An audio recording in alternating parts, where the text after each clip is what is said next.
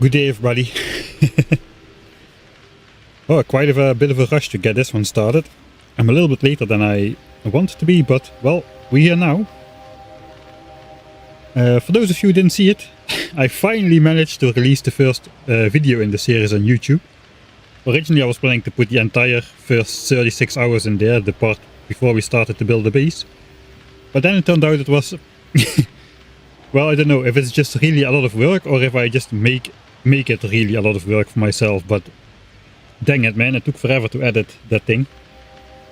I don't know if I should continue on this part where I just dramatically over edit every single aspect of the video, or if I should just lower the I don't know, lower the editing quality a little bit and get them out faster. Not really sure on how to proceed on that, but I guess we're staying with the format as it is, because no matter how much I try to change it, every next one always ends up taking longer than the one before it instead of the other way. Right, I got my screen set up. Video was baller. Alright, I'm glad at least people are enjoying it. Love the more edited style, rather wait a week longer for a big banger. I also somehow got to keep up with these streams now. I gave myself quite of a head start because I saw the first episode would cover 36 hours. It covers about half of that though. But it still took me like, I think over 2 weeks of like dedicated time working on the video to get the thing produced. That's too much time for half an hour of video, I don't know. I just cannot really... I don't know how I should approach it different though, so I guess for now we're sticking with it. Yeah, if I'm going to over-edit, doing it on the pilot episode is fine. I guess that's true. I should have made a different thumbnail though, because people who don't watch the stream will automatically think that's another stream. So I don't know if painting the big word live stream on this one and episode 1 on the other one really all does it. Anyway, that's enough of creator troubles for today. That's not what you're here for. That's my personal package on. That doesn't work in English. That's my mijn eigen pak aan, my personal pack suit on. I don't know what the proverb is in English. Yeah, as you can see, we have a base now. Unlike in the first episode, or unlike the first 90 hours of the game or so, we're actually doing normal Factorio stuff. Like having a base, researching technologies.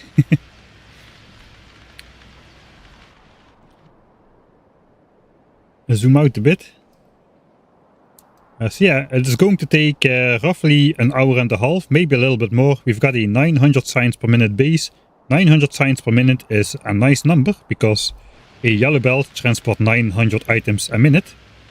So basically, instead of thinking red science needs 1 gear and 1 copper for 1 science pack, you can now think we need 1 belt of iron gears, 1 belt of copper for 1 belt of science packs. 1 belt of science packs being 900 SPM, so that makes the mathematics quite easy. Did you know Factorio has updated to 2.0? No, I don't, but I know Mike Lott, a fellow streamer, is I think doing something Factorio related. I'm not sure it's Factorio 2.0, but it's this guy. Fellow Mike.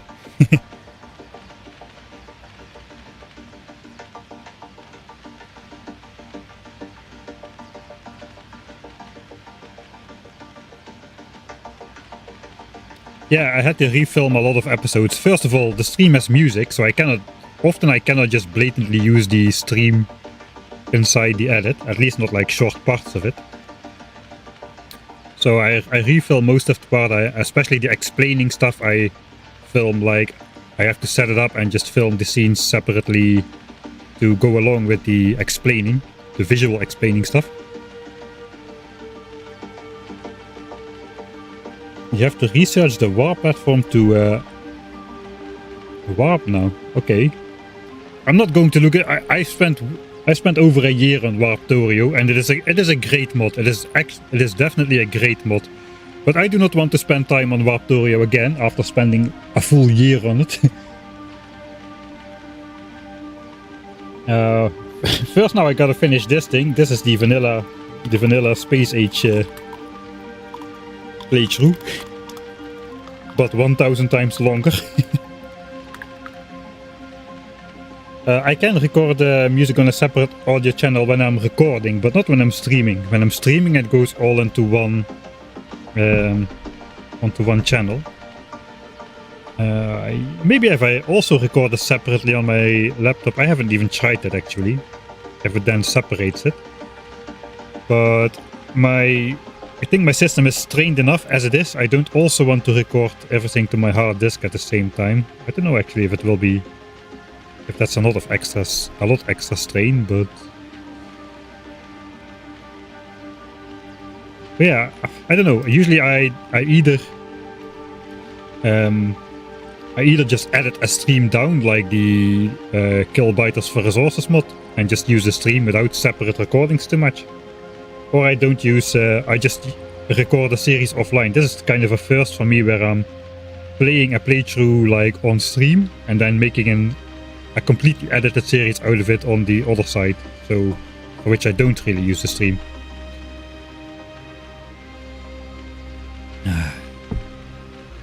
Alright, I think we're gonna get started.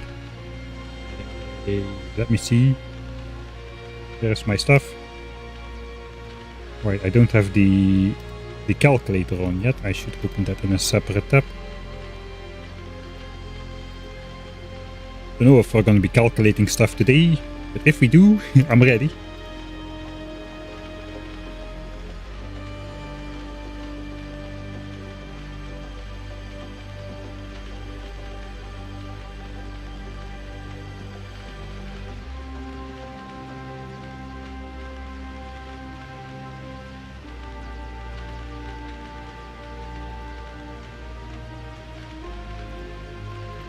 Alright, looks like everything is on. Where's my chat windows? Chat is over here.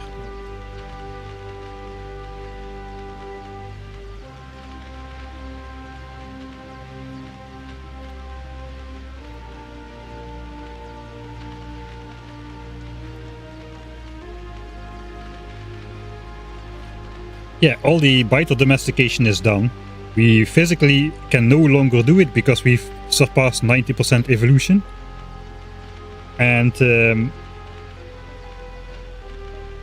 Behemoth Biter against the current state of a gun turret is not fun. Just for one, let's just do that for once. For one go. We'll just continue time.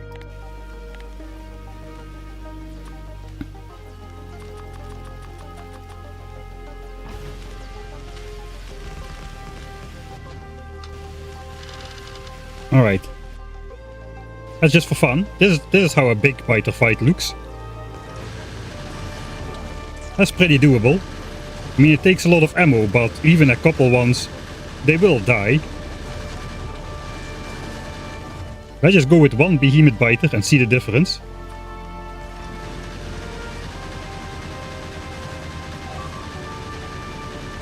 This guy will destroy all gun turrets easily. Before dying off, I think. That's why I've been so worried about behemoth biters all the time. I've got two damage upgrades on my turrets, but I forgot how much ammo it actually takes to kill them. I think it was over 1000 magazines, so even if all these gun turrets survived, all these 10 gun turrets, they would simply run out of ammo. He's already out healing. No, he's not out healing. He's out healing one gun turret though. Yeah, he's out healing one gun turret. Alright. And there goes my base. This guy has like, he lost like 20% of his hit points, so not great.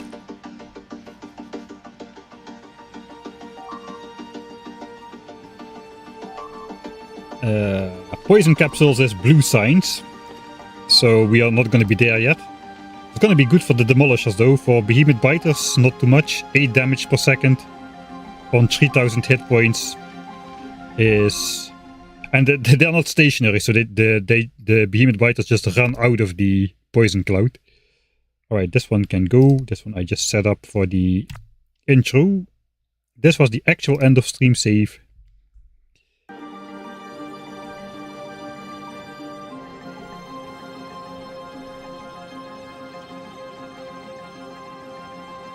Pacifist means dealing damage isn't allowed. Let's attribute that to my non-native English speakerness. Right, what we're gonna do today, we're gonna build solar panels in 1 hour and 45 minutes. The technology should be ready. We're not gonna build them then, but we have already... Let's go there physically. We've already prepared the solar panel area last time. We built it here under the Johnnies. The Johnnies were very cooperative in letting us build this area, of course. We already learned how to build stuff under the threat of some Johnnies all the way back in Factorio Tightrope, the Ribbon World, where we basically had no choice but to build under Johnny. Somehow I got all of this built without dying and without having stuff like blown up. It is all in perfect condition, not anymore now. I suppose I'll reload once more. There's even lights in there, look at that. I even lit up the Johnnies. So yeah, this is set up for solar. We've got circuits being made, and we've got the steel and copper on the belt here. That is made from the exact same resources as we previously used to make red ammo.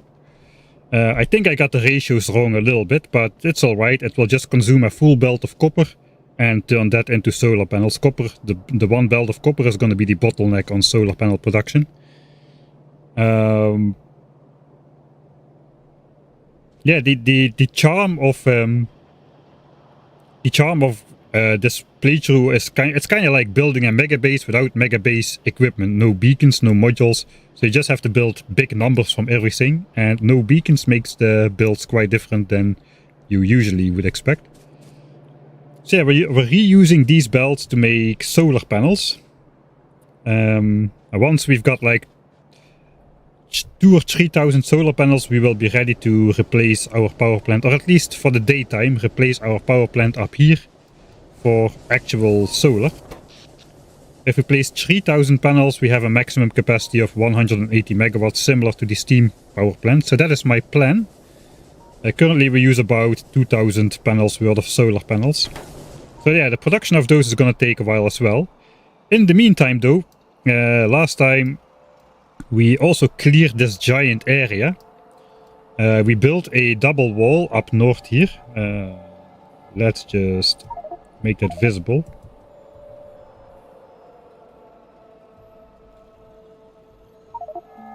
So we built a double wall all the way around the edge. With an actual wall this time, no more the pipes. This is our definitive anti-biter expansion wall, which serves the purpose of keeping the biters out of our base. So we've got like a 8 to 10 chunk buffer of deep red chunks before it hits all those green chunks. And theoretically, if there is no biter base within... if there's no active biter base within this area around the circle that is selected for expansion, no biter group will embark and no biter group will arrive on the expansion location.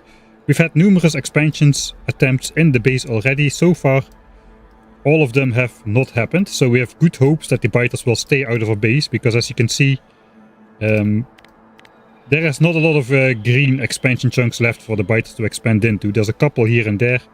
This is an island as well, so they cannot even go there. These are islands.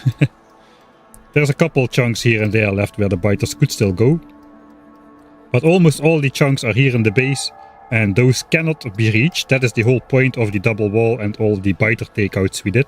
To basically switch off biter expansion for the rest of the game, once everything has been settled outside. So yeah, so I think we're gonna complete that.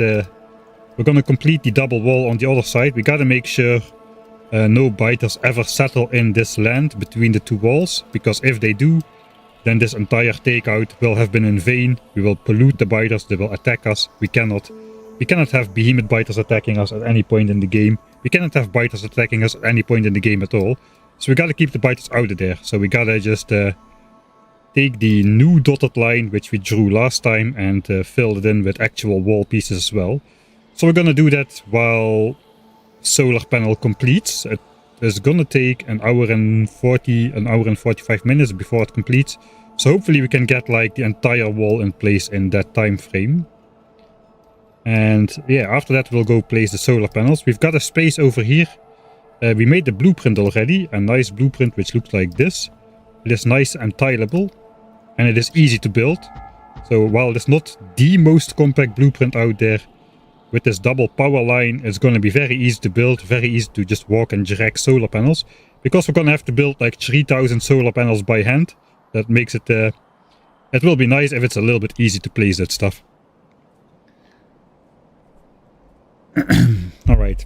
Oh. Sheep is here, so I'll already preemptively hydrate.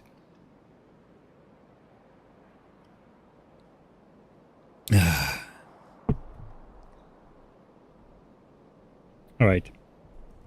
Are we ready then? Am I really ready? I think I'm really ready. Let's go. Actual gameplay, actual progress. Let's go. I don't want to waste this time. I don't know how I do it. It is effing 1000 times science cost, and I'm still racing to get everything done before technology completes. I mean, what else can I possibly do to make the to make science progress slower? I still cannot keep up. It is very much a me problem, I have the feeling. Alright, so what are we gonna do? Actually, yeah, I wanted to do two things. Before we go away, I wanted to grab my gun turrets. I'll put away the wooden chests, I think. I'm gonna take some steel chests instead. For the rest, we'll just take walls, I suppose. We don't need anything else but walls. But I do need these gun turrets. These gun turrets are gonna be to let the Johnnies grant us access to our solar panel area. We're gonna need those. So all these obsolete gun turrets still will have some use. We can just place a couple. Wait for the Johnnies to start shooting them. Then we can hopefully walk here. Grab whatever is in these chests. And the Johnnies will keep this part intact as long as they have something to play with up there. That is gonna be the plan. Alright. Also, dang it, I didn't take them.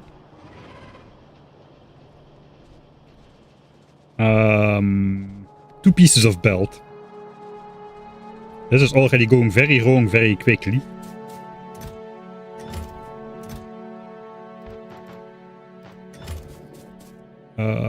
Chips can stay here. And for the rest, I'm just gonna take walls. Just walls, walls, walls.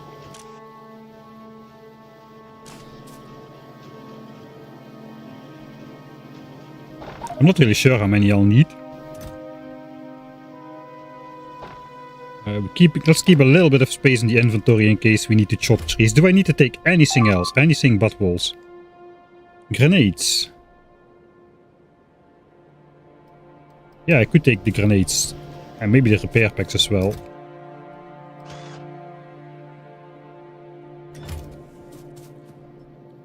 Where do I even have the grenades?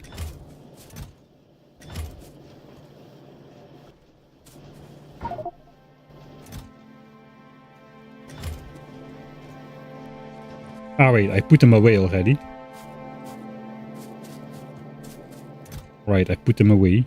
Right, yeah, so one thing we need to do is... I didn't think I would be deconstructing these pipes in the early game.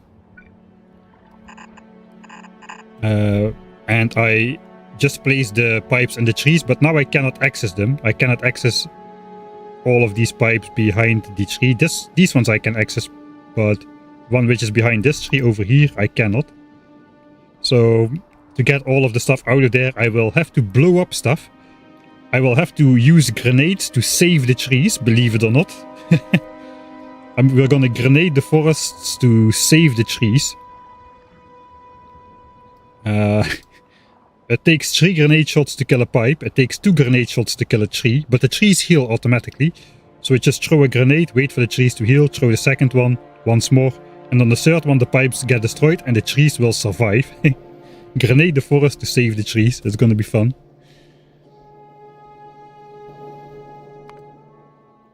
Hey, you didn't catch it quite right. It's not gonna remove the pipes faster. It's gonna remove them slower.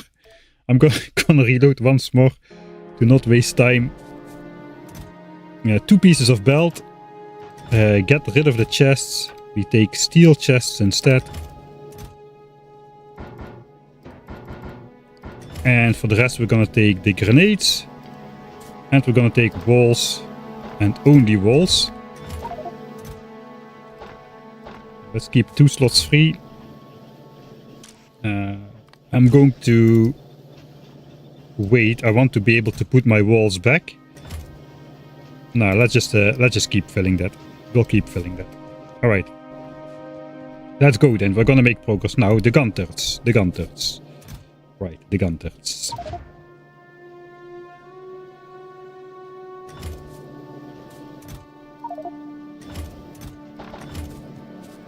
We'll take 3 stacks of gun turrets.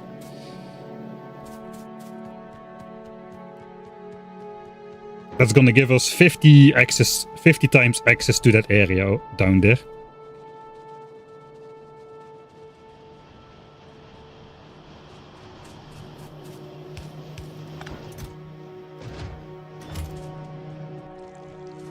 The other thing I wanted to do is I wanted to place down 2 belts here, so I can activate the solar panels remotely by just flipping the belts from the map screen.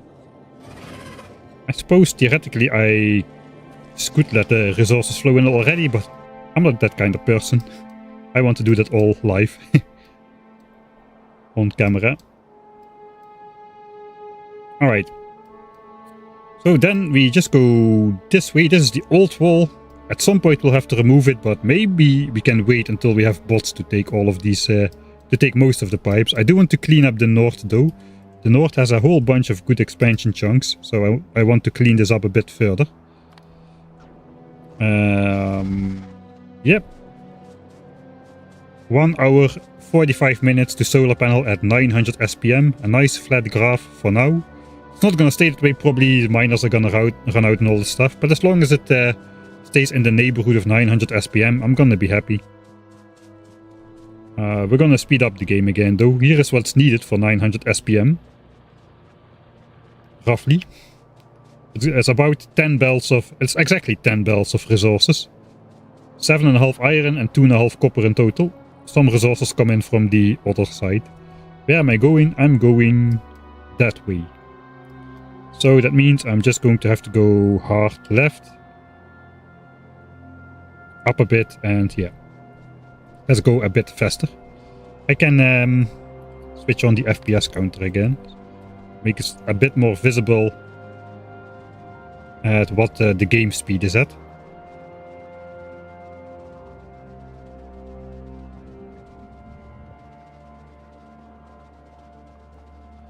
Ah yeah, I gotta check the achievement again.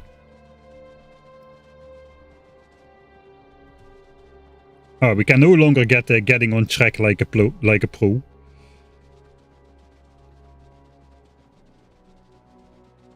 Keeping your hands clean, there it is. Destroy your first enemy structure using artillery. That is the one we want. We'll get Art of Siege at the same time, it appears. That's just destroy an enemy structure using artillery.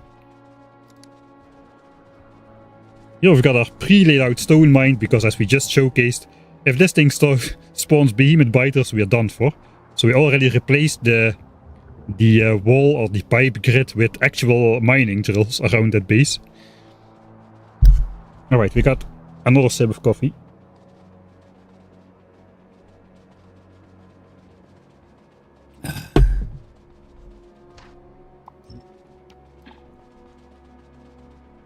Alright, this is the old double wall, the old double pipe wall. You suppose this actually has to move out 1 chunk, apparently, if I look on the minimap. I think we'll just start here though, that is fine there. Alright. So what is important, currently if we look the expansion candidate chunks, all of these chunks are red, but one red does not exactly match the other red. If we look at the actual values, we gotta make sure basically that, at least that's my goal, all of these values between the biters and us will need to be below 0.01. So this is too high, this red is not red enough yet. We gotta get it to like this kind of red. So instead of having the chunks, we're just gonna look at the values at some point and see if there's any weak spots. But if I put my double wall in, we should be pretty good all the way around, and then we can just check on the corners. If there's any weak spots remaining, we can manually place some other stuff. But for now, I'm just gonna follow the grid lines, follow the markers we placed on the map. Those are the appropriate distances away from all the biter bases, carefully marked out. So all the active biter bases, this is the maximum expansion distance minus 1 chunk. So we get like a 2-chunk buffer zone on each side. It's kind of a bit technical, it doesn't really matter. I am not gonna chop the trees, I decided. I just want to get the entire wall down first. And I do not want to spend too much time on it, because we are researching technologies at breakneck speed and I gotta do something with it. Before you know it, we'll have oil processing already and I'll still be making a wall. Also, I'm going to have to chop a lot of trees, I think, if I delete the trees. So what I want to do is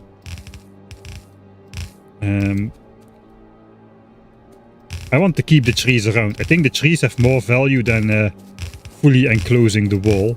We are not expecting any biter expansions in the base anyway. And if they go through, it is highly likely that they'll go through the base.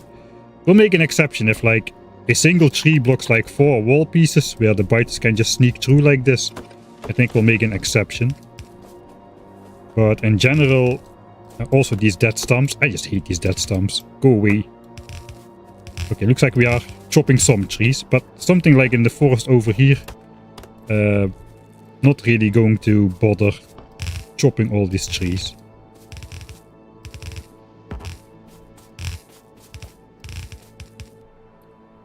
Probably gotta lay out the blueprints on the map again. That will help me a lot. Do not wall the wrong way. I did make it already. So we can just do this. And I can just do this from the map view. Just draw all that down on the grid lines. Here we don't really have anything. That's going to be a problem because while the biters cannot cross that, we don't have... The main function of the wall is to lower the expansion chance nearby. So if we don't place the wall, the expansion chance nearby is not going to be lowered. It looks like we're going straight through this biter base here. I suppose that's the way it is. I could just go out 1 tile. Maybe that's smart, I think. Go here. Go here. And then at least we have something in place there.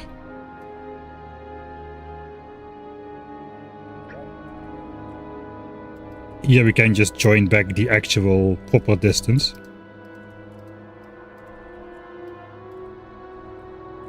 We're not going to go that outcrop. We're just going to go straight here. We'll just make sure all the values here are low enough as well.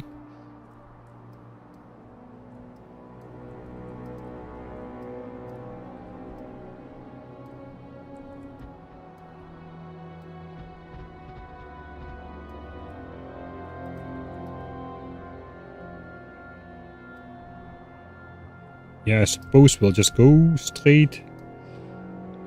Here as well, I think we just avoid the water and just make sure something is there.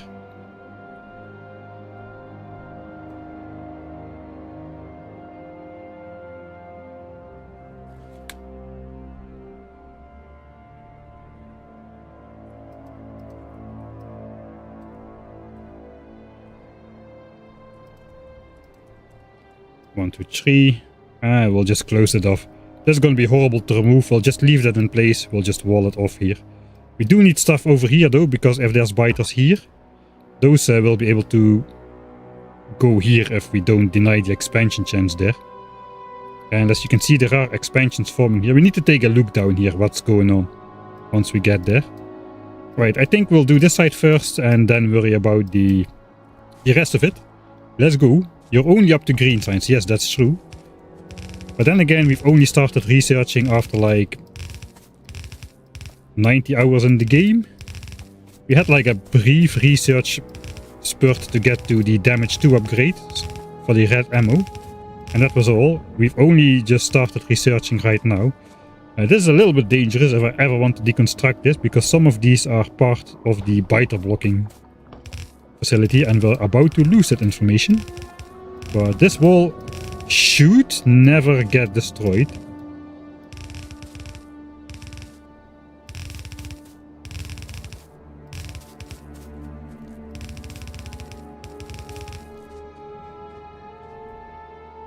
Alright, so far so good.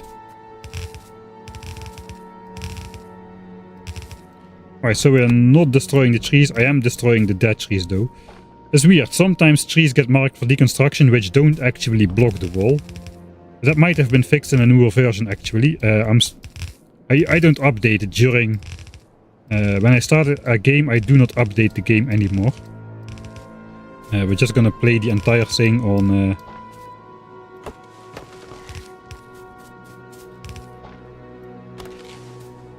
on the same settings with the same game.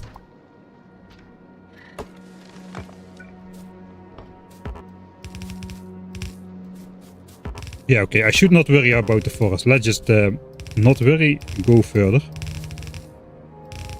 We only have an hour and 33 minutes left before solar panels completes. I need to hurry. I need to get this wall up, man.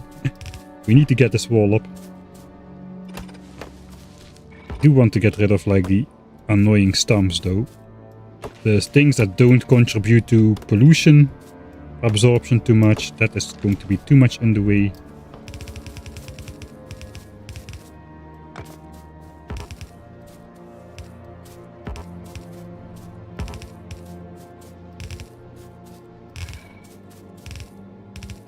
This tree is like blocking 4 wall pieces.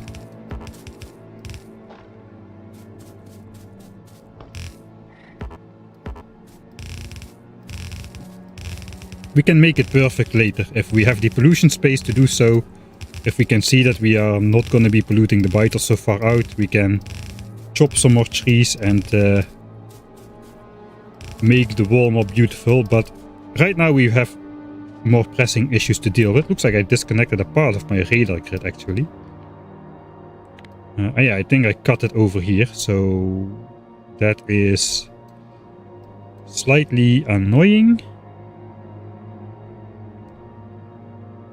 Maybe I'll connect that over here. This is part of the radar grid and this is part of the radar grid, so I could connect that over there to gain back this vision. We're also gonna switch over the radars on solar power, I suppose. There is a little problem with that. I cannot use the same trick which I'm doing now with steam power. Where I just underpower the radars all the time. Well, I can do that, but then I will lose solar vision at night. Do not chop trees, let's go. Then I will lose solar vision at night. Radar vision at night.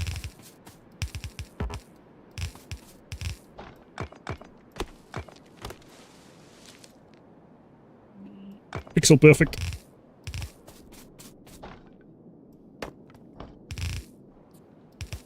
Because I can underpower the radars during the day or during the night, but during the day I cannot. Because, well, the solar panels are going to provide 3.6 megawatts and then the steam engines are just going to provide the rest. So I think I'll just keep the solar panels on a separate grid still. Either just keep the... yeah, maybe we just keep the steam power for the solar panels. And just eat the 60 pollution a minute. Even though we have access to...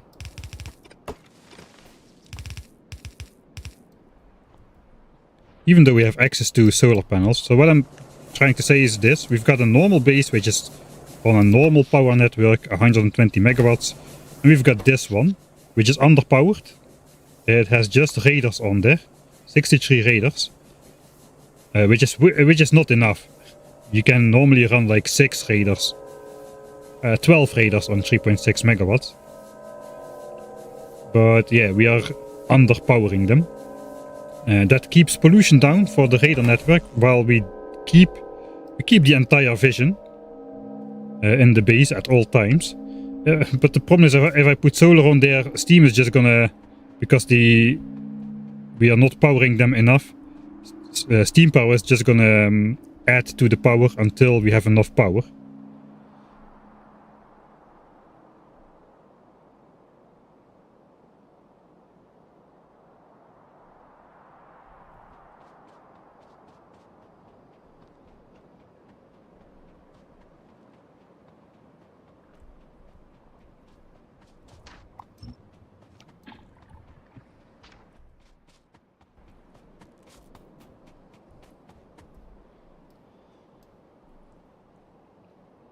Maybe I should just make this entirely out of the water.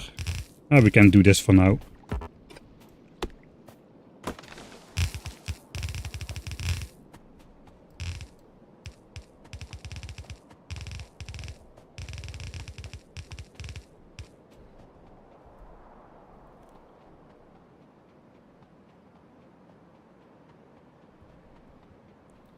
Oh, hey, Avadi.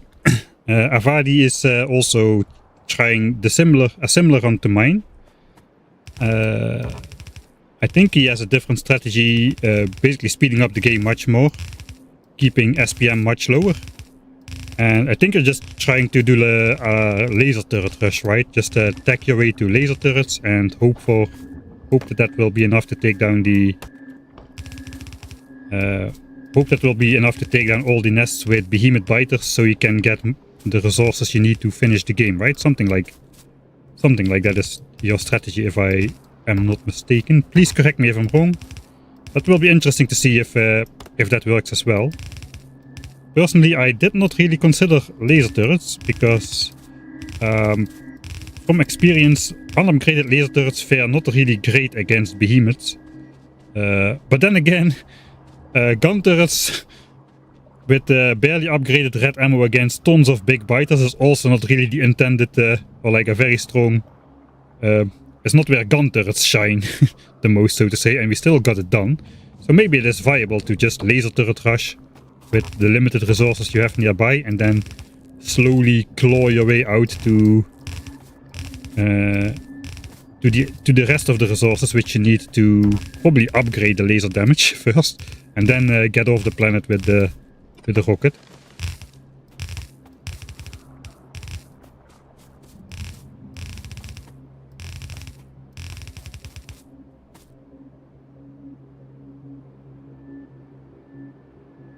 I guess I have to throw in the towel though, or restart. How is it going with, yeah? Did you already, I didn't see you have laser turrets researched yet, but did you already get to that point? Did you try, like, fighting behemoth biters with unupgraded laser turrets? And if so, how did it go? I'm pretty curious to know. From my perspective, like, I mean, I'm a nice guy. I hope people succeed at their projects, but it would be a kind of how to say this? My playthrough would have been a lot of wasted time if it's just possible to rush unupgraded lasers and beat the game with that. It might be possible though. I gave it a little bit of thought. It might be possible. Especially if you can get a hold of enough resources to rush laser turrets and some damage upgrades. But yeah, the problem is, of course, it's 1000 times science cost and everything is ridiculously expensive. And your resource patches are worth like 1,000th of what they are worth normal in terms of research. So this 10 million copper patch is worth 10,000 in this playthrough. And normally your starter patch is like 300 to 500,000 in normal settings. So basically this 10 million copper patch is worth like 5% or so of what you normally start out with, your starter patch, which makes it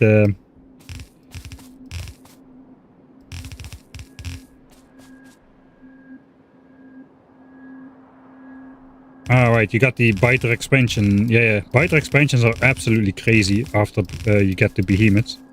They expand like between 9, I think at 90% evolution they expand 13 times per hour. And at 100% it's 15 times per hour. And yeah, given how many hours it takes to get anything done on this playthrough, That is a lot of expansions, literally thousands of expansions over the course of the game, which is why I've tried to switch off Byte expansion with the decoy green chunk strategy.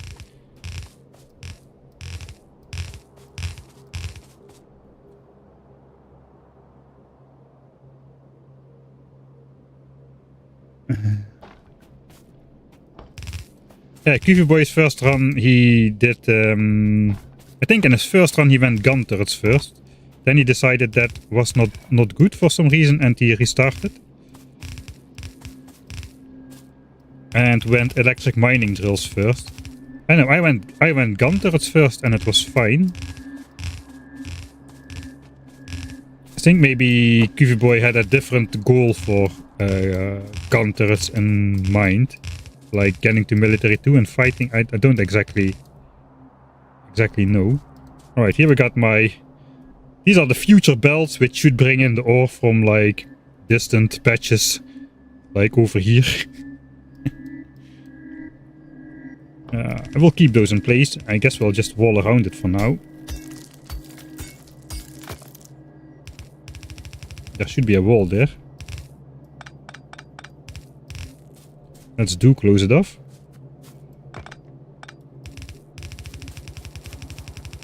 We'll see how that goes. Like I said, I just want to get the wall up for now. I'm already not doing a great job. 1 hour and 23 minutes.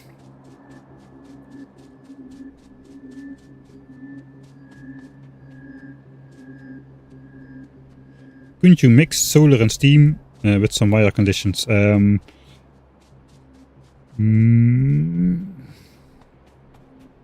I'm not sure if I could do that without circuit network technology.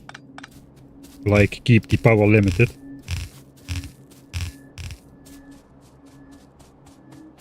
I don't know if there's such a thing as a daylight sensor. Like a mechanic to make a daylight sensor. I don't have accumulators yet either, so I cannot like read the level on an accumulator.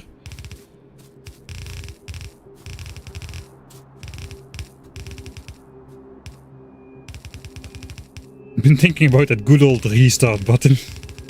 Yeah, you know, you never know.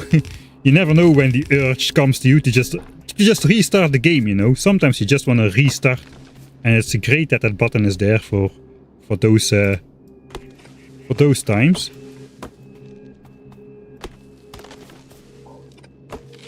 I'm just gonna chop like the garbage wood out of here.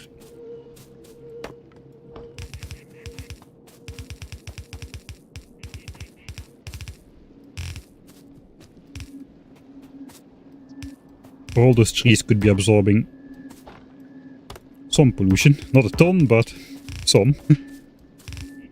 But you know, every tree just absorbs a tiny amount of pollution, but all of them together, it is just like voting. The individual does not really have a big effect on the outcome, but if everybody thinks that's the way, then...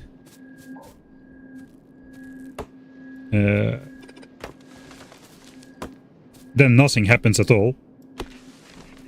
Same for these trees. We gotta keep them as much as possible. Every tree contributes just a little bit towards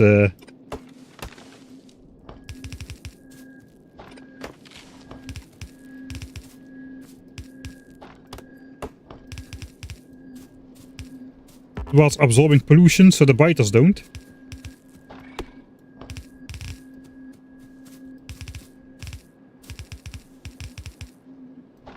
Okay, this one in the corner will go. That's fine. Okay, where are we? Now we just go straight for a long time. It doesn't look like there's some forest in the way there. Alright.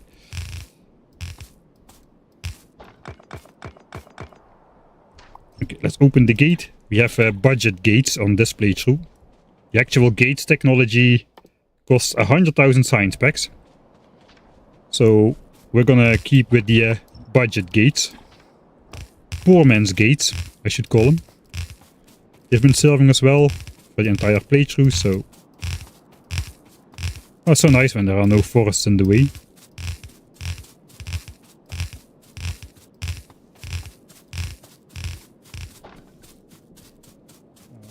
This looks like a forest with mostly good trees. It's also under a cliff. It's unlikely that biters will even attempt to pass through this area if they want to enter my base. I cannot have the misplay. I hate it when I misplace them though. Those have got to go. I'll chop some trees out of here because there's really... I need to put some stuff down as well. If I don't put anything down, then there won't be denying of biter expansion stuff.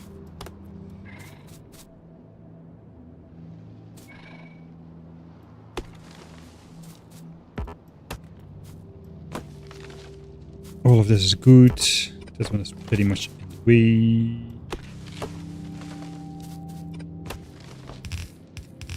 Alright, this cliff. Okay, we can just escape.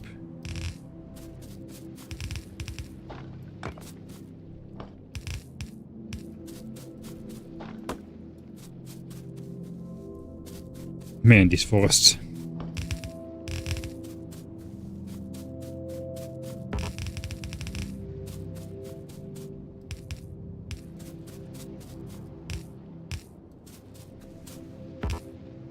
Alright, that's good enough. I'm just gonna walk around the forest.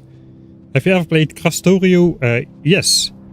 I had a lot of fun with Factorio. I played... that's my very first stream actually, when I started streaming, was Factorio on pure Dead World. Factorio is not really meant for Dead World. The early game is very unforgiving, because you cannot simply research gun turrets, and if it's Dead World, biters are going to be massive and close by. So it was an interesting 4-hour opening or so. After that though, yeah, you just rush air pollution filters and actually made it so that the base did not output any pollution at all. In every chunk where pollution was produced, I put enough air filters to immediately neutralize that that pollution. And we basically had a giant base with, and I let the biters expand. They were almost like friendly biters. They expanded all the way up on against the base without attacking us because we weren't producing pollution. I just had to be careful to not trigger them by proximity. And yeah, we're pretty cool. That world with a lot of biter expansions next to the base on not on peaceful settings. So air filters OP confirmed, yes. But we already knew that. That tree is dead, this tree is dead. That trees do not absorb pollution.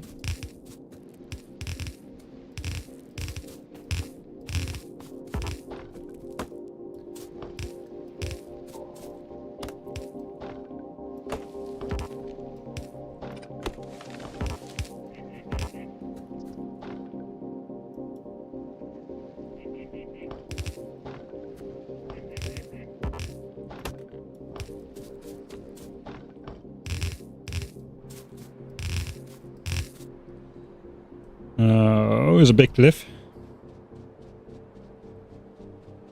Air filters consume a lot of UPS.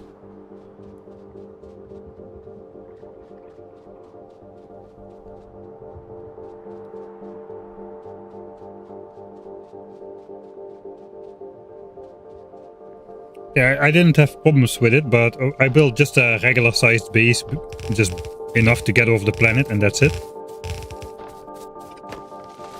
So I don't really have experience with going large with air filters. Why do they absorb? Why do they consume a lot of UPS though? They're just like biter bases in the sense that they just consume pollution. Sounds a little bit weird that they absorb that they consume a lot of UPS, but it could very well be. I don't exactly know how all that works. Okay, we don't need to chop this coal rock, even though it's marked for deconstruction. How many walls do we still have? We're almost out. How far am I? Not quite to the end yet. Looks like we're gonna have to go for some resupplies.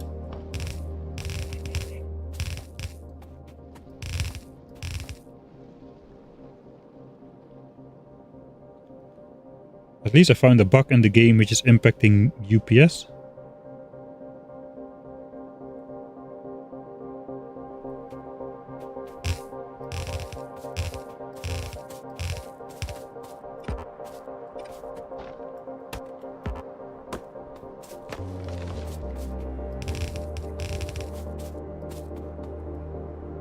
Alright.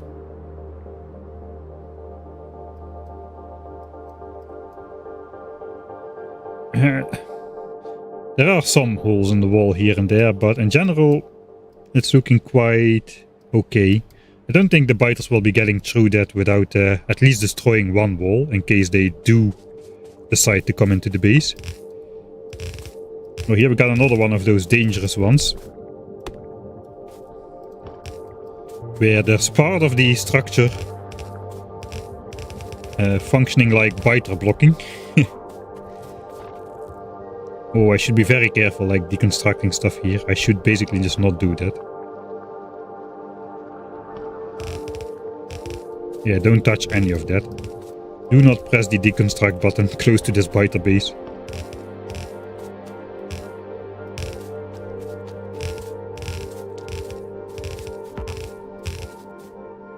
$1.5K walls remaining.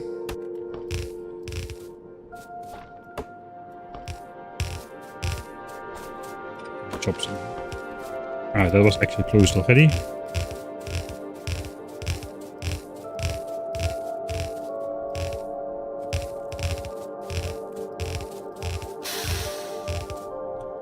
Oh hey, Birgenwert Scholar, thanks for the 9-month subscription. Thanks for all the content. Thank you for watching it all. And for hanging out in the streams. I really appreciate everybody hanging out here in the stream. It makes these tedious tasks a lot more bearable if I can just blabber away to all you guys.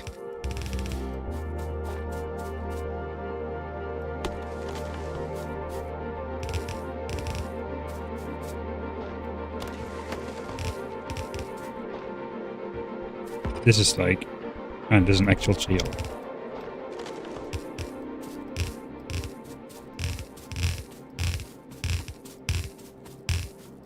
I might have enough walls to close this wall off to the end.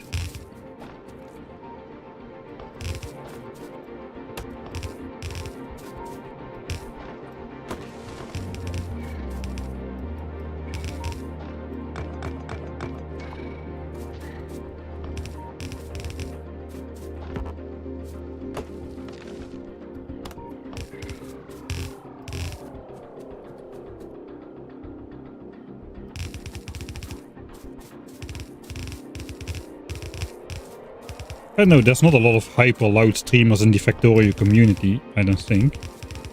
Maybe there are. I try to keep a low profile. I know I'm one of those people too. I like to watch something or listen to something to fall asleep to. So I try to keep the... I know people use my streams for that as well, so I try to keep the voice explosions to an absolute minimum. As a new Factorio player, would you recommend Space Age or the base game first? I would say the base game first. Anyway, if you're gonna be playing Space Age, the first thing you'll do is spend like 20, probably longer than 20 hours if it's the first playthrough. You're gonna spend that on novice anyway, and no matter if you have Space Age or the base game, that part of the playthrough is gonna be the same. So then you have like a 20 hours of playing time proof period, where you can actually see if you really like the game enough to continue into space with it.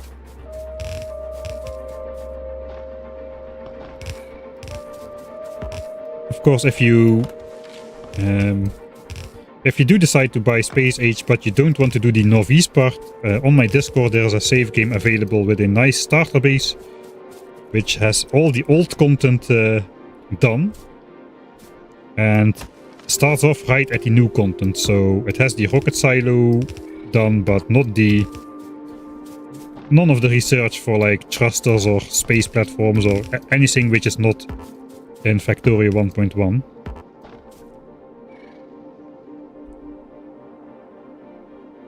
I think I'm gonna have to go back to the base. I don't have enough walls to do this. This is like 64 walls per line. 1, 2, 3, 4, 5, 6, 7, 8. There's more than 10 lines. I have like 400 walls remaining. So we're gonna go back to the base. Only 1.1 kilometer back to the tree. When is your ad for bots? I am not even thinking about bots yet. This is blocked, so we have to go around. Yeah, JB, go here and then just start going up.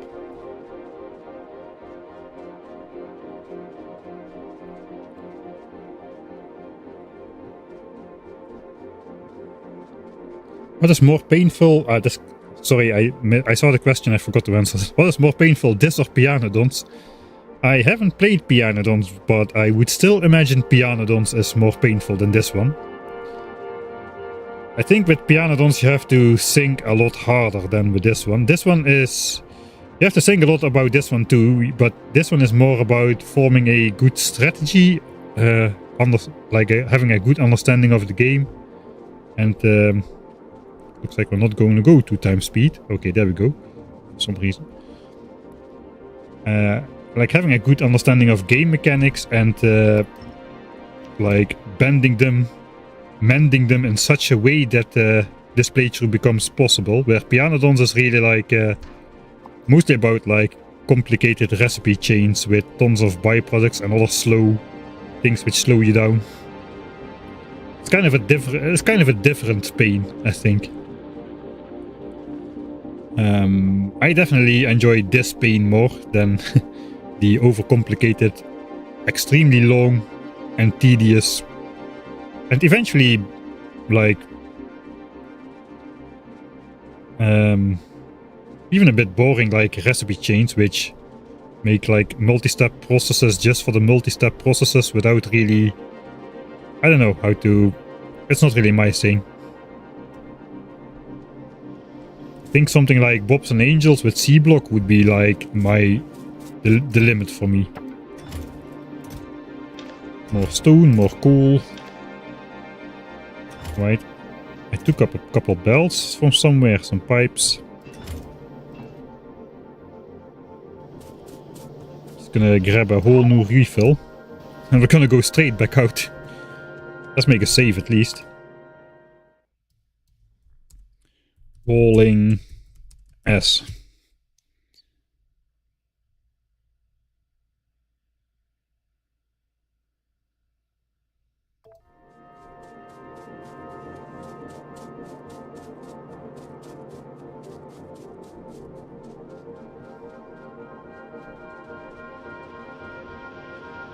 Yeah, I'm not really sure if I would enjoy playing C-block myself really as well. I did enjoy watching Doshington's run on C-block with his bean base.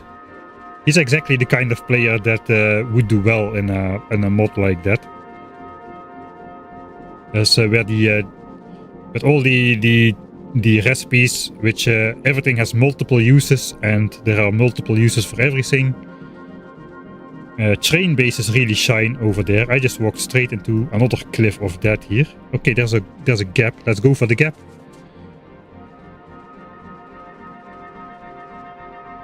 I don't think Dodge is the type of player that would enjoy a 1000 times science cost run though. I don't know. I could be wrong, of course, but he just doesn't strike me as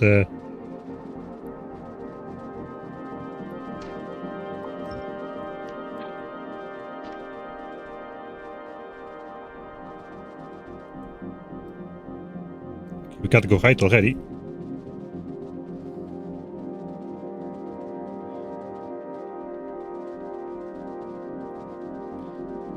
I mean, Dosh is a master of making a complicated playthrough sound easy, but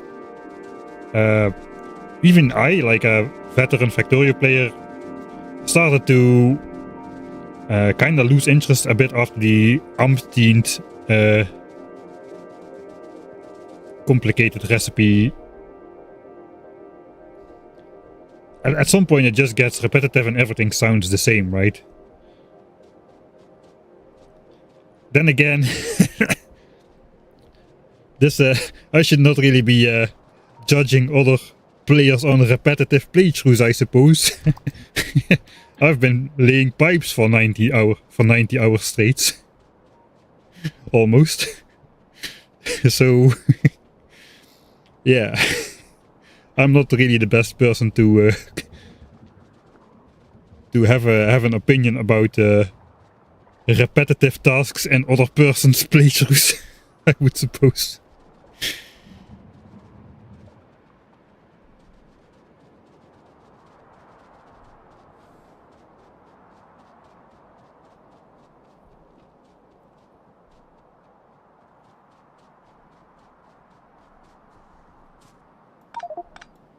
Right, that is why I normally keep a couple free inventory spots.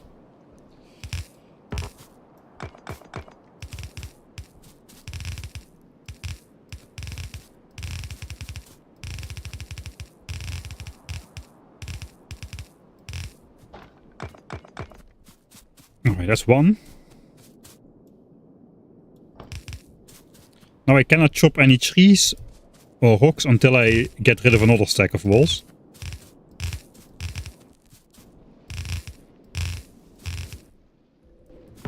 Okay, now we are allowed to chop trees or rocks. Looks like we're starting with trees.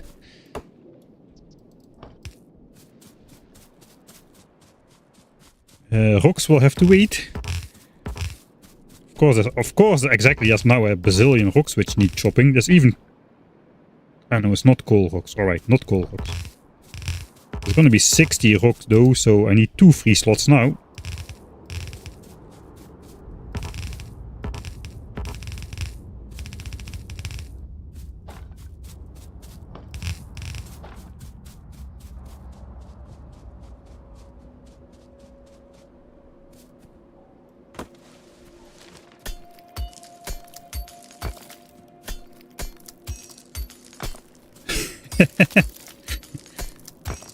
That's a good one.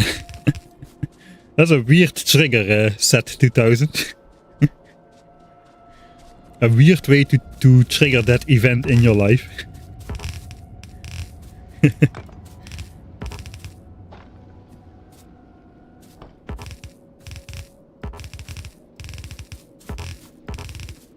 Okay, why? Yeah, as soon as I try to place a wall on top, it makes the sound. That's annoying.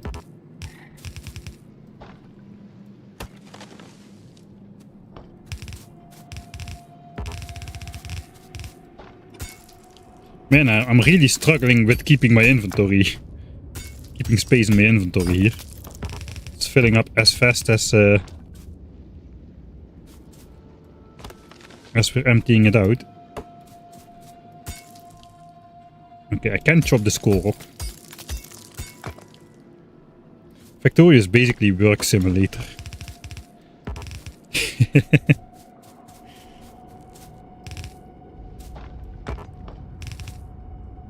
Probably it's not as bad as... I'm gonna chop these last couple trees here. Make a nice end wall.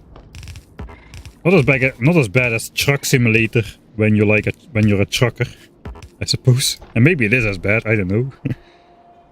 Right, that's the first wall. First wall in the south done. I'll save that one here. Now we gotta build a second wall as well.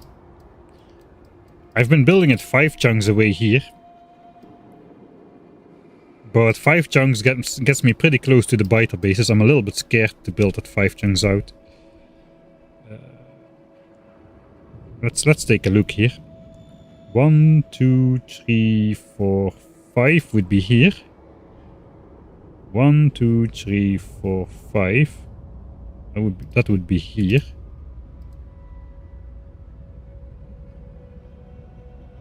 Maybe it's not too bad. Then we go 1, 2, 3, 4.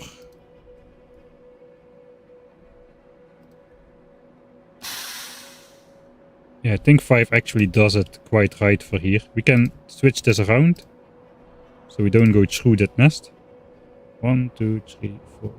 Okay, at least for here, 5 seems to be the right choice. And we can just go down here instead of here. Here is water, so that's bad. 1, 2, 3, 4, 5. Okay, this pipe wall is already in the correct place for this over here. We got a peek down here, what's going on there. Wife simulator. Thanks Redtop8 for subscribing. Personally looking for a bit of a grind in Factorio. Well, here's your challenge. You don't need to do it with keeping your hands clean. I would suggest anyone... It is not that much work to do 1000 times science cost if you play with peaceful biters. You can skip the entire early part, which I did, and just go straight for all the building. Which is probably a lot more enjoyable to when you need to play this yourself. So I would suggest for a grind, do 1000 times science cost. You can up the resources, you can switch biters on peaceful mode and just enjoy the building part, so to say.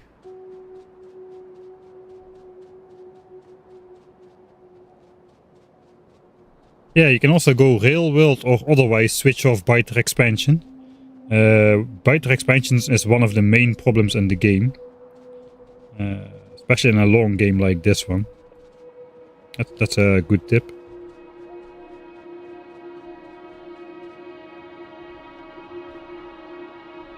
But in general, I mean, we calculated it earlier. You need 100 million iron and 50 million copper or so to beeline yourself to space, which is okay. It's actually surprisingly obtainable with the resource patches on default settings, which you got just laying around.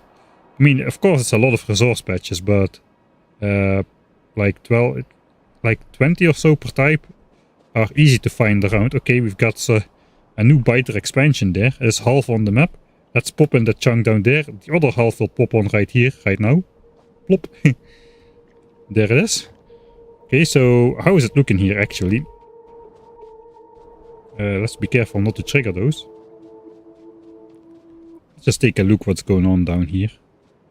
It's probably gonna be more than one. Okay, there's another one.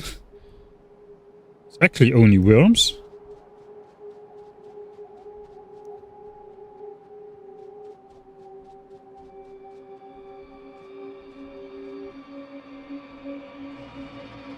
Love the YouTube videos, so I think I like his streams as well. I hope so. The streams are definitely more grindy than the videos though. That is for sure. I think we can walk around this. Big worms, no behemoth worms. That might have been there already for a bit. Here you can see, oh, there's actually an expansion in progress happening right now. I know. This is a failed expansion.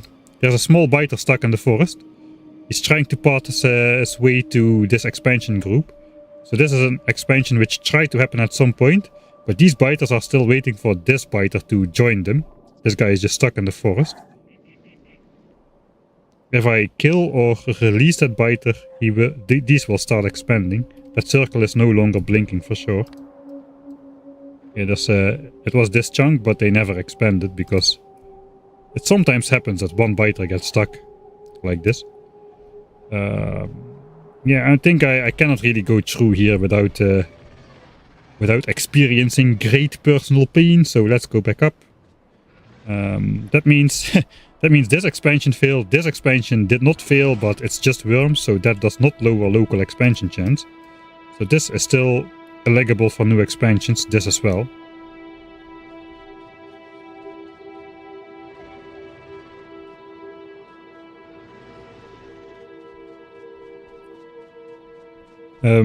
So normally there's mechanics into place. If a biter gets stuck, it will eventually get disconnected from the group, but specifically for making these expansions, that's not the case. At least not in this specific case where it gets stuck in the forest. Other cases they do get disconnected from the group. Let's actually save here. Let's just quickly take a look what's going on. Always good to learn something. Stuck biter expansion. We'll go into editor mode real quick. And play time, then we can just see what's going on.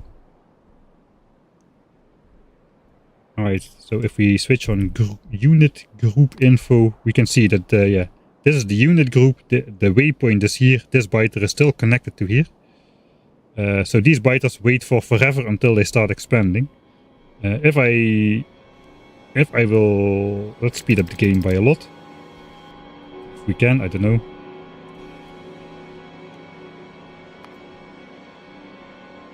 There they are. As soon as I kill this biter, I'm pretty sure they will start making the expansion. Let's see. Alright. Yeah, there we go. They immediately start making the expansion. Now they was just waiting for that stuck one. It's quite a rare occurrence. It happens like... I don't know. Okay, now I'm seeing even more expansions, which I should not be seeing.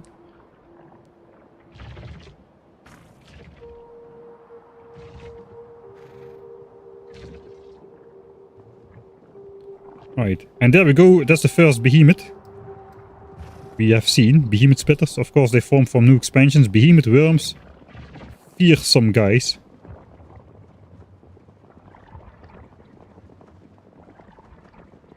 Also a big distraction for if you go for the unupgraded laser turret rush, if you meet behemoth worms. 3000 hit points, 80% laser resistance. That's basically an effective, what, 15,000 hit points. Whereas your laser turrets unupgraded do like 20 damage. That's that's like what, 750 shots from a single laser turret at 1.5 shot a second. So that's like it takes a single laser turret 10 minutes to kill a behemoth worm. That's basically what it means. That's insane. Alright. Lesson learned. Switch it off again and get back into the game. 400 people watching Mike not play the game. We're playing the game. I expect... Yeah, we are not playing the game. You're right. We're just waiting for solar energy to come in, and then we're going to be playing the game again. For now, we're just trying to keep the expansions out. I think I'm gonna double wall this here. So my second wall should be over here. The second wall is over there. Let's take a look at the expansion values. That's what I want to diminish.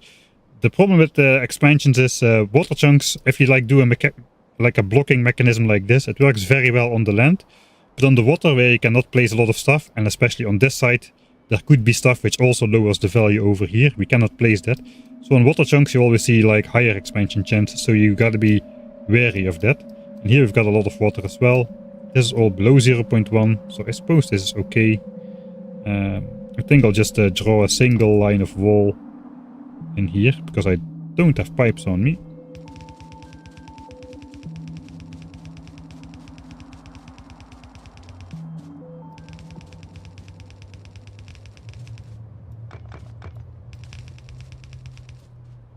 Doesn't really matter what is there. Now this is 0.08 instead of 0.01. I think it's okay if an biter expansion happens here. They will settle a nest up here, but that is fine. We already got those. They won't be up higher. So that is what's important. Also, these chances are super low because of this super big nest over here. Yeah, okay, we don't need to worry about that. That's all good.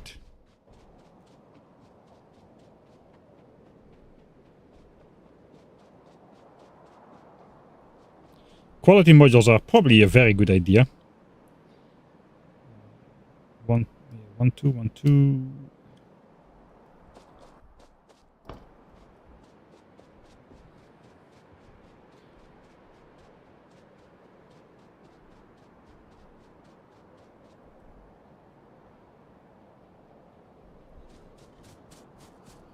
Just gonna lay a oh yeah, I forgot about that guy. Sniper worm.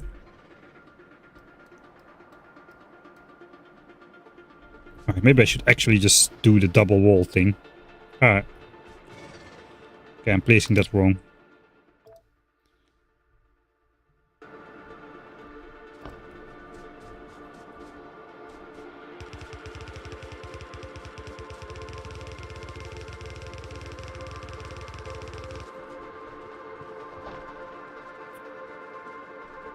Oh god, 52 minutes to still solar power.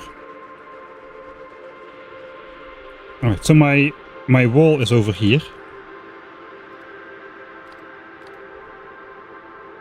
So that's gonna be a double one as well. We're gonna draw it like this.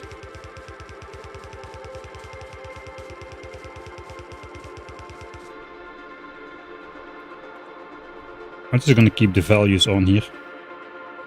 Alright, below 0.01. I think I'm just gonna build the wall, and only then I'll just go up past the entire thing again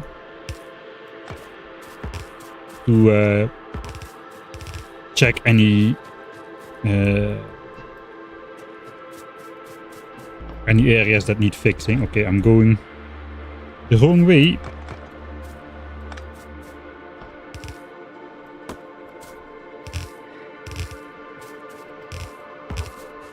Should have gone that way already, but I suppose it's fine. we will just delete these markers and future Mike will never know. Right, one sec.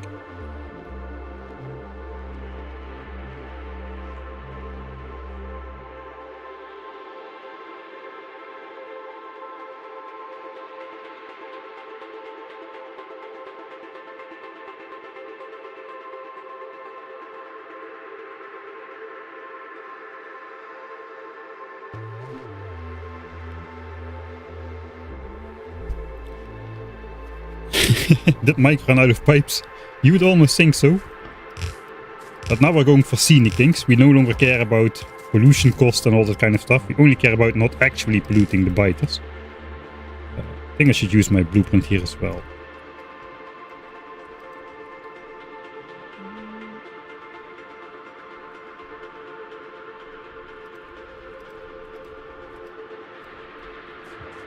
So I won't go into the wrong direction again. Hey C-Rex, I'll get up and stretch in just a little bit. I'm gonna have an early-ish dinner break today.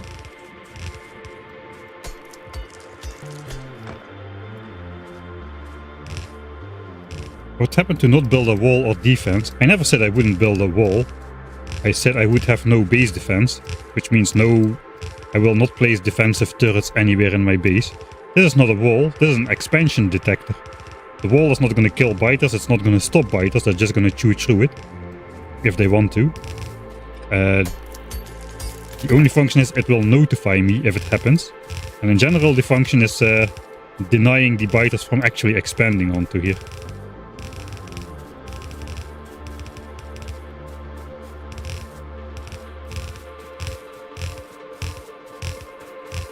Actually, I wonder, do behemoth biters also have laser resistance? I'm just thinking about it right now. Oh, no! I think there was a wooden chest somewhere up here, which I left. I deleted the marker now.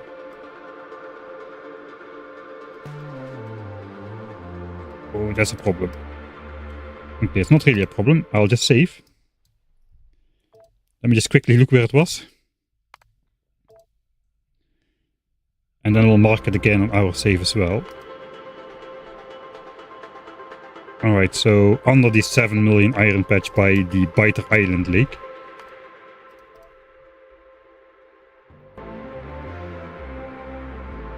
$17k solar panels for 1 gigawatt. Sounds about right. I said 3000 for 180 megawatts, so yeah. We're not gonna build 17k solar panels though. For now we're gonna build 3000. It's over here. Alright.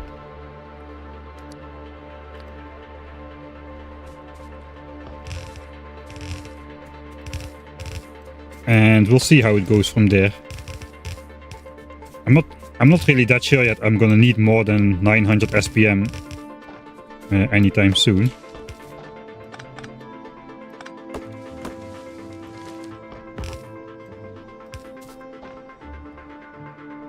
Okay, that's the second wall in the southern part done. Don't need those lines anymore. I'll keep the dotted line there, I think. But the second wall, it's just going to be the second wall.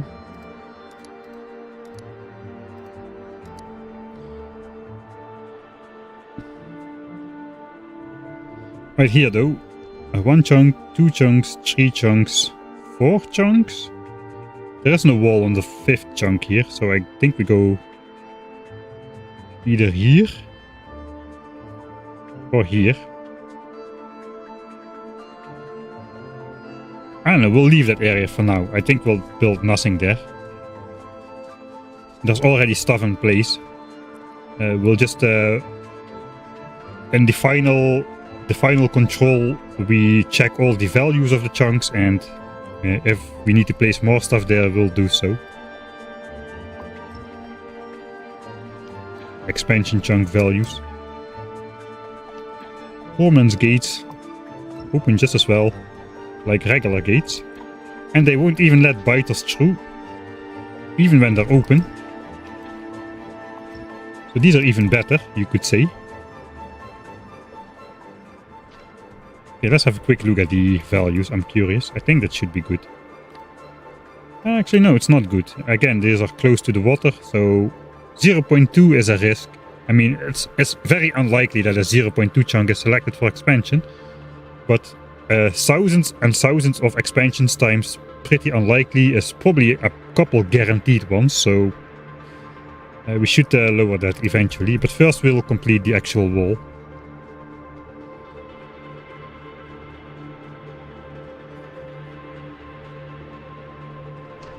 It's basically default space age, yeah, this one. Okay, gotta figure out how far to go out with my wall here. 1, 2, 3, 4 or 5 chunks. 5 looks okay. We're gonna have to wall straight through the Johnnies though. There's some medium Johnnies here.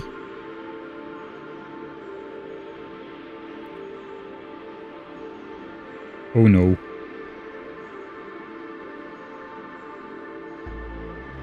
That is dumb. Past Mike, what the hell were you thinking? Oh god. This is bad news. I just realized a potential very deadly oopsie.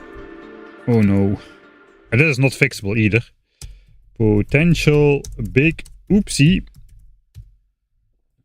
Can you guess what it is? Just look at this. Look at this picture. Look at where I placed my pipeline and where the biters will not expand around. And how we are supposed to get to the oil later on. Do you notice something wrong with this? I do.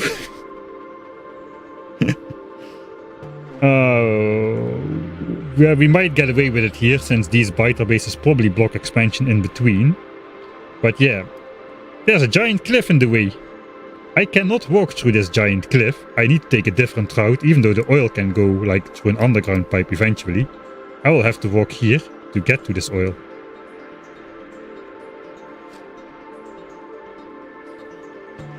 That is a problem. Yeah, I think that is all. I think this is already lost then. There's going to be a ton of expansions here. So I did the same. I did the same over here. This is an impassable cliff. So how do I get to this oil later? Well, I get to this oil by walking around, but I did not protect this area against biter expansions. You can already see one on the map, which is probably in some sort of radar range or something, or maybe there's an early expansion. I bet if I look this here, yeah, this is completely red. There's going to be a ton of expansions everywhere. Like this is deep red right here. I don't know, maybe we can go take a look later, but I think we've already lost this oil for sure. I gotta figure out at some point if I did it in other places as well.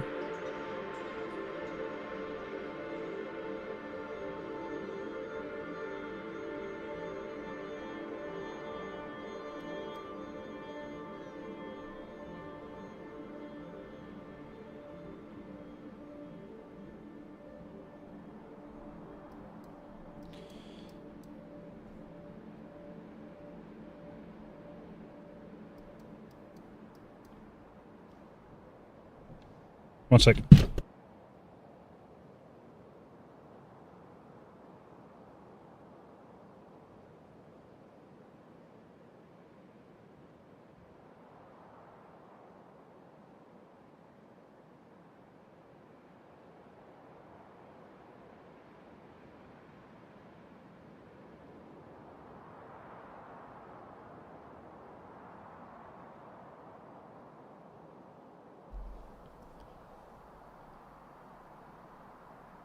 Install jetpack mod.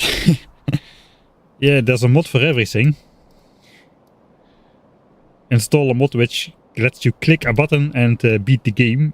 I mean, jetpack mod is not quite that, but it does make things significantly easier, which, well, the thing is, I think it's only applicable to this oil, really.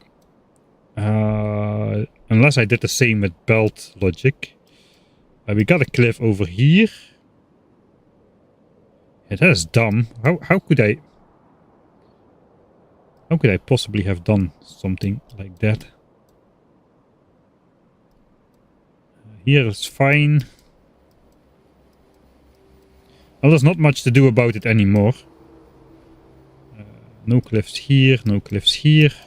What about this? This area is kind of important. Not here, this area is kind of important. I think this is all cliff-free, if I remember correct. Yeah, this is cliff-free. Here we've got a white part, so that's also good.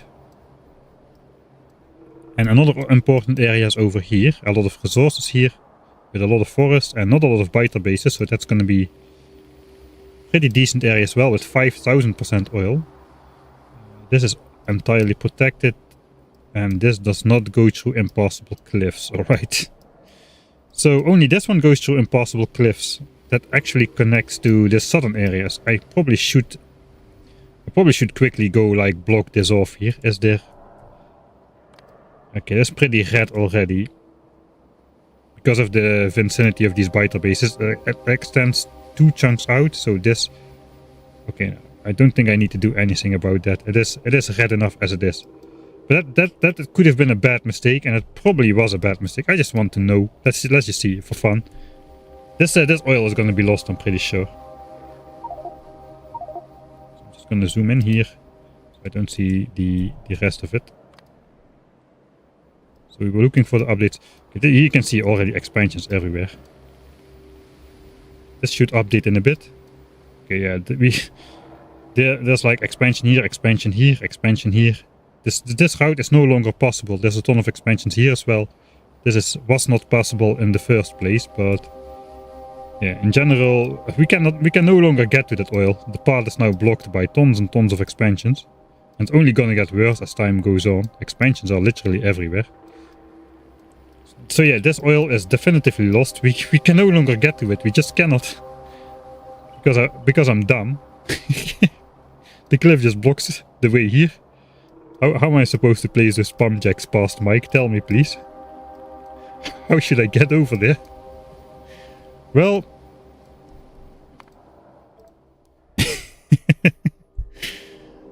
I hope that that doesn't come back to bite me in the behind. But 3000% oil for us no longer. Oopsie. 3100% goes off the total.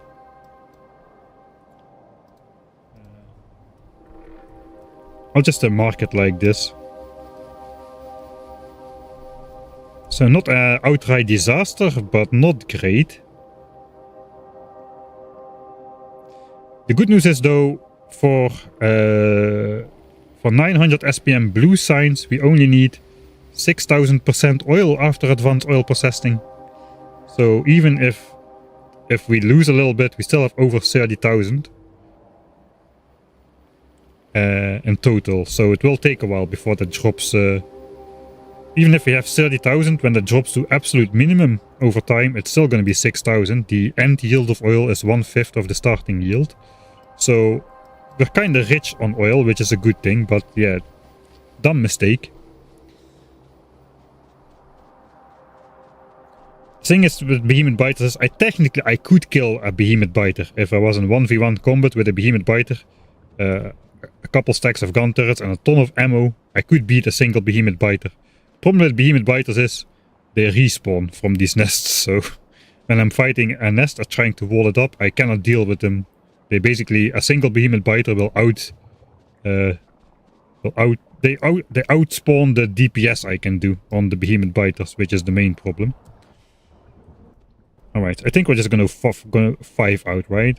1, 2, 3, 4, 5. That would go straight through those worms. 1. Let me grab the wall, it's easier. 1, 2, 3, 4, 5. Okay, straight through the worms. Straight through the worms. Like here.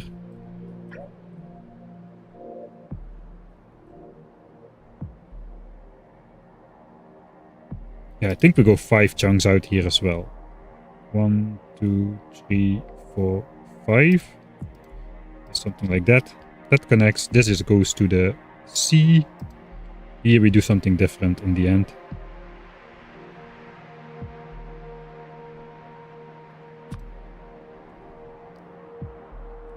Right, 1, 2, 3, 4, 5. 1, 2, 3, 4, 5. It's okay. Okay, I'm already placing the blueprints now. You cannot really hear that. 1, 2, 3, 4, 5. 5. Okay, it's a bit dangerous here.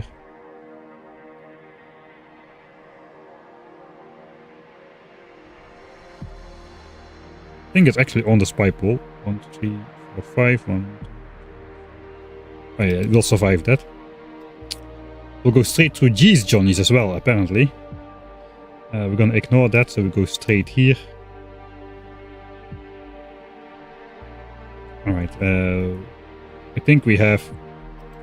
I'll just mark the corners here. Good luck trying to place that down.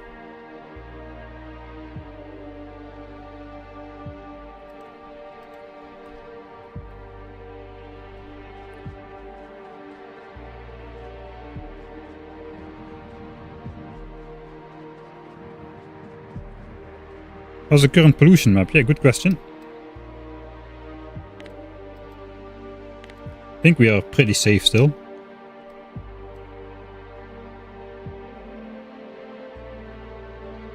Okay, all the closest biter bases are kind of marked with like MMM. Yeah.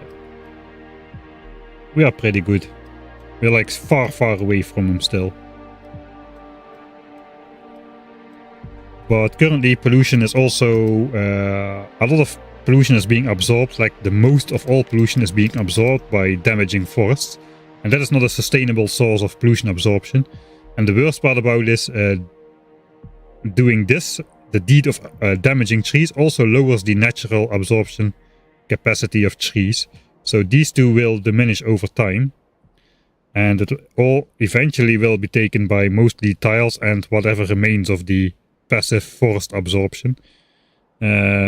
Eventually all trees will be damaged. So even if you have a stable factory, the pollution cloud will grow over time. Which is why I am pretty over the top about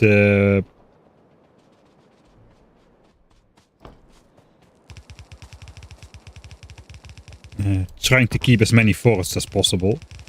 Alright, let's try to hurry up a bit with these. I keep getting distracted. Nothing new, I suppose.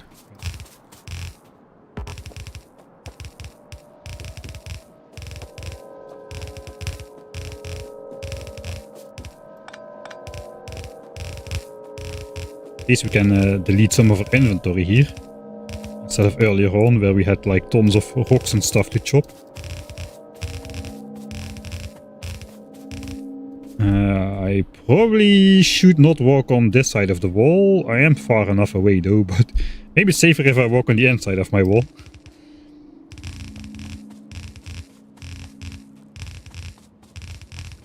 Oh, look at that pro speedrunner mouse movement. Oh, yeah, I forgot about those guys. I did not bring gun turret bait, so it's going to be a bit difficult to dance this into place. Probably that warrants a save.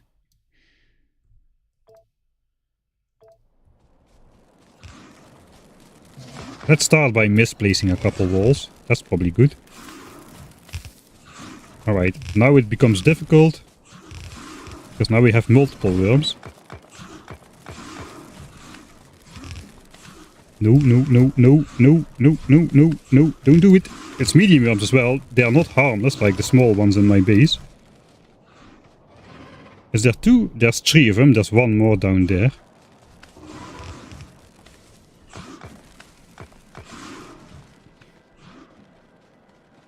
Yeah, I'm going to heal up for a bit. I'm almost at the healing point. Also, there's a forest here. That's a bit dangerous to get stuck into. Tons of acid laying on the ground as well. Oh, we are in too close. Okay.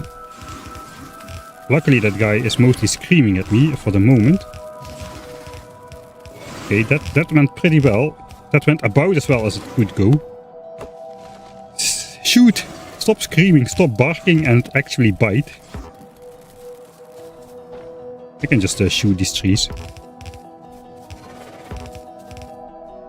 Oh, that went well.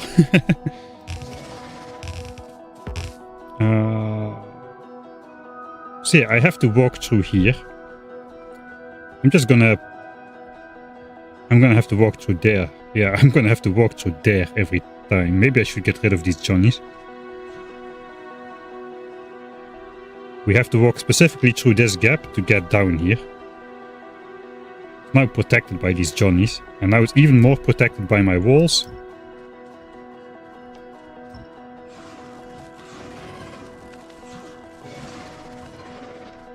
Just wanna go take a look.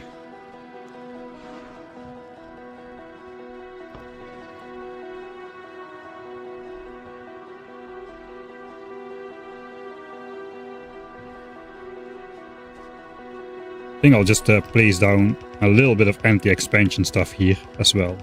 This is the main route, which yeah, this is how we have to come in eventually with everything.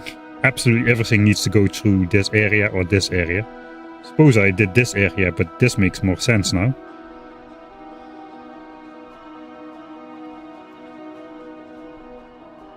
I think I'm gonna have to get rid of those Johnnies though. That's going to be a little bit too annoying even for my standards. To avoid these guys firing at me every time.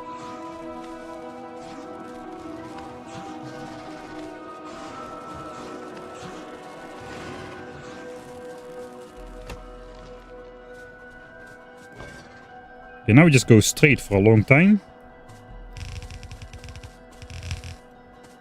Closing off the valley.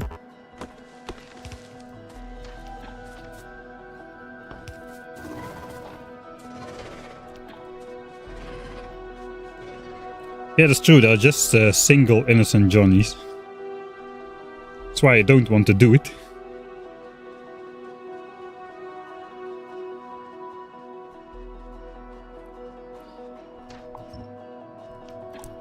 Okay. Half an hour. 87% and it's still half an hour. 35 minutes.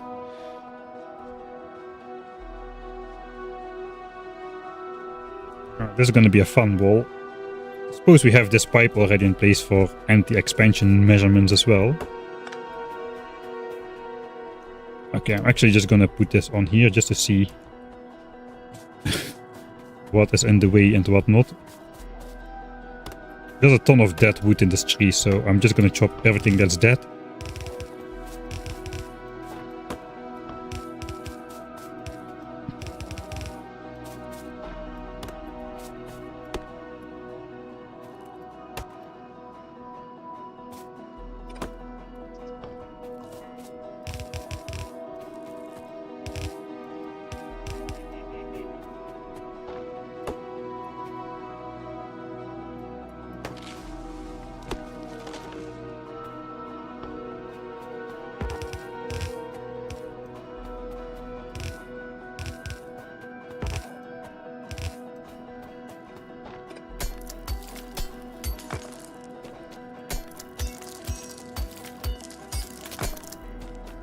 I think we'll just have to take some distraction. I just have to walk around with a stack of turrets and I'll be fine.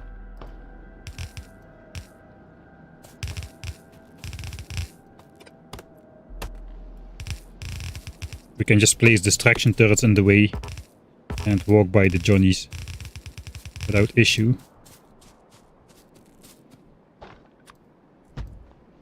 It's nice to play a Foresters map for the pollution stuff, but man, is it annoying for all this building stuff. And I still cannot get used to the like jungle animal sounds which occur in these in all these forests. I every time still think it's like a worm close by or something, or some sort of enemy.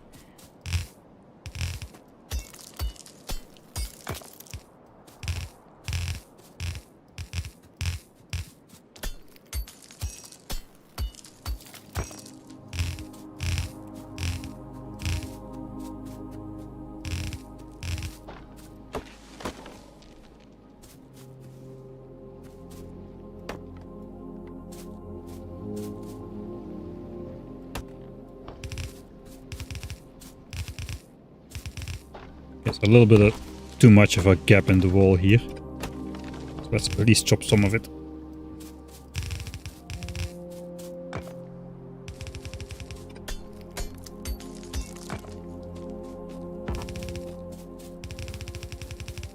4.5k walls left. Now we just go this way for a long time.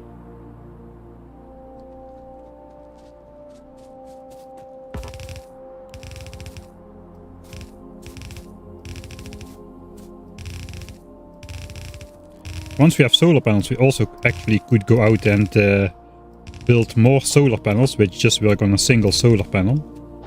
Just to keep vision on like resources out there.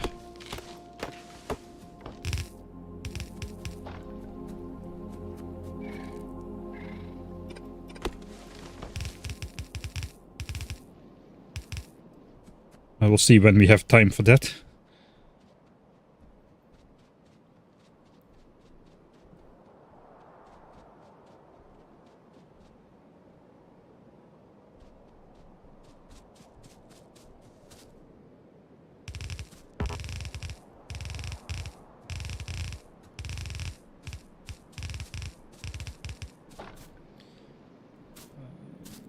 Let's chop a couple of these as well.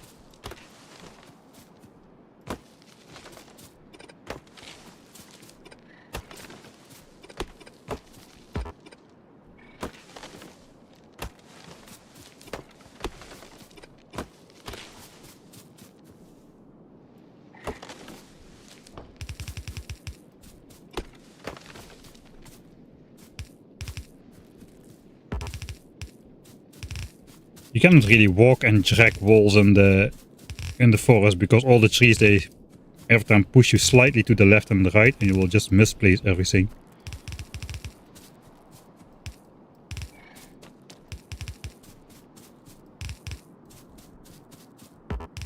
And I already misplaced enough by myself, thank you very much.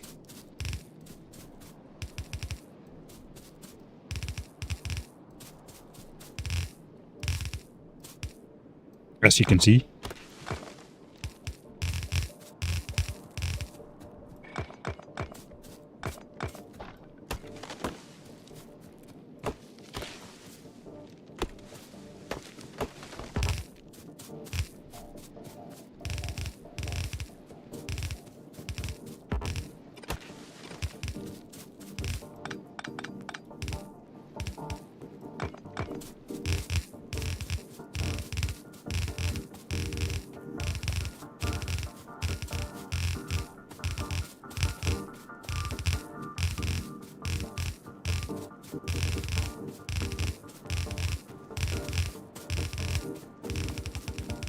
All right.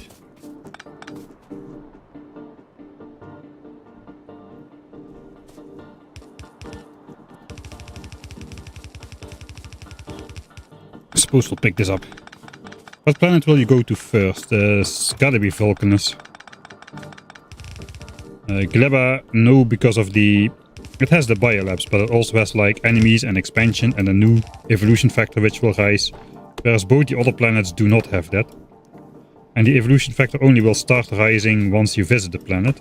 At the moment, evolution on Gleba is still 0. Because we were never there yet. I hear some more worms. That were not dogs and stuff. Okay, there they are. Let me see. Those are on my oil source as well. No!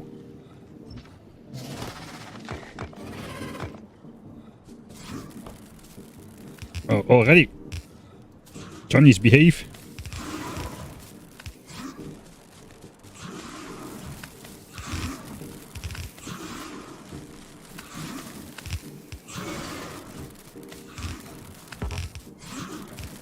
Ow. Leave me alone. I'm just a peaceful man trying to play some walls.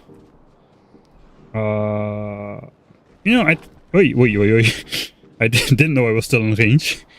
I think this pipe serves pretty well as a wall, to be honest.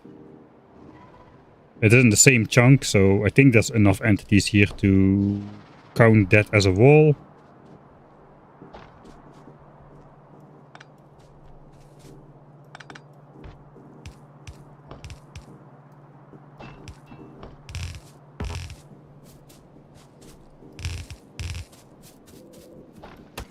Until we come back here and actually, like, visit the area and claim the oil. I think that's going to be good enough. Okay, where are we now? We need to go...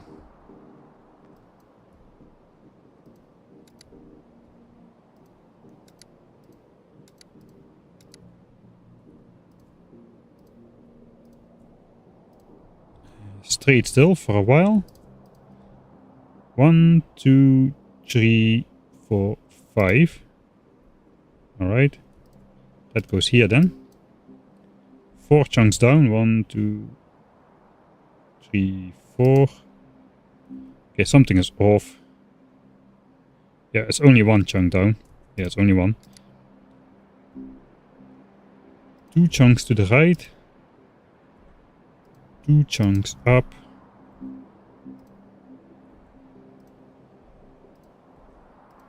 Just following the wall pattern here. This should be 5 chunks away again. 1, 2, 3, 4, 5. Okay, that lines up. Okay, that basically goes out all the way to here about. 1, 2, 3, 4, 5. And turn back. Suppose we'll pretend this is a straight corner. 1, 2, 3, 4. Then turn up again. That should be 5 chunks. 1, 2, 3, 4, 5. Alright. Got this guy. 1, 2, 3, 4, 5.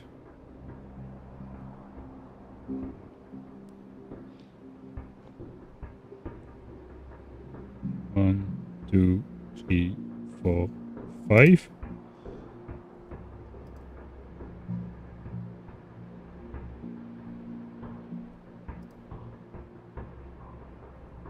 One, 2, 3, 4, 5 until this area. Right. Then we're almost done. 1, 2, 3, 4, 5. And then we just go down to the lake like so. That's the rest of it. Then we can place the blueprints on top, so we don't miss any turns.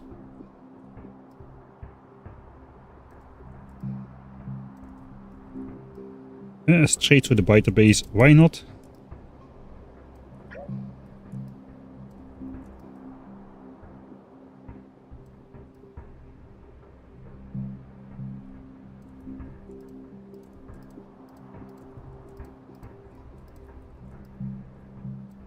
Okay, that's everything.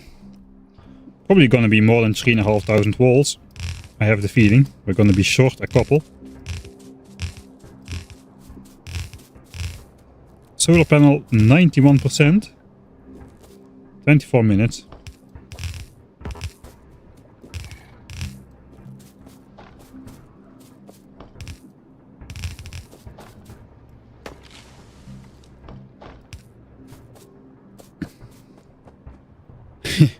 Alright, that was the other big battle. The one against the big worms. We already had to place the miners in place here as well, because later in the game we cannot do it anymore because of the behemoth biters.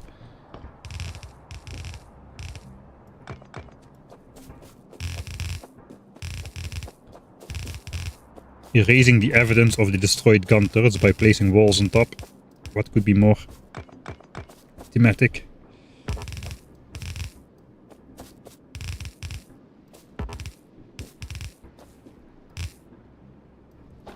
Stamp.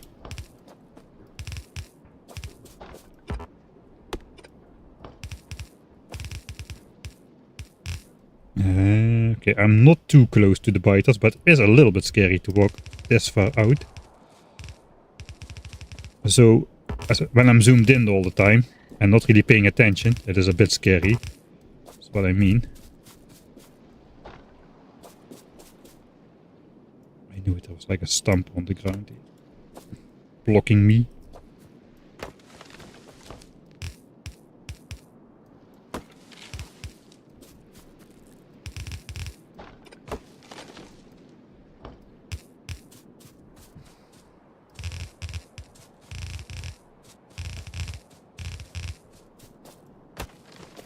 Theoretically, it should already be impossible to walk into expansions.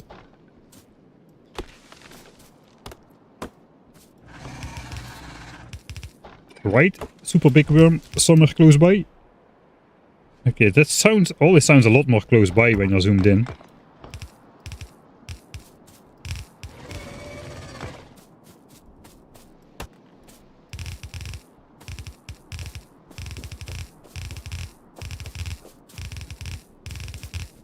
It looks like we might at least get one wall finished. It's still pretty far actually. Before solar panel completes. Alright, let's make that a challenge. We're gonna complete this wall before solar panel completes. That's the hopes and dreams.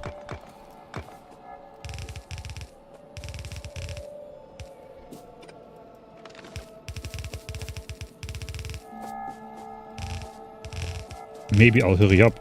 Now I set myself that goal. That was the real intent of it.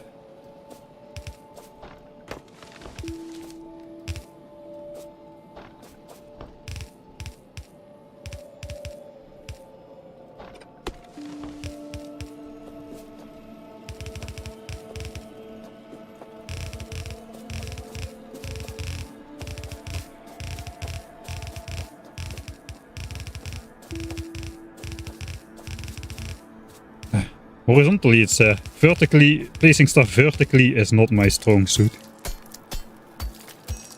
Yeah, I would imagine no base defense applies to Gleba as well, although I did not think about that before I made the challenge. So I'm a little bit unsure how that's gonna play out. I do know it's easier to disable expansions on Gleba because there's only a limited amount of chunks that are suitable for expansion. It has to match the right terrain. And apparently you can just landfill that terrain and the expansion chunk goes away completely. It's what I have from hearsay.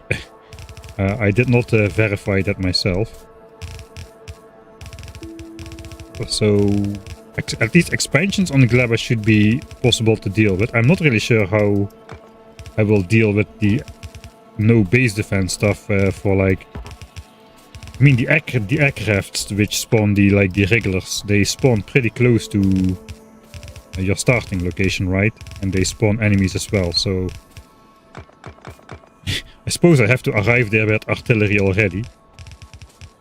On the other hand, if I can, in any one way, I will try to keep... I will just not destroy any biter base at all until the end of the playthrough.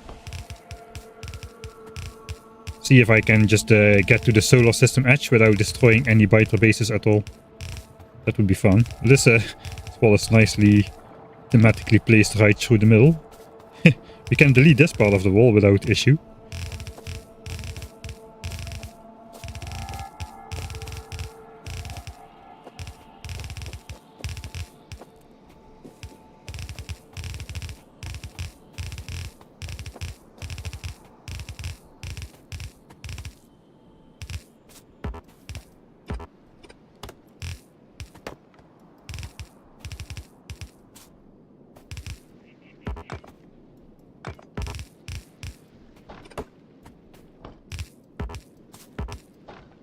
A little bit needs to be chopped here, but we gotta have like some walls in place.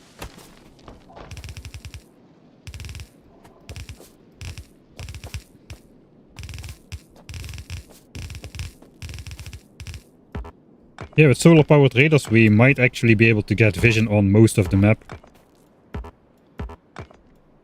which is gonna be nice.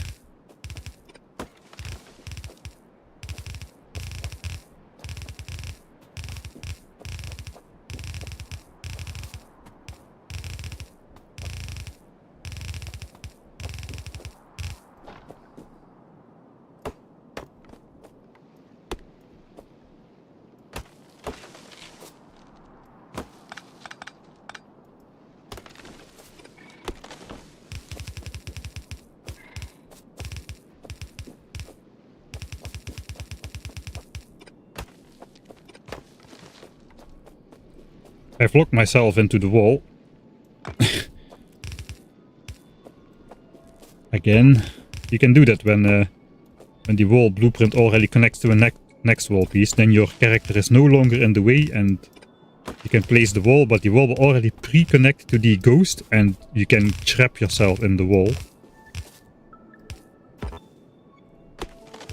Corner. I just walked pretty close by these guys again. There's only a couple small ones roaming around, but still.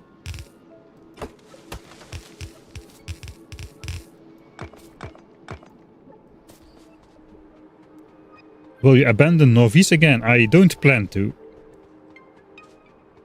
It should be pretty easy to go back and forth. I now know how the game looks like, so I can properly prepare my way over the planet with a rocket which has like everything needed to at least launch one rocket back up from Vulcanus.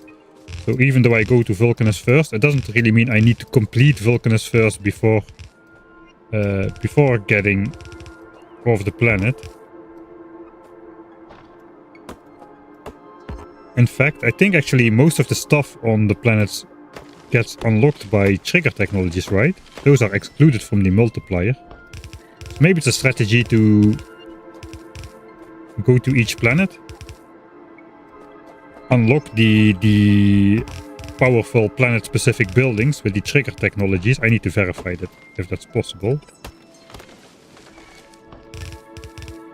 Let's have a look at that. Alright. Space science packs.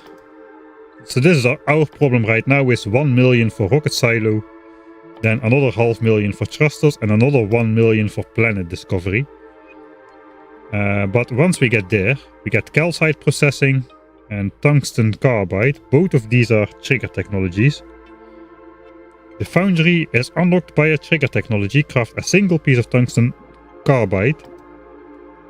Craft a single foundry. Craft a single big mining drill. We unlock the science pack by crafting a single plate. So all of this is going to go with the regular speed. We can unlock the big mining drill and the foundry on Vulcanus without researching anything really, just by doing stuff. Only after that it's going to get expensive again. We also need high-tech science pack. Oh, that is already not high-tech science for like 3 years or so. Utility science packs. We also need utility science packs for artillery actually. And military, so we cannot simply make them after just sneaking away off the planet. Since I won't be automating military or utility science packs just yet. Alright, so what is there on Fulgora then? Recycling, we get the recyclers. Yeah, we get the recyclers for free. We get the EM plants for free. Okay, we might just do a dash to all 3 planets then. What does Gleba have something useful? It has the labs, but that's an actual technology. What do we get for free on Gleba? The agricultural towers. Those are only useful on Gleba.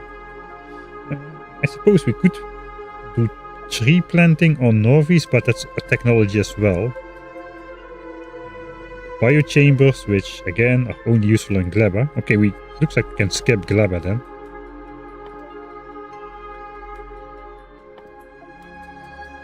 Okay, so the useful thing on Gleba is an actual technology, the super lab. So yeah, okay, that actually we need to go to both planets. We need to go to Fulgora and we need to go to Vulcanus ideally.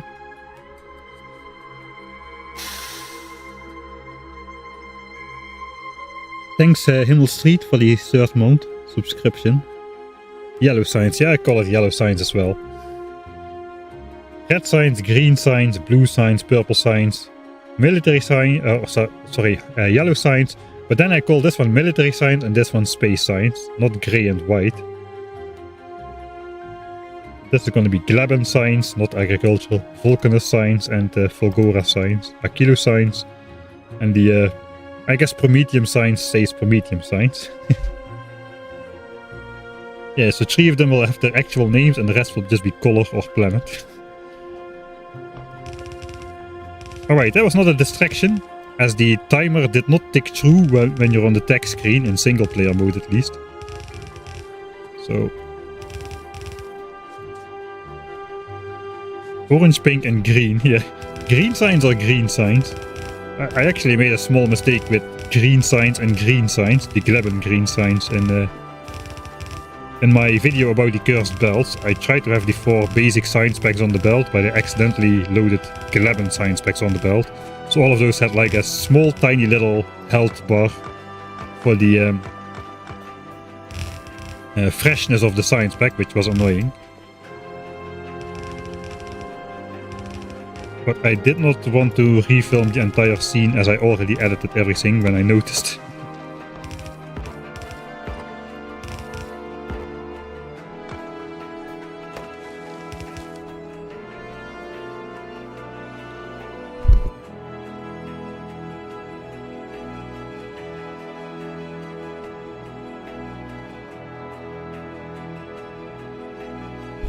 Alright, I have dinner break in 10 minutes, so that is just before solar panels research.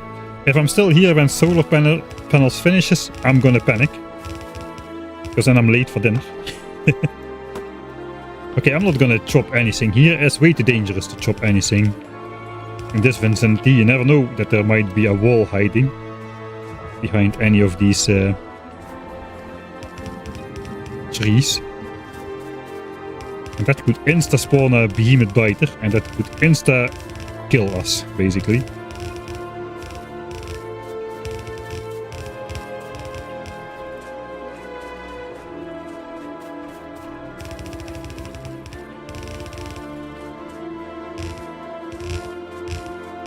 Ah, horizontal. I like horizontal. Horizontal is better. For ease of placement. Hey, we almost made it. Yeah, we almost made it to the end. Nice. And I have, of course, I have 64 walls remaining. So that's just 1 chunk, 2 chunks worth of walls. Life. It sucks.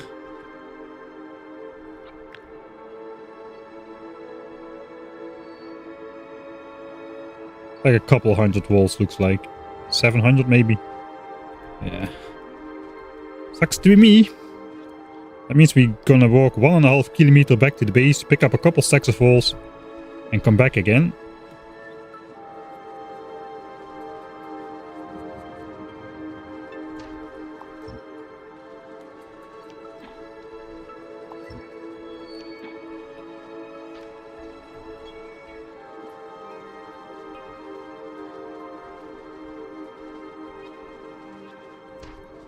I don't know, I did Gleba only once in the new player experience, and that method is not suitable for like easy expansion. I did a complete belt base build, which eventually would never lock up. But again, that was not expandable. It was like copyable, like you can build multiple instances of it, but I have no idea yet how I'm gonna do Gleben signs. Slowly, probably. I don't know how much Gleben signs is actually required to beat the game. Not more than a few thousand. Which means not more than a few million in my playthrough. Oh god. Yeah, we're gonna have to build an actual big Gleben base. I have no idea. I have no idea on how to do that just yet. Look at these labs. So nice. 9 minutes. I will finish that wall on the left side before solar panel completes, and then we'll be back. Suppose we can just run back over here anyway to do the left side. It's not that we can immediately start placing solar panels when this completes. We first gotta like produce like 3000 of those things.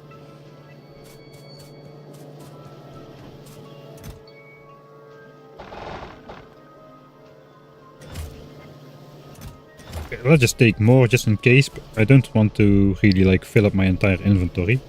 How did I get all that wood? Did I chop this many trees? That is not great.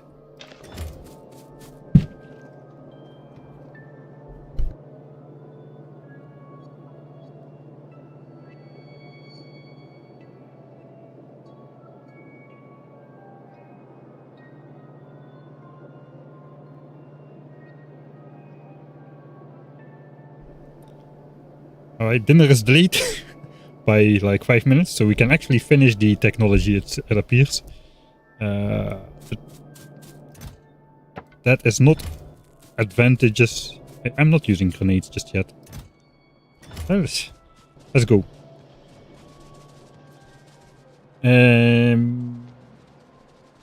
Where was I? I was placing walls. Oh yeah, gleb and stuff, yeah. I don't know about...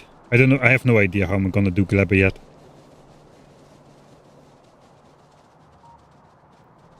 Might be one of the few times where I maybe start watch some videos about how other people are doing glebben in a big kind of way.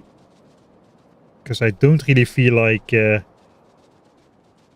this playthrough is not the place to figure all that out. I'm going to have to do that separately, so I think I'm gonna maybe try to peek off of others a little bit for glebben signs. Maybe not though, we'll see. Maybe I'll just experiment like in an offline game a bit with how to set stuff up.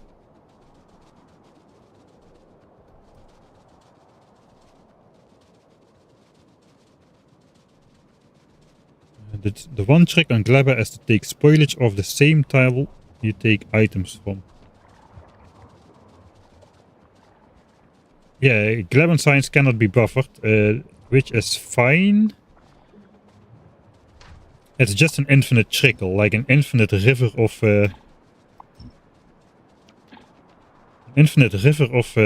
research, and you just when you need it, you use it, and when you don't need it, it just flows away into the big sea of spoilage, so to say.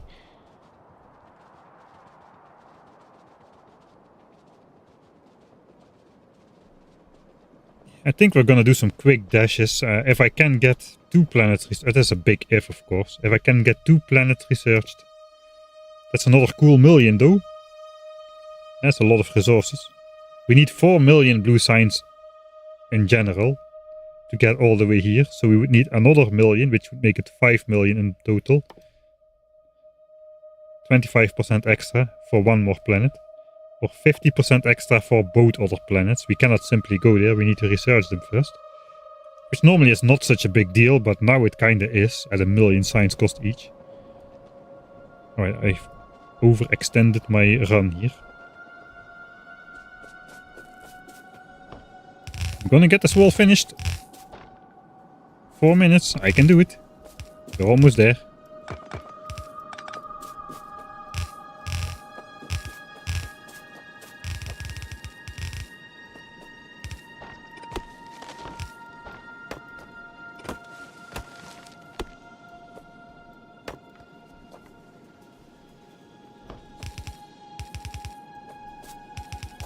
Not if everything is in a forest like this, I won't get it finished. Okay, let's chop that as well.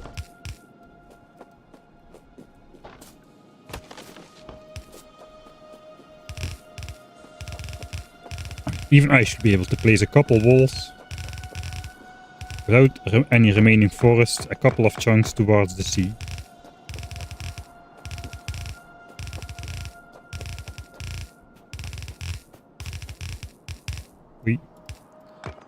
Or I just wall myself in completely.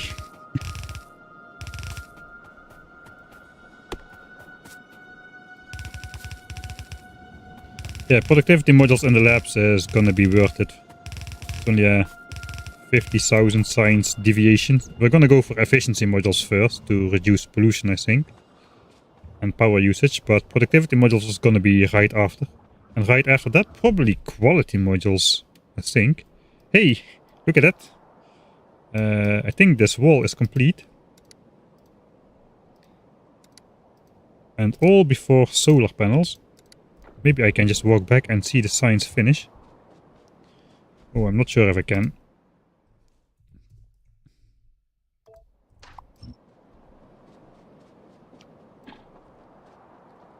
Uh, 1.4 kilometer. Just all straight line. We gotta go up a bit.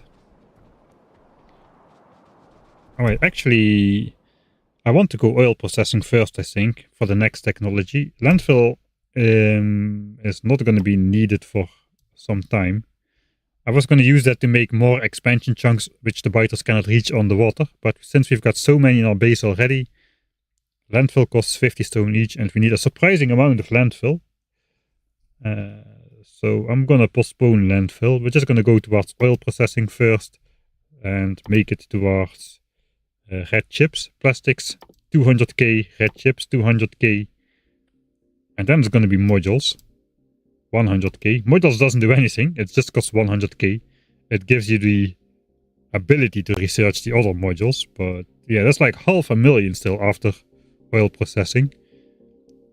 Which is like 9 hours of research at 900 SPM. Holy moly.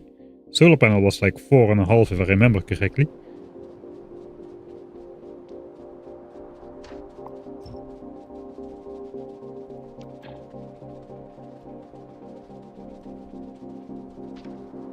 I think I'm gonna be late. 99% and still over 2 minutes.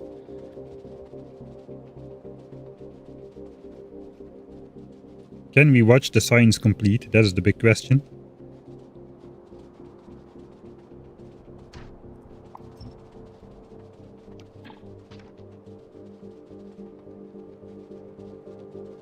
I think we'll be in time. Barely. Oop, I don't think there are other obstacles in the way. There are no giant cliffs of death on this side of the map. We're gonna be late. We're gonna be late? Yeah, hey, title of the stream already achieved. There's just something weird with flying biters or something. The clickbaity part of the title. Sorry about that. I promise you there is some sort of relevance to flying biters later on. No, we're gonna be late. We're gonna be late. The timer is quicking down. I cannot run 10 meters a second. Oh, we're at the laps. We're at the laps. No, we're not late. Editing Mike is gonna be happy. Especially if I save like a couple seconds. I have this save. Solar panels. Here we go. Right in time. 10 seconds.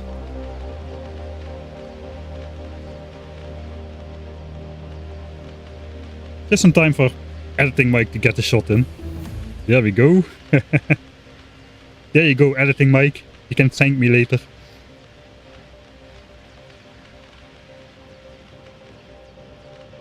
Engine. The first of many useless technologies. No, we are not suddenly... I don't know why this happens. But we're not suddenly doing... Okay, this is because of my weird lab setup. That is why that happens. We're just doing 900 SPM.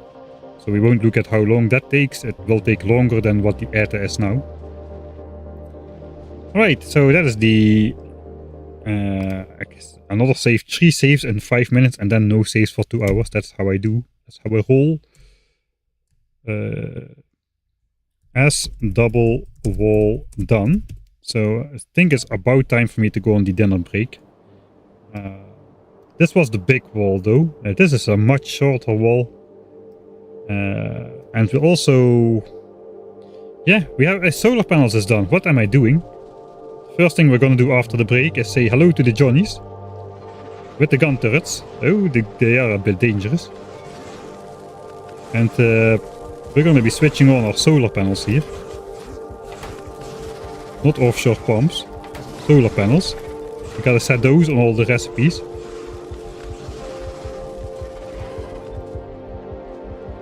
Rotate these belts.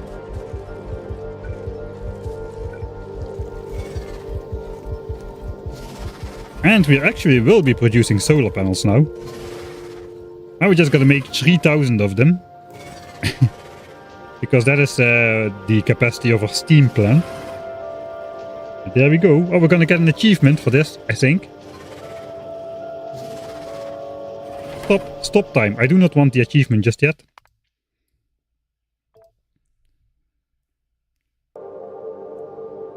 I think we're just gonna set up the expansion chunk experiment once more for the break. Because now we've got a bunch of new land. Who knows? This area is terrifyingly close to this wall over here. Something might go wrong here. It's possible that these biters like want to do something and then just migrate to this nest.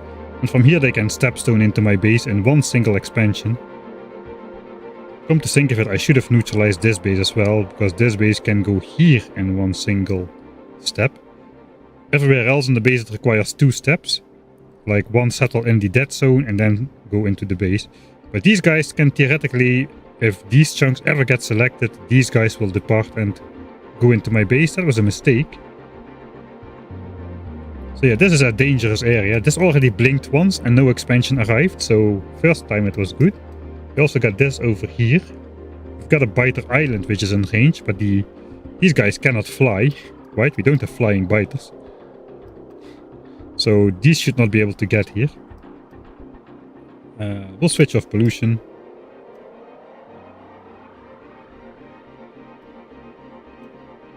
And I'm just gonna speed up time. 10 times? Is that still possible? No. We'll do 8 times. I don't want to go full maximum. 7 times. Let's go 7 times. So every 4 minutes or so, which divides by 7, so every half minute or so, a new green chunk should start blinking somewhere. It could be off the visible part of the screen, but most of the times I think it will be in my base. Like over here, but no biters should arrive. That's the goal of this entire walling ordeal. It might happen here, then this will get settled, it will turn red. It might happen here, that will turn red. This should never turn red. If stuff starts breaking or stuff starts turning red in the base, there is a problem. And if there's a problem, then this is a good experiment to find a potential solution to that problem before we encounter it in the real game. So enjoy the experiment, and I'll be back after the dinner break.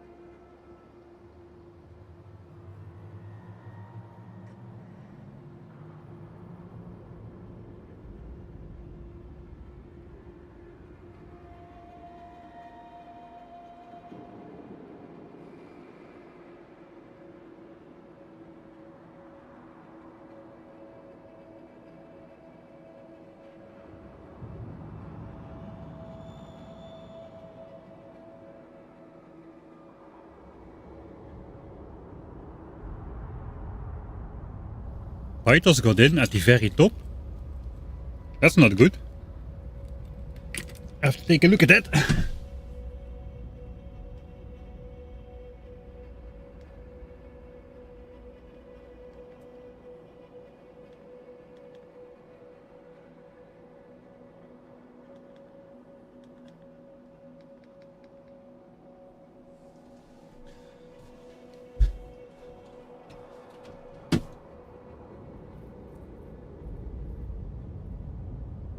Pipe wall getting attacked. Alright, somebody clipped it. Thanks. Ratosh. I gotta switch on some light. It has gotten dark in the meantime.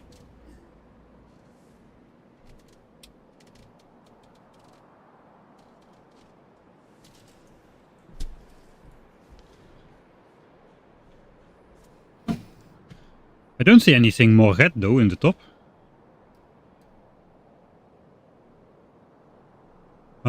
I guess I do not get radar updates. Let's just reveal all terrain. It's gonna take a bit of time. Oh no, there we go. Ah yeah, maybe no, these guys were already here. Alright, I'll just watch the clip. That is probably the simple solution. Pipe wall getting attacked.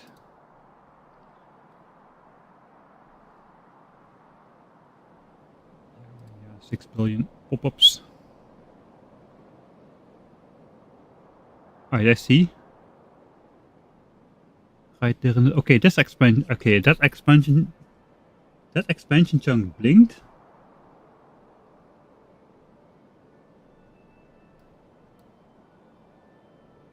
Broke down here, then they broke through here, then they went over there. No, they went over here.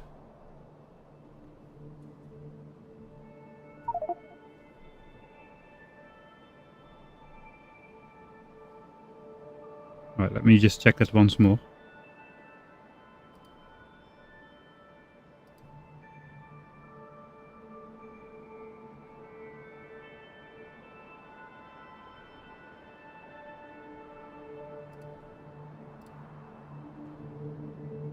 Right, here we are, so... Okay.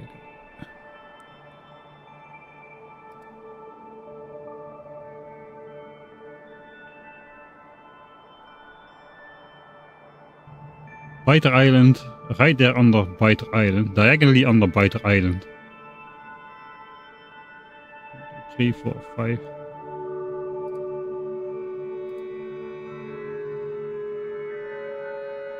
One, 2, 3, 4, 5, 6, and then one down. Alright. Back to the game. Wait, first I have to do this again. Color.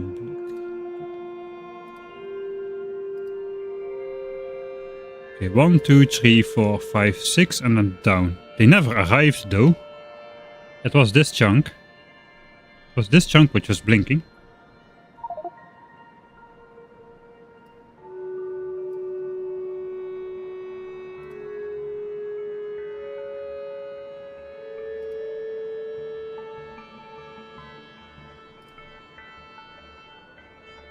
Yeah, I'll switch off dinner break. Let me switch it off right now actually, because I'll forget that again.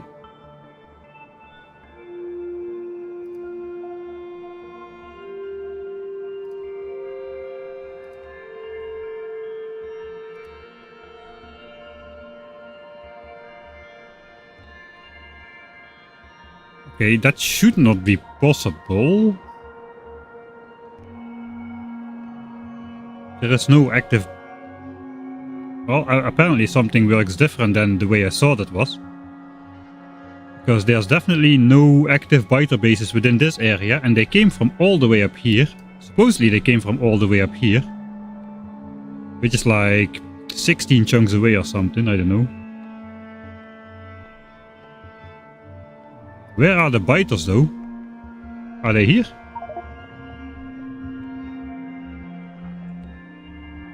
Alright, let's go in editor mode, so the map stays on. Playtime, let's just get over there. Let's find out what's going on.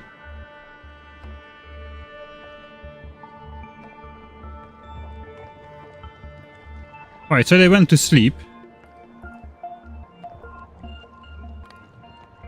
Okay, now all these biters are attached to this nest apparently. And that is what I mean with migrating biters. So sometimes it can happen. This is like one of the cases apparently. Sometimes it can happen that biters just go attach themselves to a different nest for some reason. Not just randomly. It's like a failed expansion attempt like this. So the biters never made it there and just got attached to this nest after this. But now there's a problem, because now there's biters attached to this nest. And that means the next time this chunk blinks, if my let's just say this is still true, next time these chunks blink, those expansion biters, or those biters, could be grouped into a new expansion group, and those could just settle in here, in this chunks over here. So that's a problem. But what is even more a problem is that something doesn't work the way I think it does. Because my understanding was, if this chunk blinks for expansion, there should be an active biter base within this big square, which is now on the screen. There is this one, but these guys cannot reach.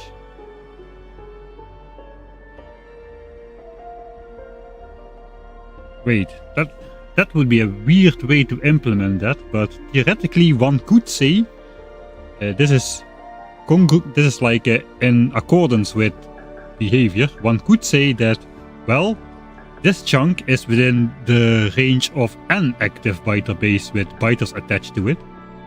So we're gonna send an expansion party, but these biters are on an island, so we gotta send them from a different nest. So then this nest is apparently this one or this one is chosen, and then they go on this long distance journey. That's a bit convoluted to be true, but it's what it looks like right now. Yeah, Biter Island, right? Biter Island is there. The good thing is this is a spitter nest, so we can still take those out. Spitters we can take out even... Okay, there's a behemoth there. Spitters we can take out even in the behemoth area, because spitters do not have armor. That means they simply have 1500 hit points, and that's all. They'll just die after. You can kill them with yellow ammo, realistically. Doesn't even matter. It is the armor of the behemoth biters that's the problem, not the 3000 hit points. Alright, so this is actually a problem. That's also one of the raiders, one of the reasons we will want to get raiders up on the entire area sooner rather than later. Just single solar powered raiders, which give us an update every which give us an update every day at least. It goes off in the night, but in the day they will turn on again and update us about the situation. Okay,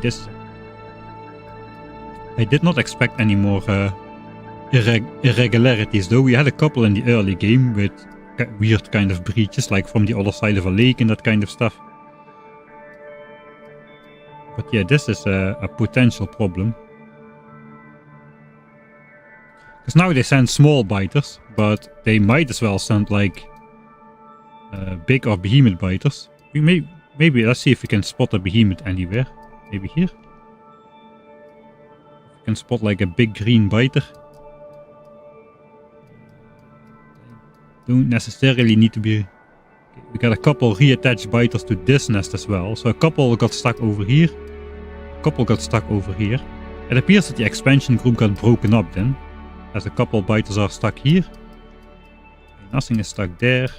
Nothing is stuck there. I'm going to save this as a separate save, just to look into later.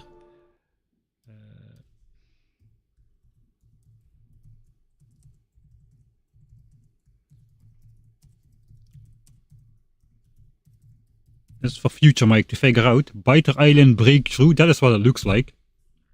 The masterminds on Biter Island saw the expansion chunk barely within range. That's the current theory then. The biters on the Biter Island saw this expansion chunk barely into range. Then said, hey, we cannot go there. Somebody else should go there. And then the game said, okay, what's the closest biter base? It's these guys. We'll send those. That looks like an exception to the rule of not walk more than 8 chunks. The other exception being when it's just around the lake. So if this chunk blinks over here, these biters over here can get sent to this chunk and they'll walk all the way across the lake. That we discovered earlier. This seems to be an even weirder exempt exception to the rule. It's good we find this out now in the experiment. That means I probably want to do something about that ASAP. Either like neutralize this biter base. For that we need landfill though, which I just put to the back in favor of oil processing. How's science going? 700 SPM. Okay, science is not gonna stay at 900 SPM for much longer apparently. I think for now the easiest solution is then to just go back to the north and just put some walls around these chunks to temporarily switch them off until we can neutralize the biter island base. Because if they send like behemoth biters in for an expansion group, that's a problem. Eventually I plan to have flamethrower to deal with just these kind of cases. Some weird edge cases which we have not foreseen. If this happens, the breakthrough during the game, I can react to it. I can go there with my handheld flamethrower and torch the expansion group into not existing anymore. That also prevents the expansion if you just take out the expansion group. But before I have the flamethrower, I cannot prevent the expansion. Even if I disturb the expansion group by having them chew on me until I die, they afterwards just will go back to the chunk to continue the expansion. That's what I found out in the 100% evolution playthrough, where we started with 100% evolution. So that also is an argument to research flamethrower earlier rather than later, so I can have another option to stop an expansion group if it later occurs for whatever weird edge case scenario. Yeah, okay, this is good we found it out. And thanks for clipping that. That was very learnable. Not learnable. What's the word for that? Educational. Very educational. Learn something new again, and something which is definitely going to be applicable to this playthrough. Alright. I was still going to eat my dessert right here while reading through chat a bit, but then I saw that biters breached, so I jumped the gun a bit with my end of the break. Still have some coffee. I should have some coffee, yeah, I do. Informative. Yeah, okay, informative might be even better, yeah. Very informative.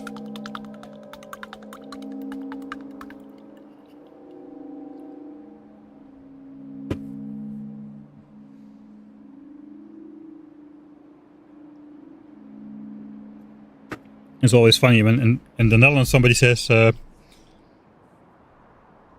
my English is very well. My English is very well. I speak English very good.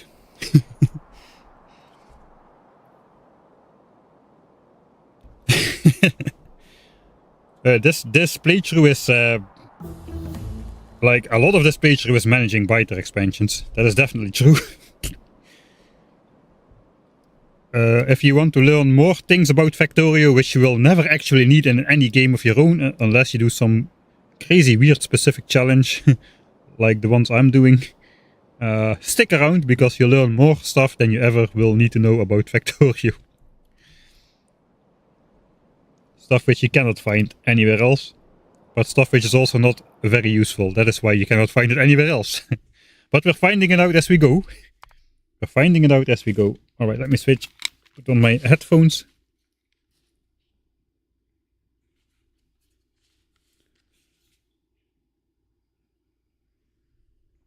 I guess somebody should have programmed all of this stuff. Though Regard, it's not that all devs know. Regard was in the stream and he was kind of surprised by the biter expansion prevention technique. He doesn't work on biters though, so that kind of makes sense. The team, I think the dev team has grown so large that like everybody has like different specializations in the team now. But yeah, somebody should have programmed it. It's kind of fun to like reverse engineer all the things though.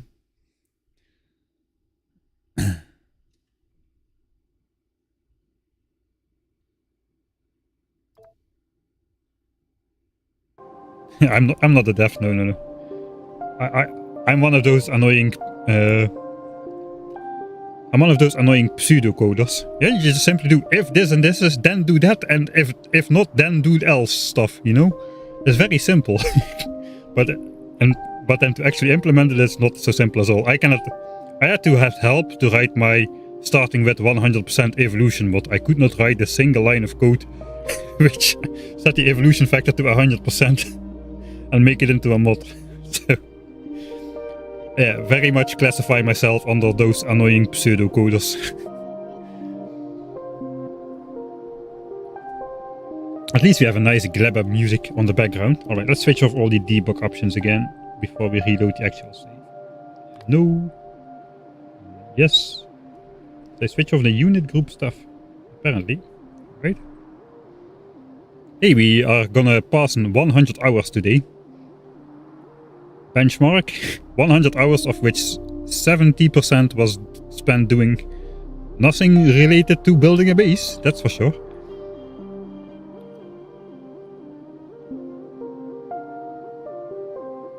Right, I think at the moment we look still quite stable in science. The belts are full. Both belts look full, at least.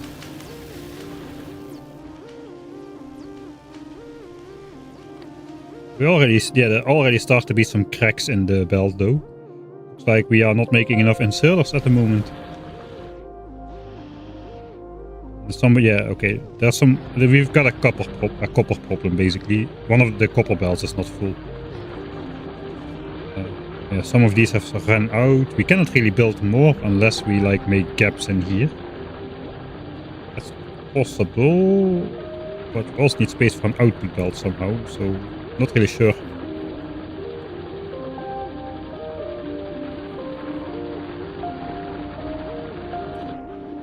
We'll worry about that later. We don't really care if science per minute is 900 or 870 or 820. All is fine. All of that is fine.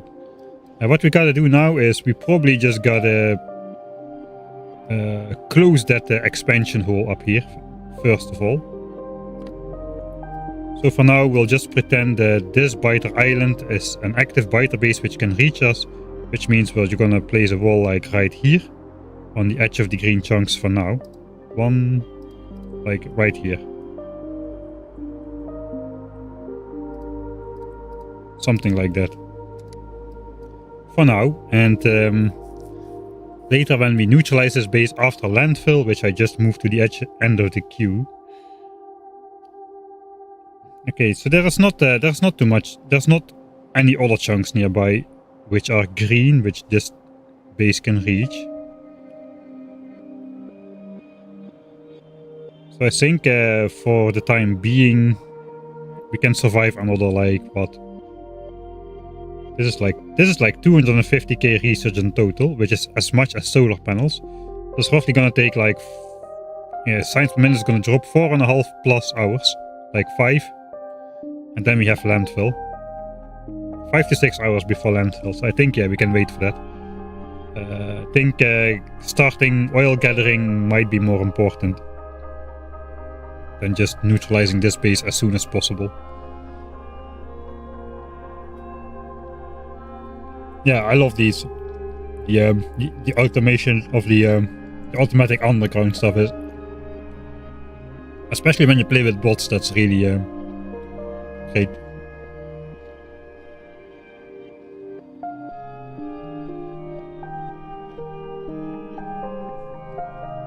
Okay, I'll be back in 1 minute.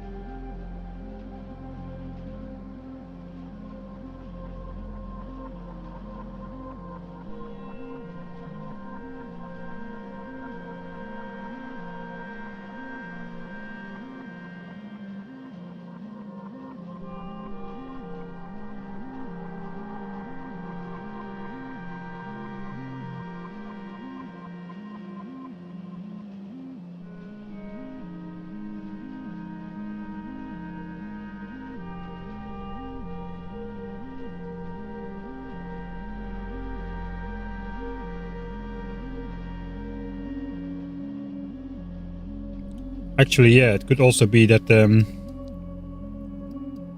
maybe it was not this base. No, it must have been this base. Because we got a solid wall up here. Yeah, they came from the outside. I was thinking maybe they also already had a failed expansion attempt and the biters just migrated to this nest. And then they expanded from this nest into this area over here. But that's not the case, because we clearly saw the moment this chunk started blinking, very shortly after that, this wall started breaking here, which indicates the biters came from somewhere from the outside. So they definitely got triggered from way farther than this distance. So I think the current theory still stands. Why did we reset engine progress? Because it was just a simulation for during the break. I'm not really that worried about science progress. Science progress will get done when it's done. As for the moment, we still got plenty of other things to worry about, really.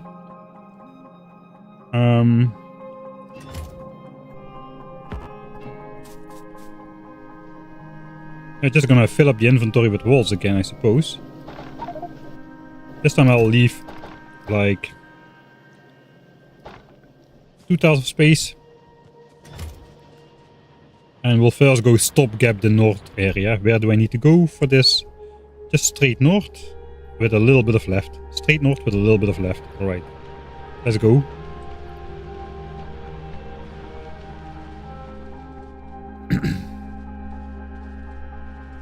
Solar.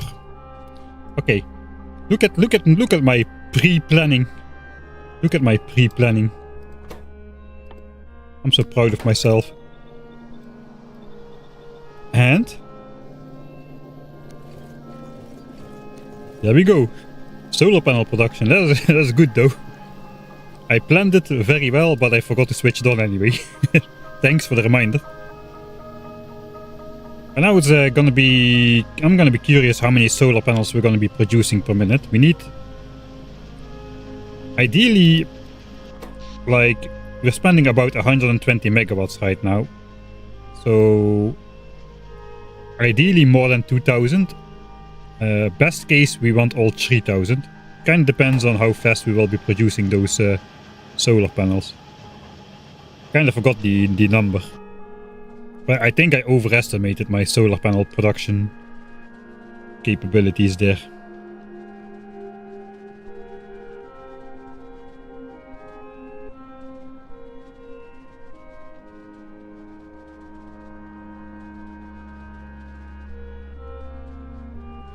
Yeah, the challenge from this playthrough does not come really from how much more expensive science is.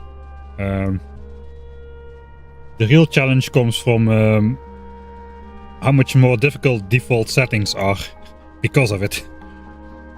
Especially in combination with the achievement. So if you play a high science multiplier but you also change other settings, you just basically slow down the game and that's all.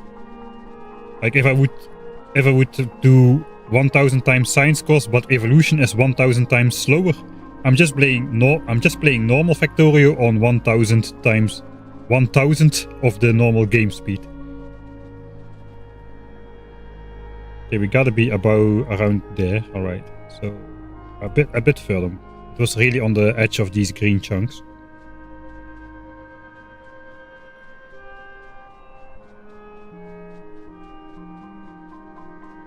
The Johnny Dance was captured live on camera in the last stream. Don't know the timestamp.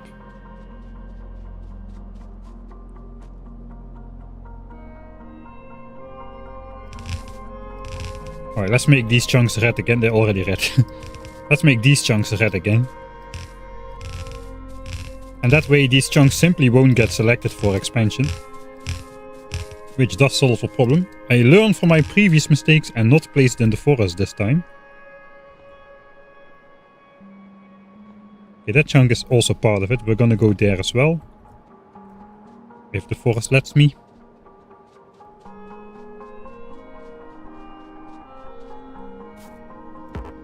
Why did you not build the solar panels away from the biters? Because I'm not a smart person. Because I'm a control freak. That's really why. I want to stop producing solar panels when I have exactly 6,000. I realize I did not set it up. Let's also do it remotely. So we'll enable this only if we have less than 6,000 solar panels. 6,000? Let's do 3,000. Let's do 6,000. I want 6,000 in total, I think. I don't know what I want. I have no idea what I want. We'll do 3,000 for now. But I want more than 3,000. Let's do 5,000. We'll do 5,000. There. Fix it. So if I wire this up together, copy paste this.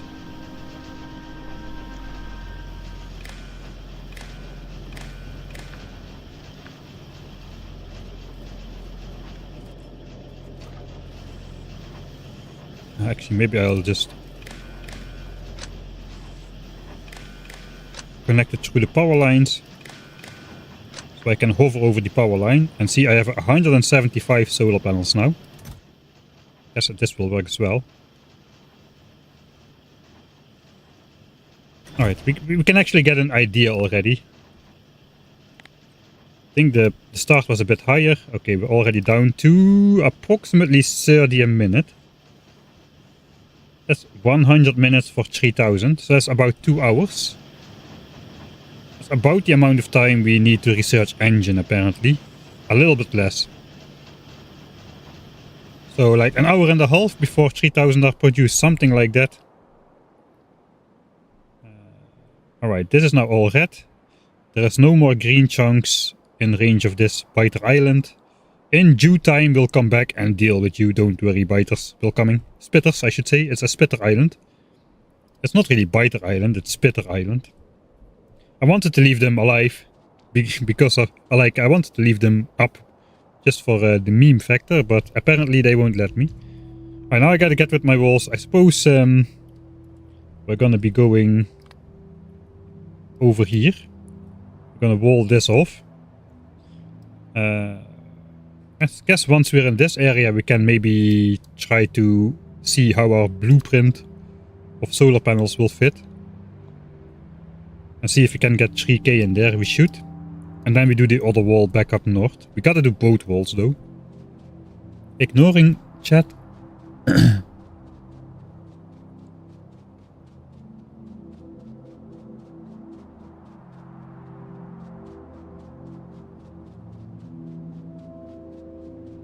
No, I have a chest of gun turrets at the Johnny's, at the solar panel chest, so I'll just give him a couple gun turrets to play with and then just quickly dash through emptying the chests and everything should stay in full working condition.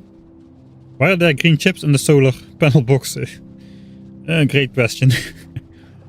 I put like assembly machines in on the assemblers as a placeholder, but those also require green chips. So those green chips got moved to the newly generated output slots. Once I switched the recipe to neutral again, to nothing. And then the inserters took them and put them in the chest, so that is why.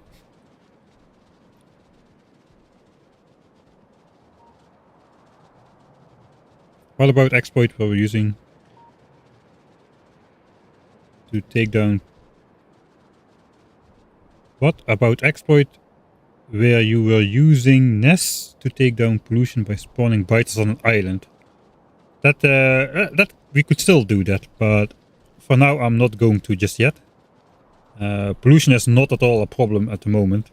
But yeah, it's definitely possible to, for the nests which are close to the water, you can get, am I not there already? I'm already way beyond. For nests which also can spawn biters theoretically on the water if there would be land, we can make a tiny place of landfill so that the biters can spawn there, but then the biters are stuck on the water. But that means the nest will actually be able to spawn biters, which means it starts absorbing pollution again and trying to send attacks. That's quite a funny thing we could do. That one is lining up. I think we'll just keep that as pipes for now.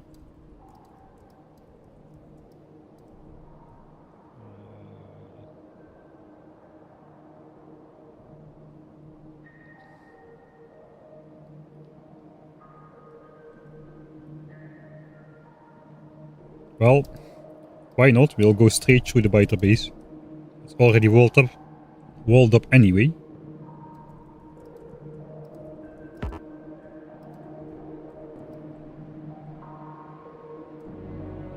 Alright, that's the entire remainder of the wall blueprinted. So let's get back to it. I don't know what you were expecting of this stream, but this is it. I wonder though where walls is gonna be in the standings now. Let's have a check. In the overall build statistics. Walls is second place now. We have placed more walls than bells. We have placed more pipes than bells. And fourth place is gun turrets with 16,000 placed.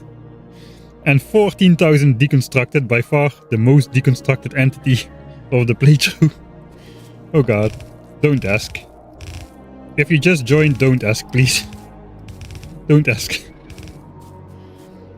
Oh yeah, we were not chopping trees, we were just ignoring the trees. Because we need them to absorb pollution later on. Only the ones which are actually like making real big gaps. Like this one, we'll try to chop down.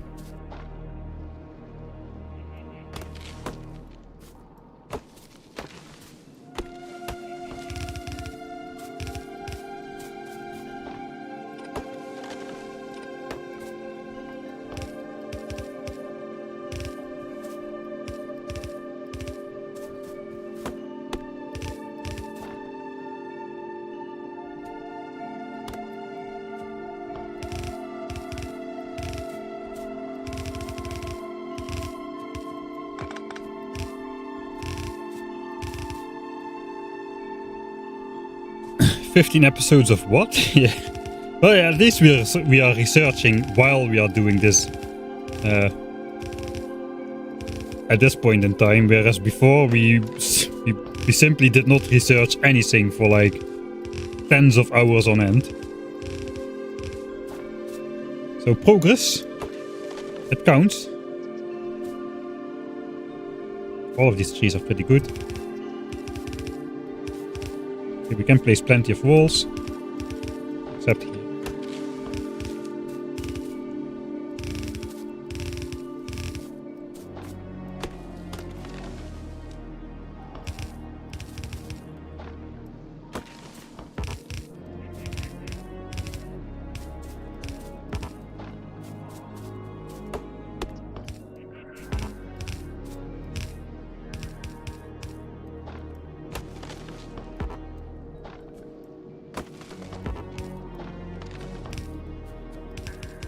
Alright, so maybe I should worry a bit more about making the wall impenetrable to biters, because if the biters choose to destroy a tree instead of a wall piece, I will not get notified, obviously.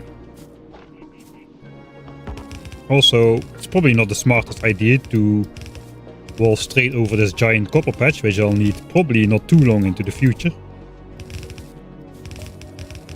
But it's done now.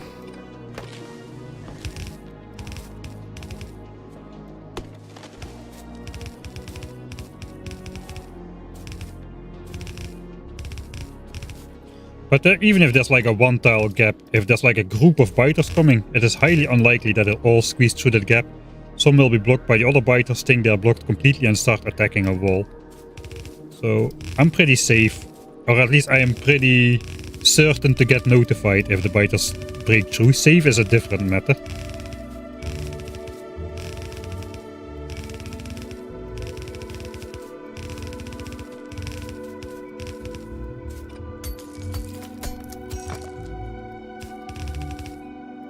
I don't know, but if you want, you can calculate how long, how much time we spent deconstructing gun turrets. I think deconstructing a gun turret takes like a second or so. But this is all part of my actual wall, so I'm just gonna leave the pipes in place for now.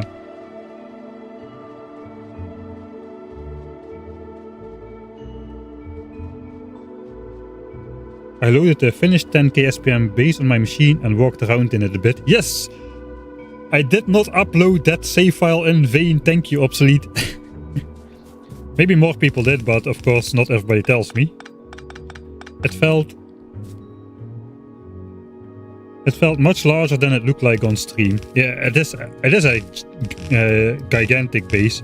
Part of the reason why the base like feels so small when you look at it is because the terrain looked not... Like, I scaled the terrain by 400%, which means this lake would not be here, but it would be somewhere over here, and then it would be like a huge ocean. So, because the land got stretched out so much, it kind of looks like a normal Factorio map when you zoom out on it, but it's actually a gigantic base.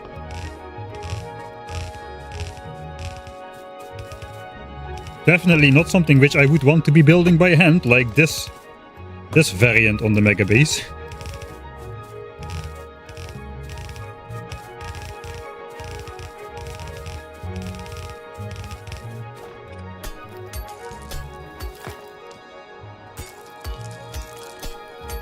What's the plan after the social distancing wall is built?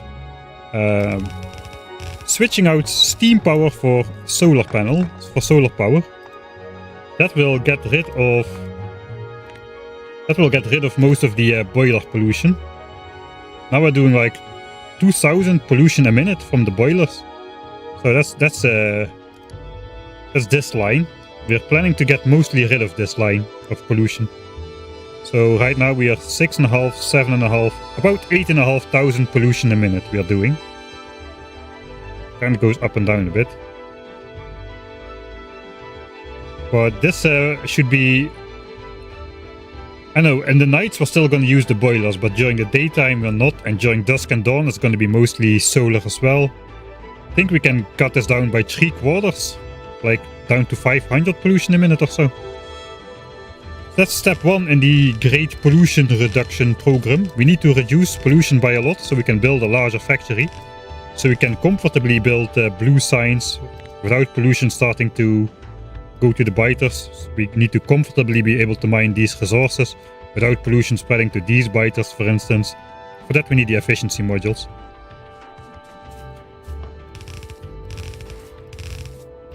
And solar panel also will just save me, like we're doing 120 megawatts right now, I think. I'm getting distracted again, am I not? Yeah, right around 120 megawatts, which means we are eating up 2 full belts of coal into power. 1 belt of coal is 60 megawatts. That's the new design requirements. So we're eating up 2 giant belts of coal, and I do want to repurpose those 2 belts of coal to make grenades. I need 25,000 grenades for the flamethrower. We've already got 25,000 red magazines left over. We're gonna have 50,000 walls, so all we need is grenades. Conveniently, that's also gonna require 2 belts of coal for a while, together with this 1 belt of iron. And I suppose after that we can repurpose the coal for plastics, for red chips. So I did not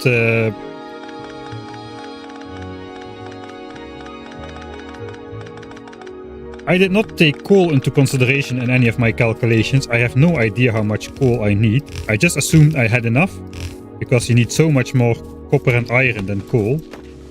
But maybe that's a mistake, especially if you run steam power all the time.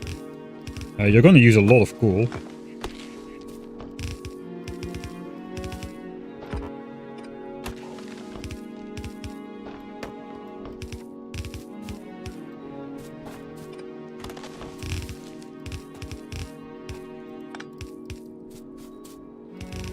Like already now in the red and green signs era for 900 SPM, I'm using 2 belts of coal just to power the base. 2 belts of coal. What would I need for like red chips? 900 SPM. It's like 3 red chips to 2 science packs, so that is 1350 red chips a minute. A nice round number. Of course, what else is new? A nice round number of red chips. Let's say 1500. Red chips a minute. This is 3000 plastic a minute. 750 coal a minute. Alright, so 900 SPM of blue signs requires like a belt of coal for plastics. Let's say 1 belt of coal. It's a little bit less even. But for power, we already now need 2 belts of coal. So I think switching to solar is gonna be a good plan. Another wall we should never touch again here. Which is part of my wall? Which is part of the base? We're not. Which is part of the blockers? We don't know. We just simply shall not touch it again.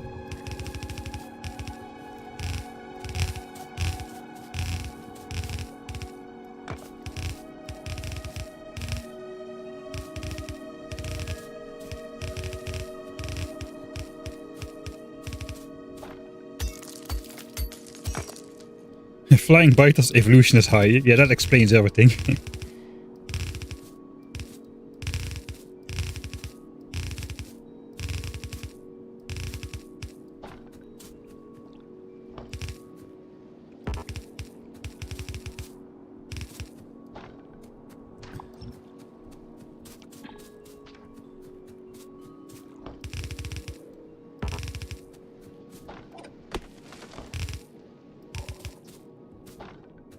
It's weird, the small tree stumps they added to the game here.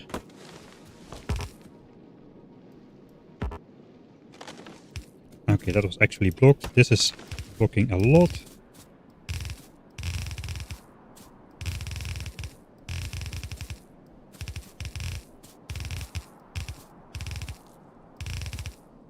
We're gonna need 1 more wall in the end. It's not such a high priority wall, but it's gotta be built. And that is to block the flying biters. More on that later. I cannot reveal the clickbait title already.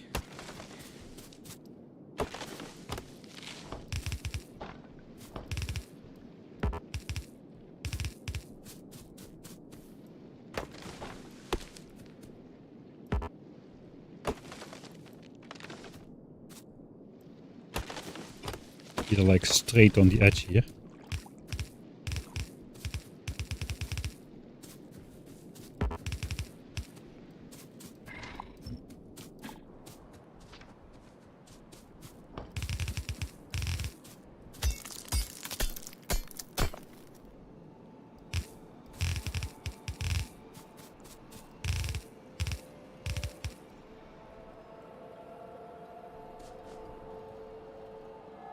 I think we have, in general, there's a lot of stuff nearby which lowers local land values. There's nothing on that side, so I think this will probably do.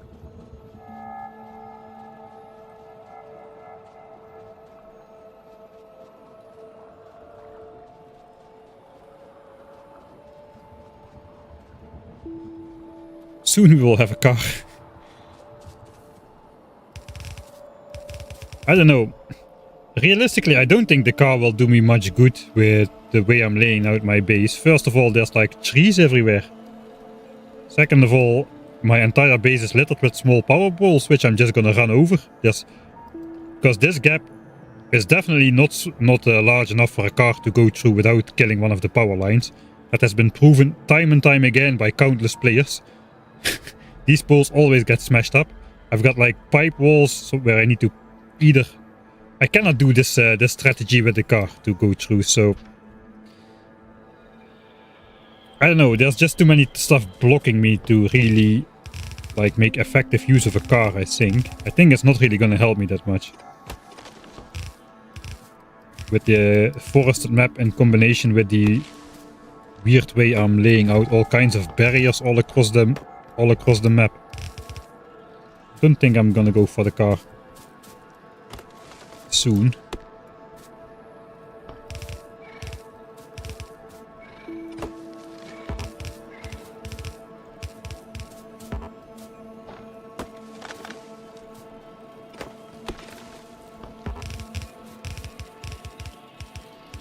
So if I do this with a car,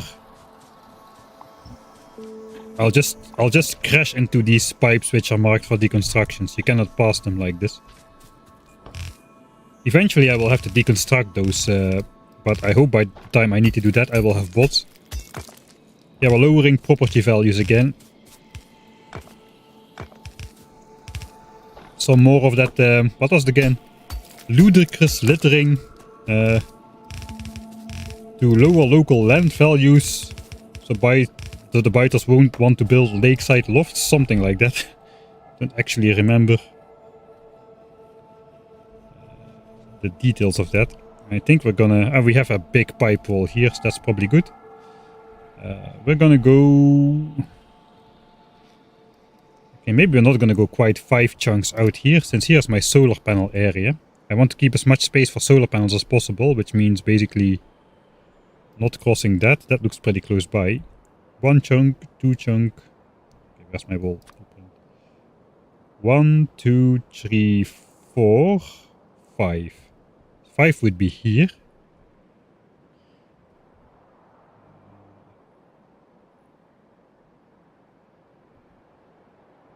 Five does bring me pretty close to these, I think.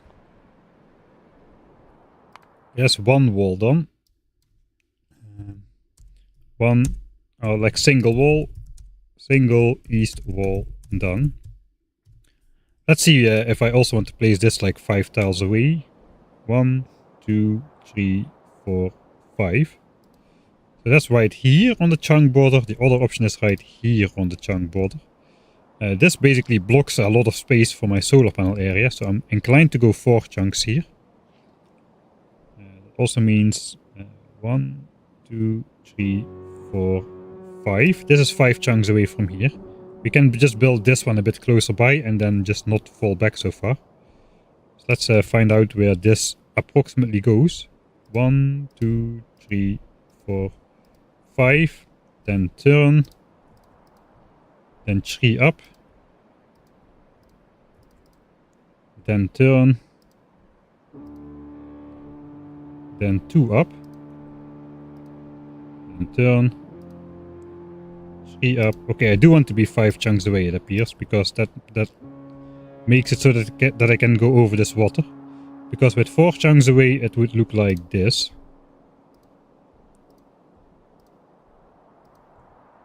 I think it's better to have the outer line here. So it looks like I do want to go back to 5 chunks. Then from here, it's probably just a straight line all the way to the top again.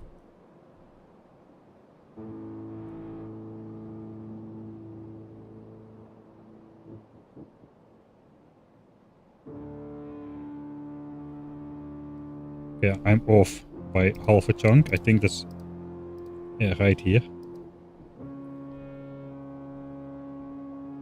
Okay, that goes neatly through everything, not really getting close to anything dangerous. Alright, we'll go 5 chunks out then.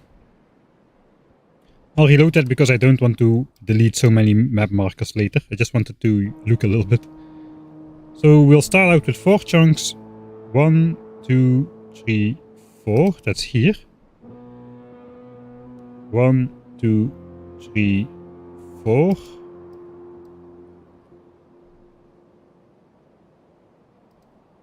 And then we'll just simply go here and start going straight from here. 1, 2, 3, 4, 5. And then here we have to follow this whole weird pattern. I think I can just do that by hand. 3, 4, 5. And then we on basically on this border for the rest of the time. 2, 3, 4, 5. 1, 2, 3, 4, 5. Yeah, over here. Alright, I think that's enough markers for me to draw everything. So we go up here. Then do this one. Then just go up here. Up here all the way until here. Then we have to do this weird little zigzag. 1 left, 3 up. 2 left, 2 up. 1 left, 3 up. It's like one of those OG cheat codes on the NES or something. 2 up. 1, to 3 to the right, and then let's just up all the way from here until we reach the water. That is all we need to do. We've got 4.4k walls left, so I think we have enough walls to go all the way to the top.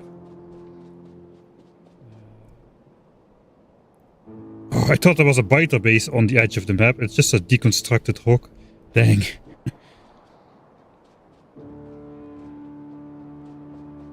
Did you think about just placing solar in chunks where there are already nests? I want to place it outside of the area I control.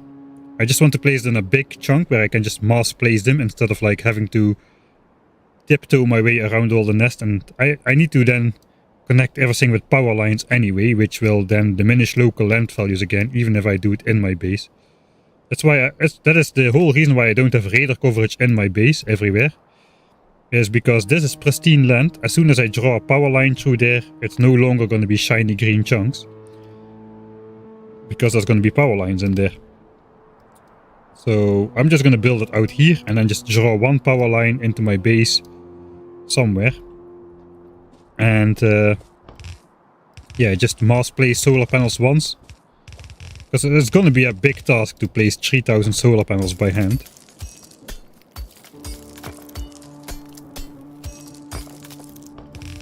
Okay, how many panels did we produce already? Let's actually look the... Okay, 972. So about a third of the way there then. See how we're doing. This should also reach 985. Alright, okay, we are producing. So all of this is connected. Johnnies are overseeing our solar panel production.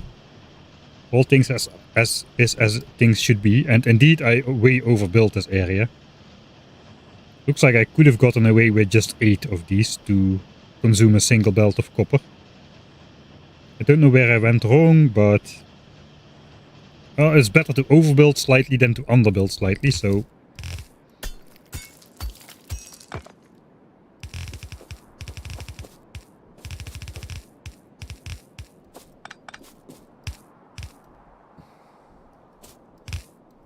Okay, we gotta be careful a bit.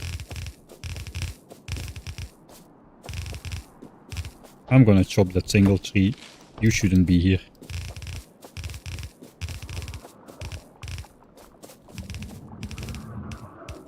I want this tree chopped as well. But I'm not gonna press the deconstruct button in the nest.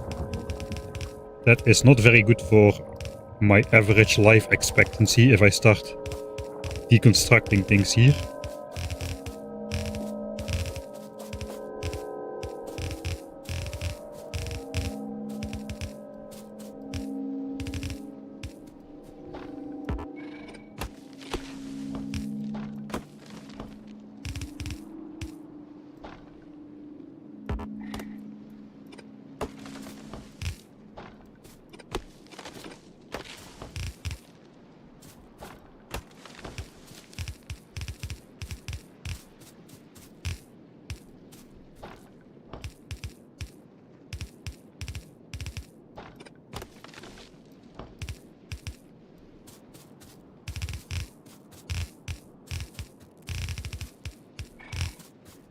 Alright. I think we'll go have a look at the solar panel blueprint. My blueprint consists of 20 solar panels. If I want 3000, that means 150 stamps. 150 would be 10 by 15. What else is 150? I don't think there's many other factors which, like rectangles, which add up to 150. 2 by 75, 3 by 50. That's all probably not very applicable. And we gotta stay away from these guys. I think I'll start on the other side.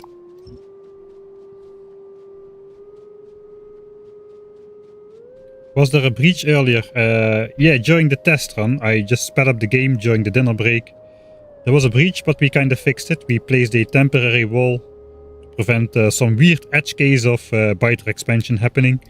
Discovered something new again, but hopefully that will... we can solve that later by neutralizing the spitter base on the island. Okay, we got like a cliff here. and a lake there. What if we just don't overthink it? Try. We'll keep this like 2 tiles free from here, 2 tiles free from here. Maybe 3. 3 and 3, something like this. If we start over here, how would things end up? Okay, I'm gonna save because I might want to undo this. Come on, Mike, give editing Mike a break. Solar panel blue printing.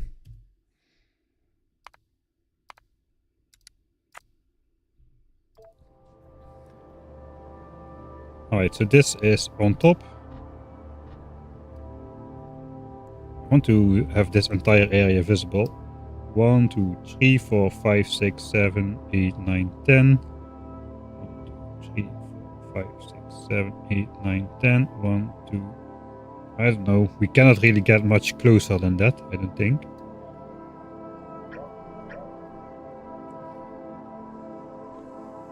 Okay, and there should be, yeah, there's still like one.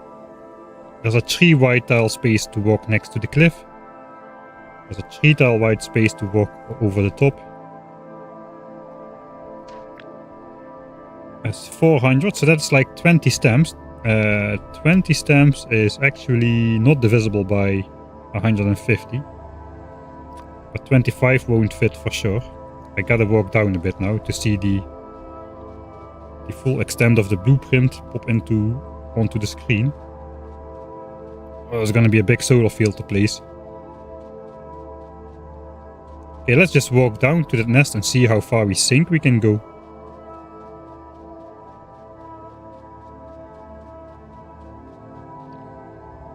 Alright, they're walking like halfway this chunk. I think I do not want to go too far below this chunk border. Which means this 20 chunks is kinda meh. We can do a bit more. 21, 22, maybe 23, but 23 is maximum. Let's hold off on that for now. We'll try to see how far it goes to the right. Let's do it on here. 2, 3, 4, 5. That's 100 stamps. That's 2000 panels.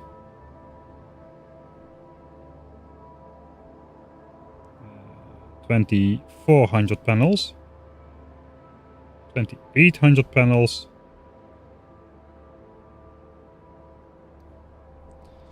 Okay, now we gotta go look on that other nest.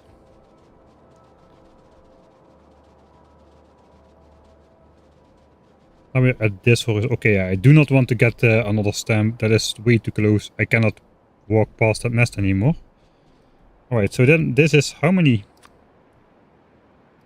1, 2, 3, 4, 5, 6, 7. 7 times 20.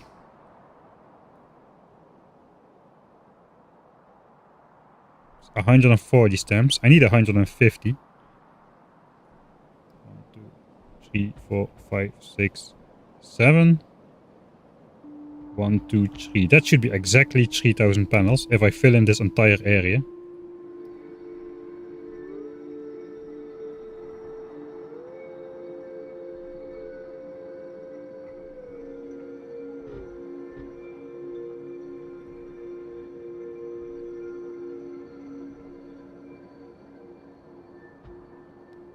Okay, looks like I just manually need to do this. So if I use the... Oh, that's gonna be a lot of work to place down.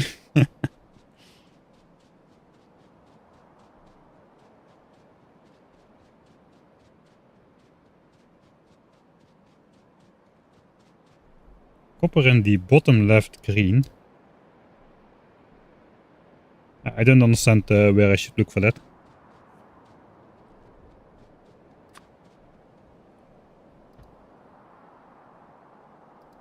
Alright, let's check if I make a blueprint off of this.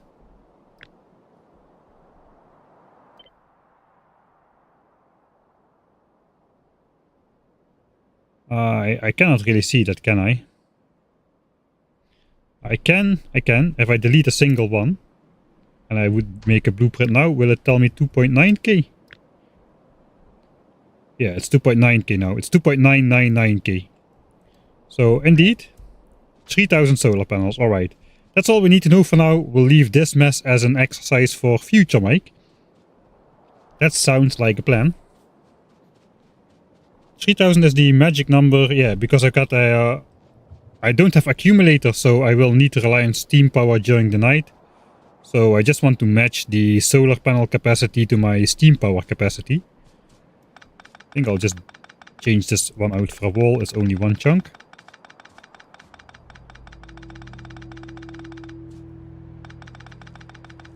Yeah, I want to match the capacity to my steam power plant, so the day power level and night power level are like restricted to the same limit.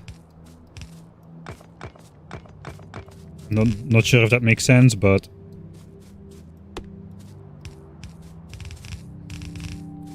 you gotta decide on some number of panels somehow. Thought this would make a relatively okay case.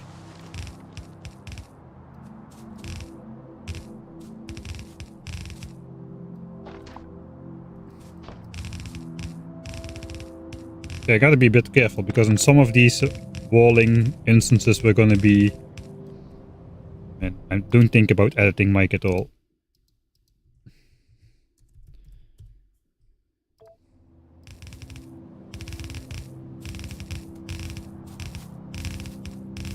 Editing Mike is gonna have to refilm all of these scenes.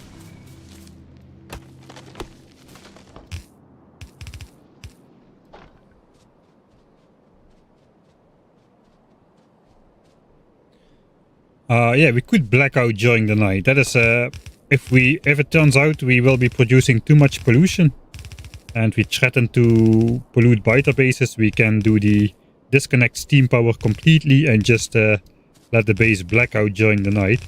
That saves both a lot of pollution in terms of not using steam power and solar only. And then it also saves a lot of pollution that the entire base is just inactive during the entire night. And that actually has a pretty sizable influence on the total pollution level. If you look at the average pollution spent per day, it's gonna matter a lot if the base does not run on steam power during the night, but instead is just switched off completely, saving even more pollution. Of course, you sacrifice some production then as well, like, I don't know exactly how much, a quarter or a fifth or something like that.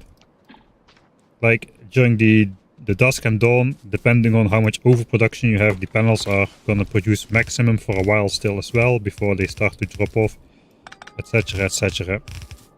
It's a bit hard to exactly figure it out, but it's roughly there at the 75 to 80% mark, I think.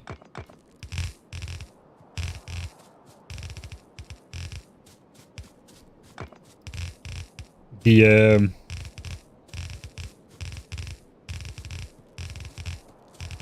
42 kilowatts per panel average does not really apply here because we don't have accumulators to charge. So we can just count we have the full capacity.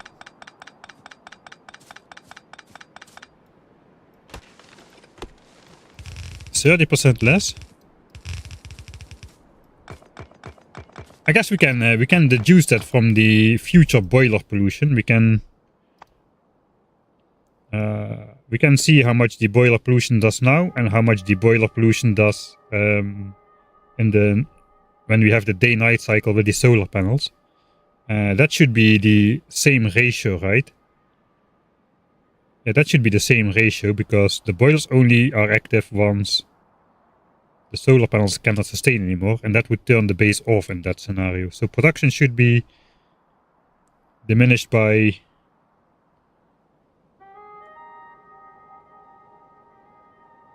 I think it's the same ratio. I'm not entirely sure.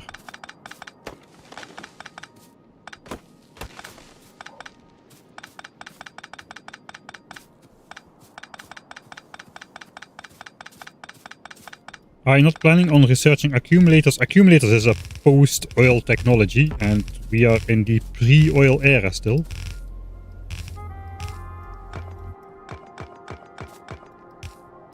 Accumulators is not very high on my priority list, I must say.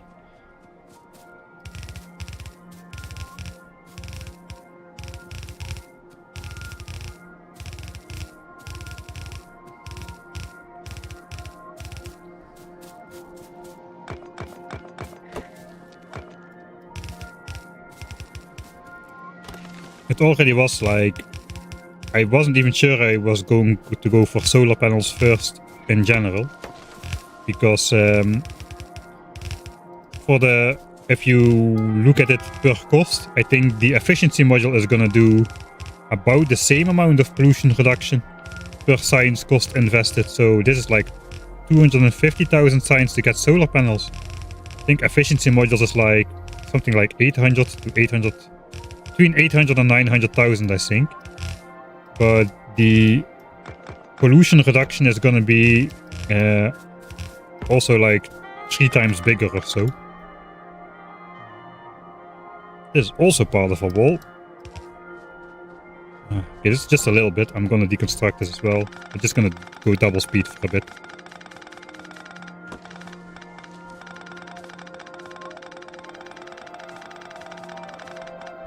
It's definitely an option to further be safe, but we don't really care about how much pollution we output. We don't really care about the type of pollution we cared about for the entire game. The pollution which drives the evolution factor, we no longer care about that now. We only care about pollution that potentially reaches active biter bases at this point in time. So yeah, if the pollution cloud does not get too big, there is not really a lot of reason to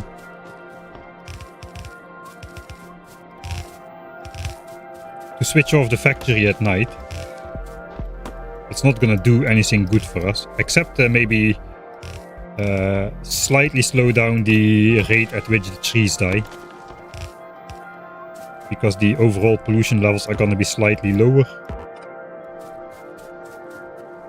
Another great forest of fun.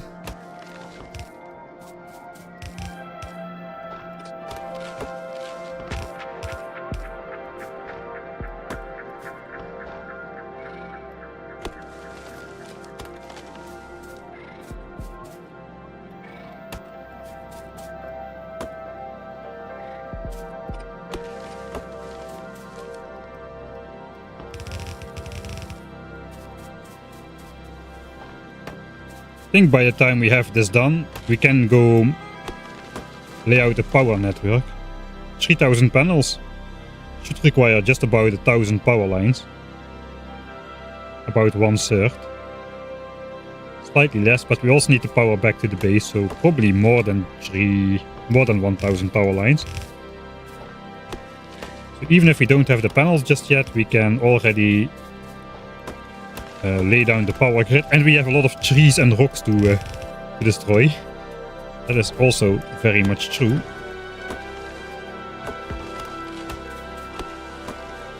You gotta chop. All of these things are like straight on the path. Gotta keep like at least one wall up.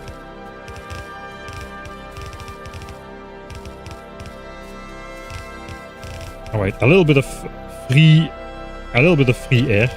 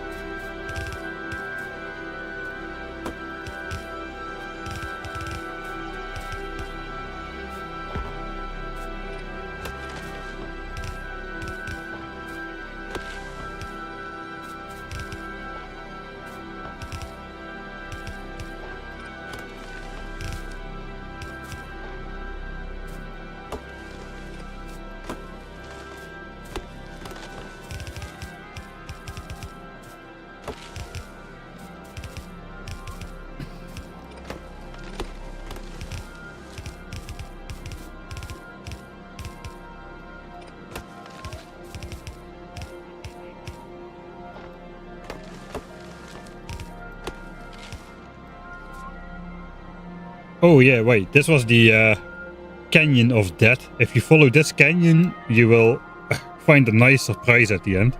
I think I'm just gonna close it off, to be honest. We're just gonna prevent future Mike from accidentally swerving into there at 6 times game speed. That is probably a good plan.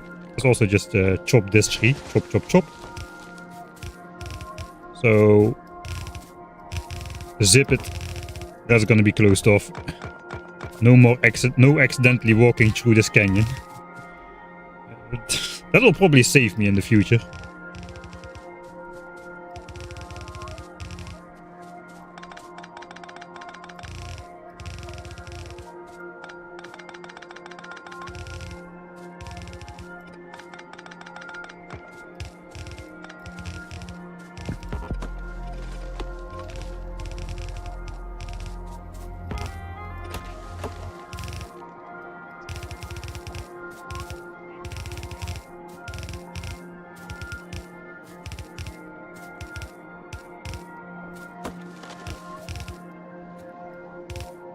Alright, as long as one wall is intact, I'm fine. Unless the tree is dead, then I'll chop it anyway.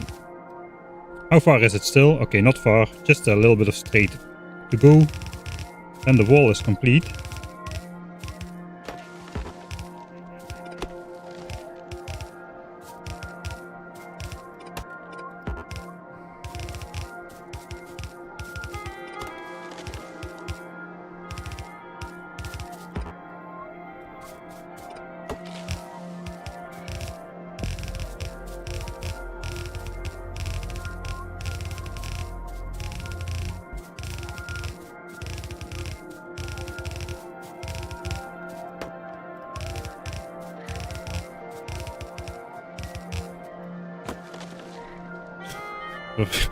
The biters are gonna pay for it in biter X. Eventually.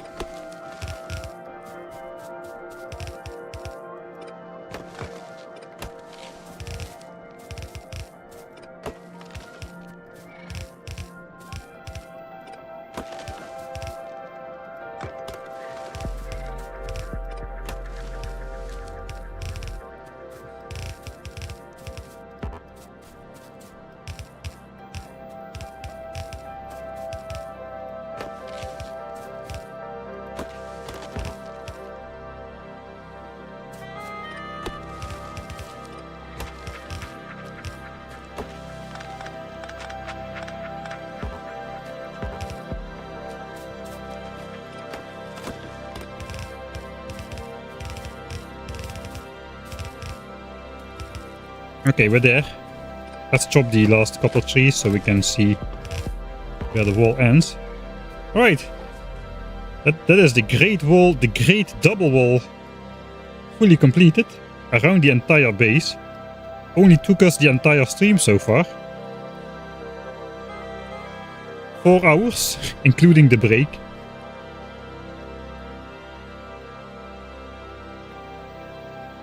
We're not fully done yet, no. We still need to build the wall against the flying biters.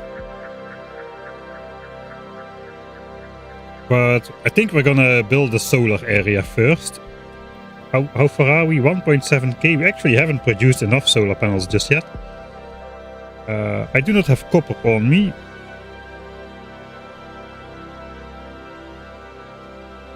There's a big base there as well. Okay, let's go to the next track.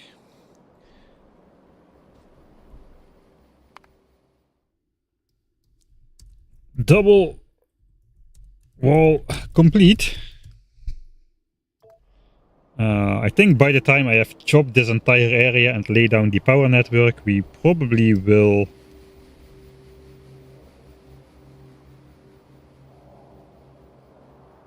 have some space. You know what? We could have a little bit of fun with...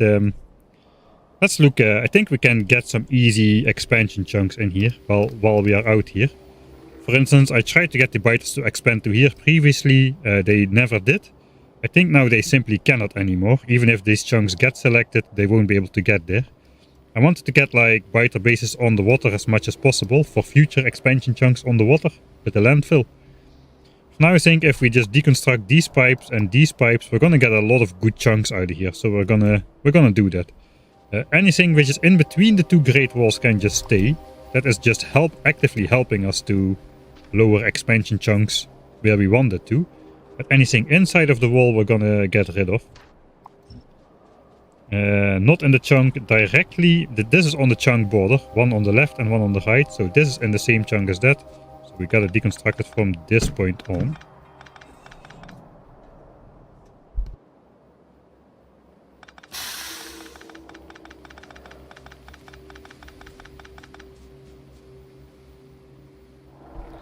Hello SDB, thanks for the 14-month subscriptions. Good evening. You just joined at the moment where we completed the great double wall around the entire base. We built a double wall to keep the biters out, basically, both physically and mentally, as they don't want to expand in the base anymore. And now we're just gonna try to turn all of these chunks as green as all of these chunks. That should be pretty easy. There's only a couple of pipes here. I think we're gonna like play on 1.5 times speed for this.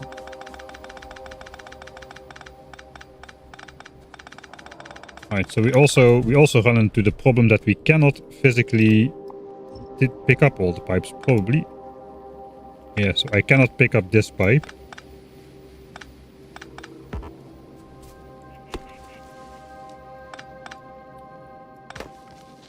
I can. The hitboxes are like really precise here.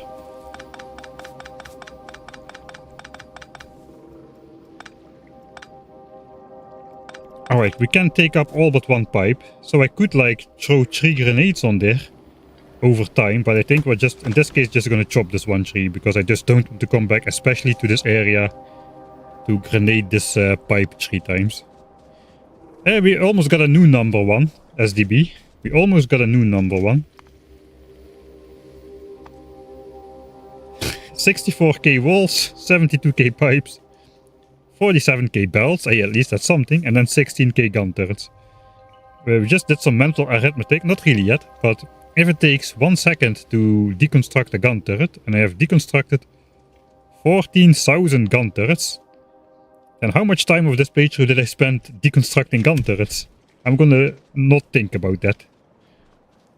I'll leave that as an exercise to the chatter. Alright, so I got to deconstruct these pipes, all of this. That's like the previous anti-expansion stuff. 4 hours. 4 hours of deconstructing gun turrets. What's 4 hours in a 100-hour playthrough? I'm gonna pass the 100-hour mark.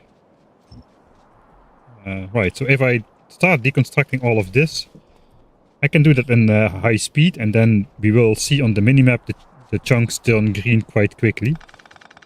Let me first get rid of this double part, that won't have too much effect. There's also nothing else around here, so that's pretty good. And we're just gonna chop these couple trees as well for the green effect. Let me make a save here for future Mike. Turning chunks green. Great. Green again.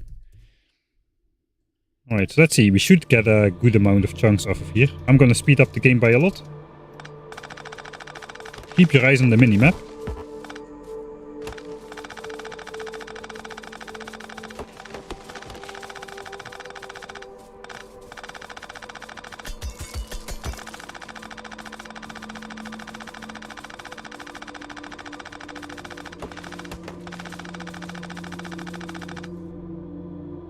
Alright, that was pretty good.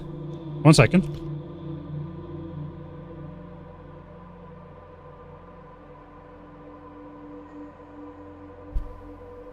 That is a lot of chunks green. These are not green because, I think because this wall right here, yeah, this chunk is here.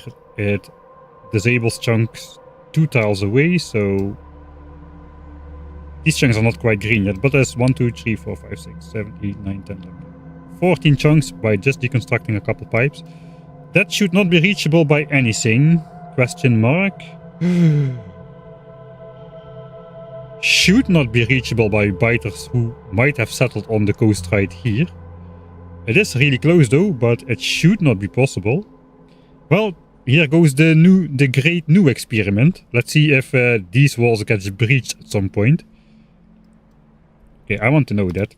This is the time that this was an official hardcore run is long behind us. Biters exactly out of range? Question. Alright, so I'll just explore that.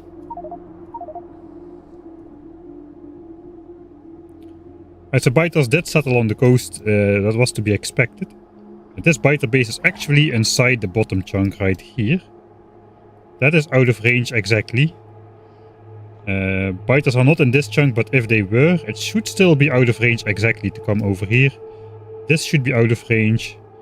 And this area will have been blocked by our anti-expansion wall just about now. So no biters should be able to get here from anywhere. This is all not applicable. The closest biter base is there. Alright, new experiment. Let's see if this holds true as well. I hope so.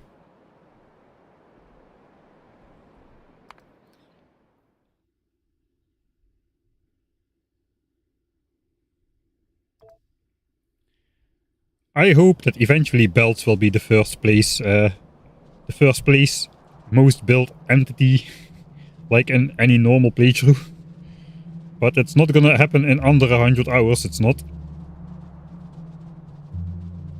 Oh wait, there's another medium Johnny down here if I remember correctly. Hello?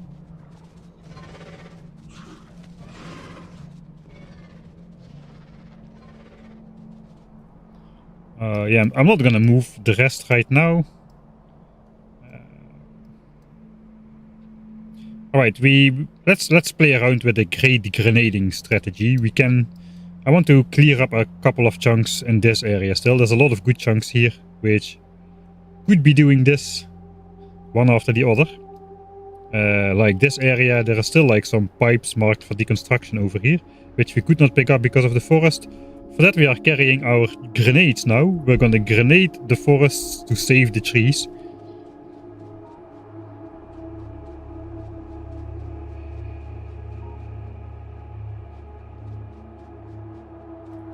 Yeah, 15 hours of handcrafting to get to the point. I did play an opening with 100 times science cost a couple years ago just to see how it would be. It was one of the things I considered making a video about back then. Back then, automation was not excluded from the multiplier. So indeed, you had to handcraft your first 1000 science packs on 100 times cost. That took 2 hours, during which I mostly explored the map. For 1000 times science cost, it would take 15 hours indeed. So that really... and the problem is it also puts you into medium biters already. If you just need to wait 15 hours just to craft the science packs, you're gonna be in medium biter territory no matter what you do. Automation tech was not excluded, no. It was excluded sometime before Factorio 2.0 already, but for a pretty long time it was not excluded. Alright, so where do I gotta go? I want to delete some stuff over here. That should be pretty good. Dang it. Past Mike routed his coal belt through here. That could have been routed somewhere else. Let's think about that for a change. Alright. Let's think about that for a change a bit better. Check chunks. Save once more. Check editor version. So I don't override it by accident later. Alright, let's see what the base could look like. If I just deconstruct all my stuff, this should turn pretty green again. Not quite, because this is all still in range.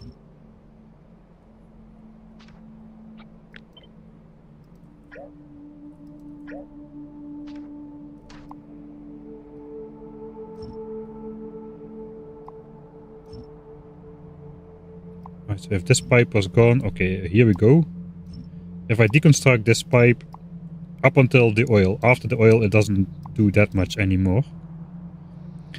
Deconstruct the pipe up until the oil, that gives us a lot of chunks here. And if I reroute this coal belt,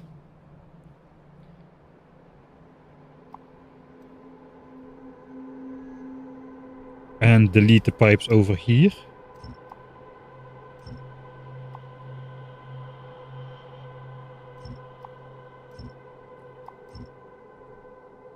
yeah, there we go.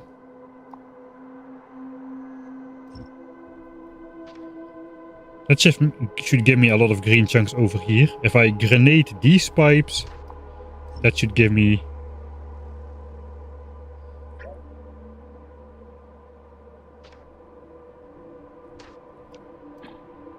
If I grenade these, that should give me a lot of green chunks right here, like so.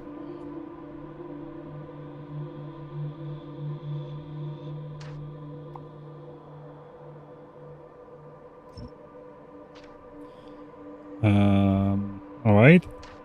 Let's delete everything. Everything except for the wall, just to have a look at it. Okay, we could get some chunks up here as well, although these are also under the influence of the biter island. So I think we're just going to leave the north here blocked off for now until we get rid of that biter base.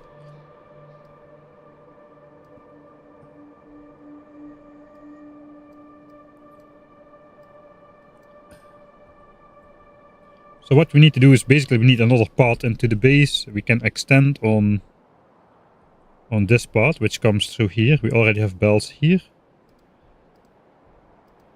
Those go like down here.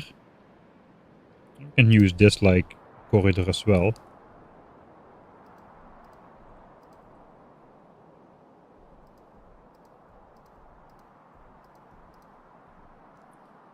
Okay, just to visualize what will be going on. Biter bases are aligned in here, so hopefully I can just go up all the way with my belts. There's stuff in here, stuff in here. Yeah, I should be going through these two chunks. And then through here.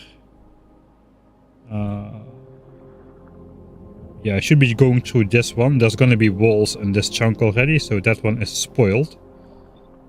Like, there's going to be some walls blocking the biter bases, so this line is going to be spoiled already, so we might as well just belt through here. Just straight to the coal mine? Question mark.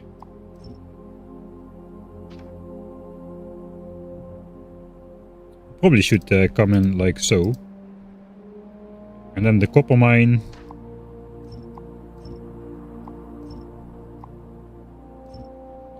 Copper mine looks like... Yeah, copper mine is wasted already because that's where my wall is. I do want this wasted. There should not be green chunks over here, because then these biters will be able to expand to those. So this should stay red.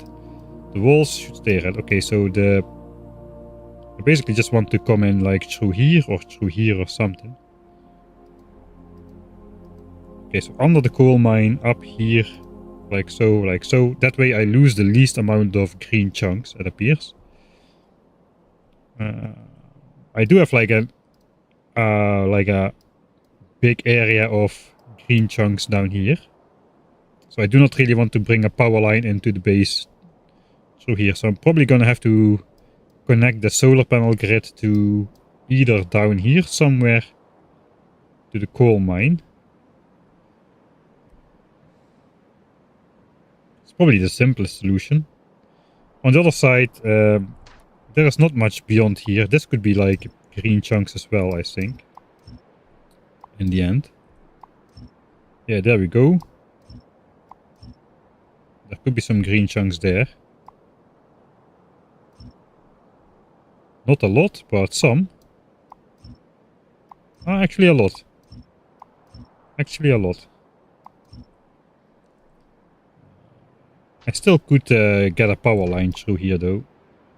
This is all wall. Could get a power line through here. We could not care about these couple chunks here. Oh, this is also going to be deleted. Oh yeah, this is actually this is all good terrain. Eventually.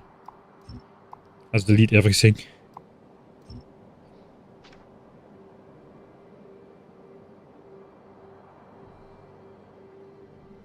Yeah, that means I think I'm just going to bring the power line up here as well.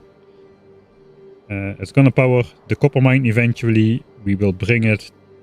We'll connect it to this coal mine for now. That should be good enough. Connect the power line through this coal mine. Through the bottom of the copper chunk here. Under the copper, under the coal. Over here and then down. I got that in my head. This is too good of a land to waste, I think. Eventually this all should be green chunks. Let's deconstruct everything and see how the map looks if everything is deconstructed.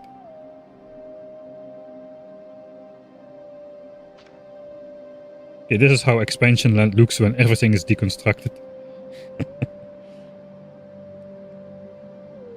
Including the wall we just built, so that's not what we want. Anyway. Let's load back. I'll quickly place those markers before I forget, and then I'll look at chat again. So these belt markers.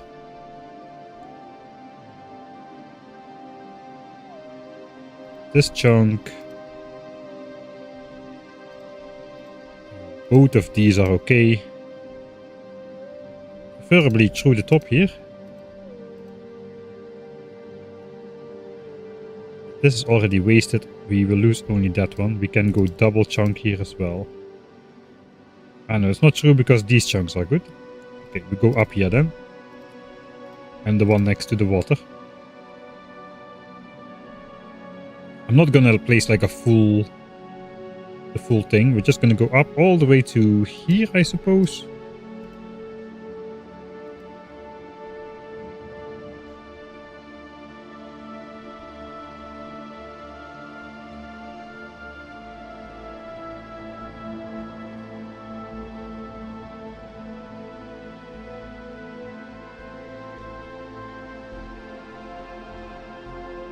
Further even. Here. And then here. Yeah, this all is wasted already. Well, this is not quite wasted, but we gotta go somewhere.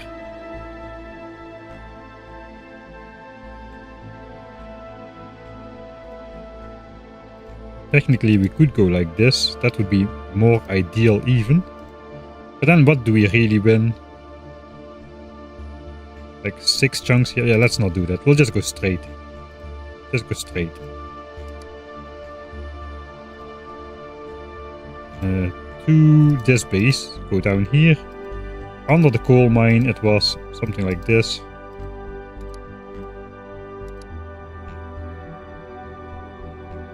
Under the copper. And here outside of the wall, so we just bring power to here. Next, I think we'll just draw a power line next to the wall we built. Maybe next to the inside wall we built. This is the inside wall right here. So we just draw power next to this wall. And that'll be good, I think. That means I do want to reroute this coal belt out of here, though. That is going to give us a lot of green chunks. Not super priority, but yeah, we're gonna do that. Alright, so that is the route then.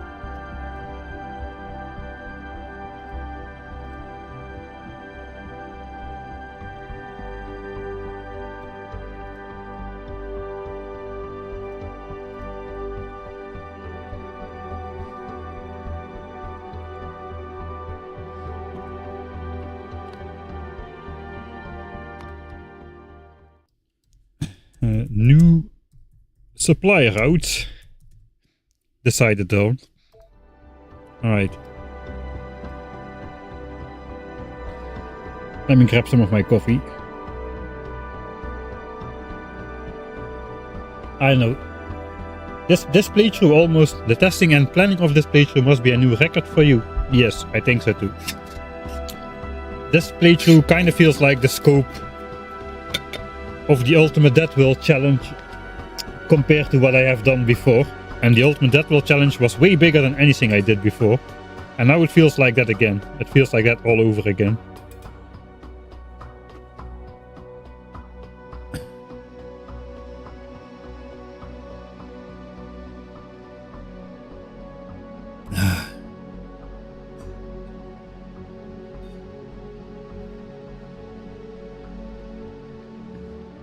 Yeah, landfilling lakes is part of the plan.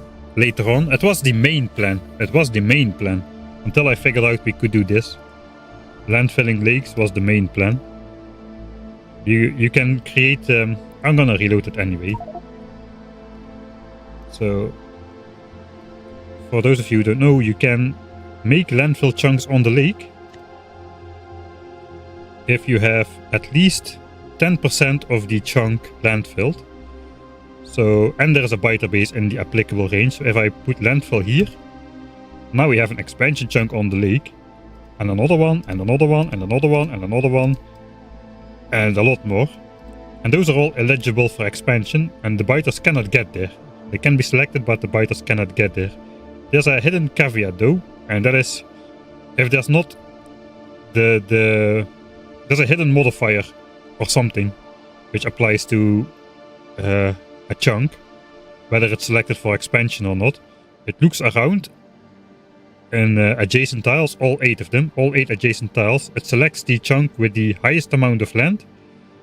Like this chunk is like 90% land, so let's say this chunk gets selected for enemy expansion. It then checks all the way around. This is the chunk with the highest amount of land. Let's say 90% of this chunk is land. As a hidden 0.9% modifier will apply to this chunk. That also goes for these chunks. The highest amount of land for this chunk is basically like 10%. So a hidden 0.1 multiplier applies to this chunk. So what you gotta do is you gotta like fill in from every 9 chunks, you gotta fill in 1 completely to have these count like full expansion chunks. And that is expensive because that's 1,000 pieces of landfill. Landfill now costs 50 stone per piece, so that's 50,000 stone for a single chunk of landfill. Of course, these are cheaper, that's like 100 landfill each. But yeah, that's still like 5,000 times 8, 40,000. That's like 90,000 stone to make 9 tiles of fully... 90,000 stone to make 9 tiles of fully valid, full-powered expansion chunks on the lake. Which is a lot, but before I realized I could do this, that was the main plan, basically. Put landfill chunks on the lake.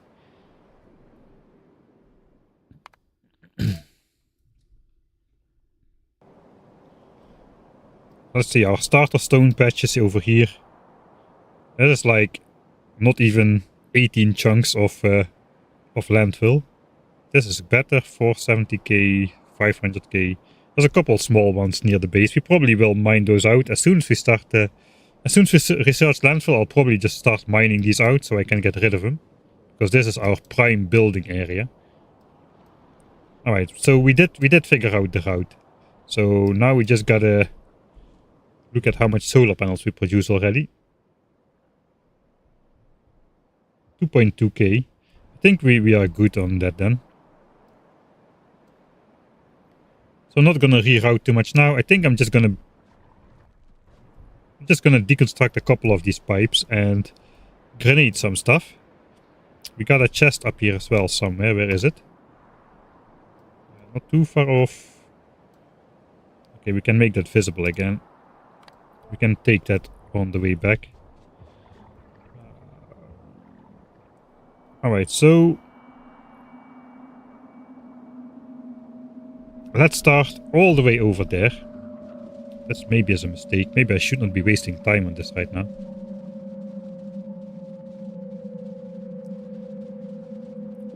I do want to waste time on this right now. I want to. Alright, so what's the plan? The plan is to... oh god. Let's grenade the forests to save the trees. The problem is I cannot pick up all these pipes, and I need to pick up every single last one of these pipes to make these chunks green again. So what can I do? I can grenade these pipes. They have 100 hit points. Trees have 50 hit points. So the trees die in 2 grenade shots. The grenades do 35 damage. And the pipes die in 3 grenade shots.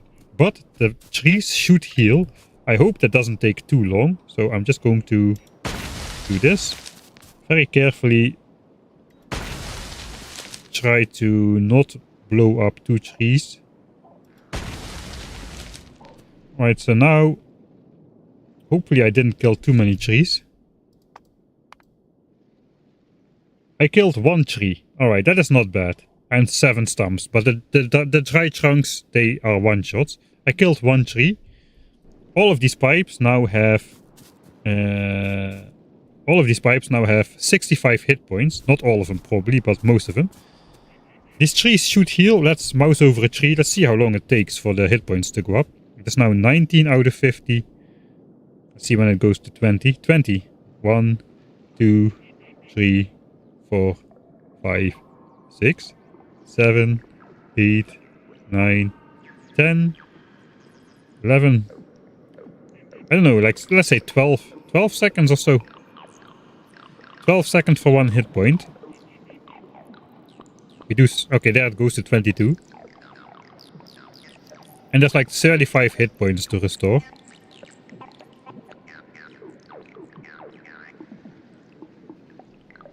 And I'd say like about 6 minutes, 5-6 minutes.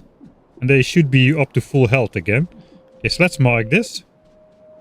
Not as a tree, I just want to mark a random pipe, can I? That has been bombed 1 out of 3 times. So now we just go, I suppose, over here.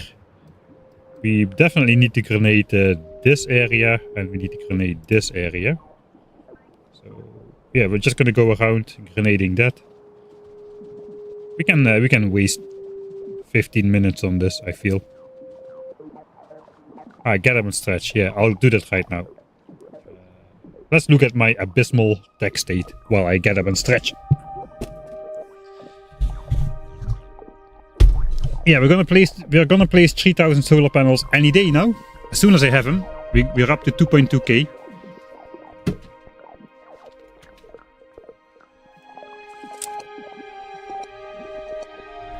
New here, why do you need to bomb the pipes? Because, man, this is going to be hard to explain in a few words, but I need, there is a reason I need there to be nothing in the chunk. Nothing of my stuff needs to be in the chunk. And I cannot access those pipes anymore because their hitboxes are hidden behind the trees. So I cannot pick them up without destroying the trees. I want to keep the trees because they need to absorb pollution later on. That's very important. And I cannot chop. I don't want to chop the trees, but I cannot pick up the pipes. So I'm gonna grenade the trees. The trees will heal over time. It takes them about 5 minutes to fully heal up after a grenade shot. Apparently, we hope that is true at least. But the pipes will not heal. So I just come back 3 times. And after that, the pipes should be destroyed and the trees will be unharmed. That is the plan. That is the great plan.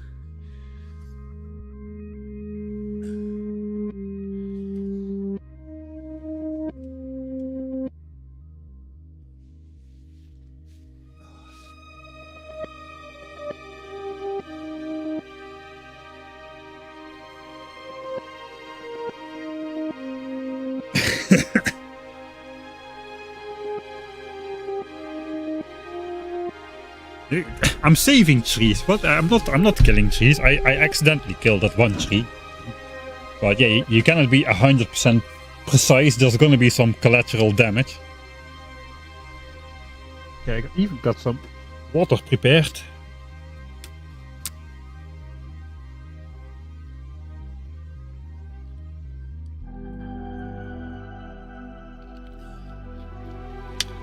So biters need to be further than Biters will not originate from more than 8 chunks away in a square.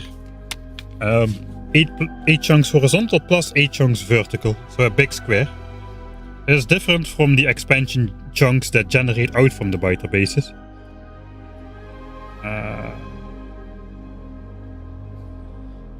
Tragedy. No. So, if this chunk gets selected for expansion over here, biters need to originate from within this square. But since there are no biter... Oh, I hope there are no biter bases here. I should do something about this area. I think this is a bit too close for comfort here. Because I cannot see if these biters migrate here, they might just get in here. That is a problem. And that's different from the expansion chunks that generate around the nest, which basically looks like is a circle, a circle of 7 chunks. But this walking distance is a square of 8 chunks radius, so it's a little bit weird. But it appears to be, at least. Alright, I did not do anything illegal. Alright, then I put it on text screen right here.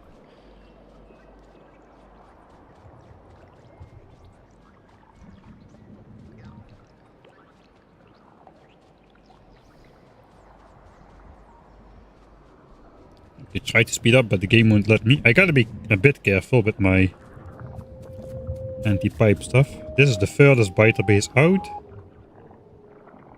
Right?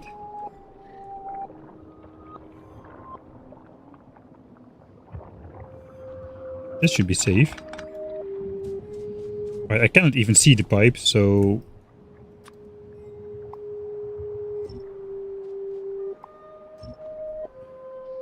that area's gotta go. I can maybe do this a bit more precise. If I can... okay, that is not accessible. This is.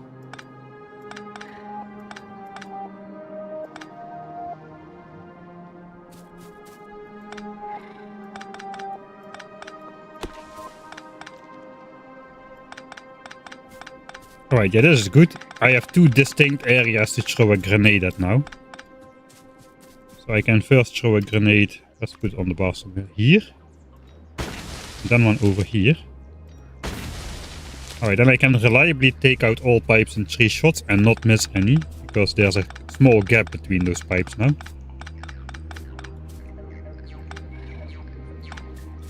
So maybe I can do the same here. No, it's not there. That should be good enough then.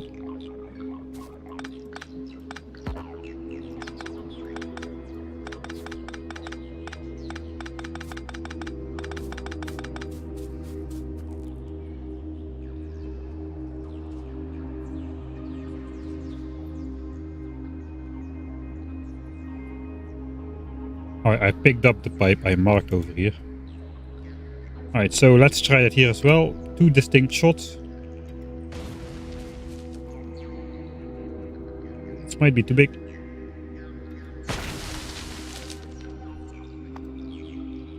Only stumps were killed. Still only 1 tree, the rest is stumps. Stumps is good. Stumps is okay. Not necessarily good, but it's okay.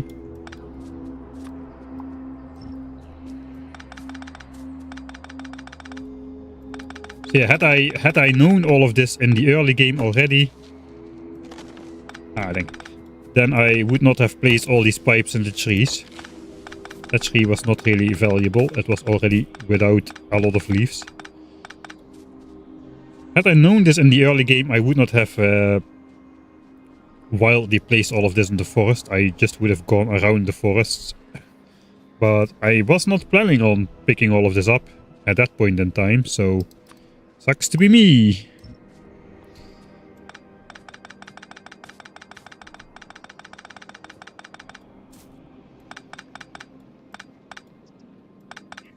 Okay, I should just focus on making some gaps in here.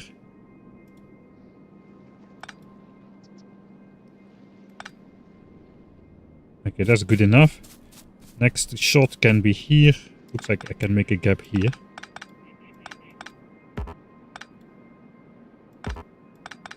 Alright. Next one. That is... there we go. Okay, that was not pick-upable. Already. Okay, I think I just need to throw some shots here. Just to see how it lines up. It's gonna be pretty far out here. Out here. Here. Here. Okay, I did not hit all pipes.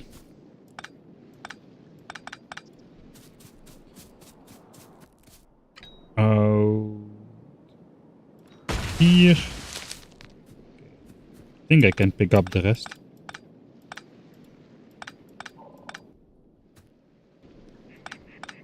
Alright, not bad.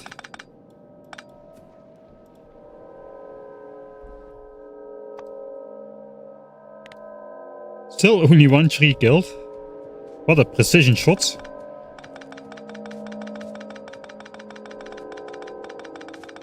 Alright, before we deconstruct pipes, we need to... Until where was I going? I think until the oil here. I suppose I'll just go until the belts over here.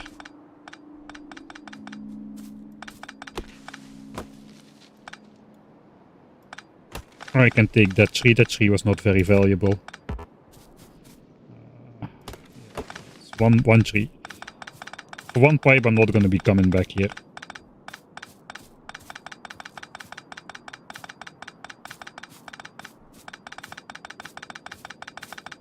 Alright, did we produce 3000 solar panels yet?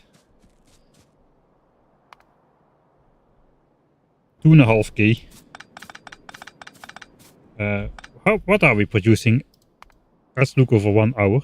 32 a minute. Alright. So that should be like... yeah, 10 more minutes or so and we can go back to the base. About the amount of time we need to do the grenading thing. Alright, I do not need to deconstruct this any further until I move the belts out of the way as well.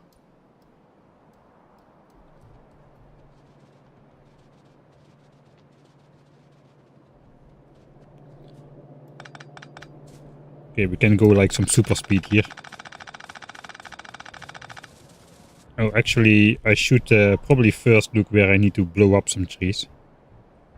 So like here, I do not need to blow up trees anywhere except maybe here. Probably here a lot. Yeah, there a lot. Okay, let's go there first then. I think we can already go back to the first place as well.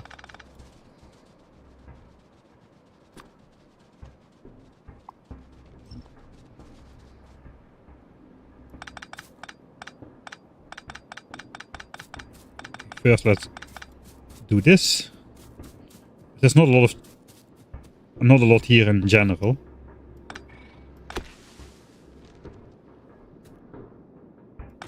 Alright, I can pick that up, so that's good. Alright. Another pipe marked. Those markers are gonna the good thing is those markers are gonna disappear automatically.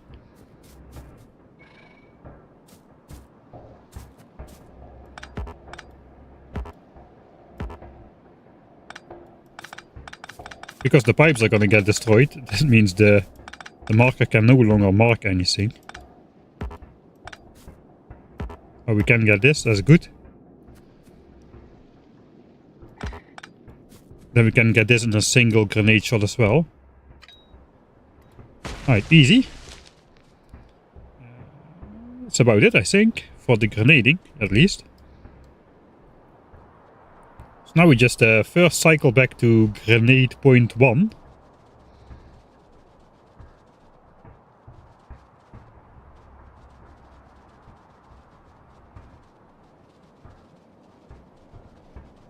We need only like 500 more solar panels. So we produced 2.6k by now. 2.7k. Alright, so we're like 10 minutes away then. From 3k. Alright, here I did not use my precision tactics. Yeah, it looks like a tree's healed. Look at that. That is so stupid. Tree's healed to full health again. Alright, strike 2.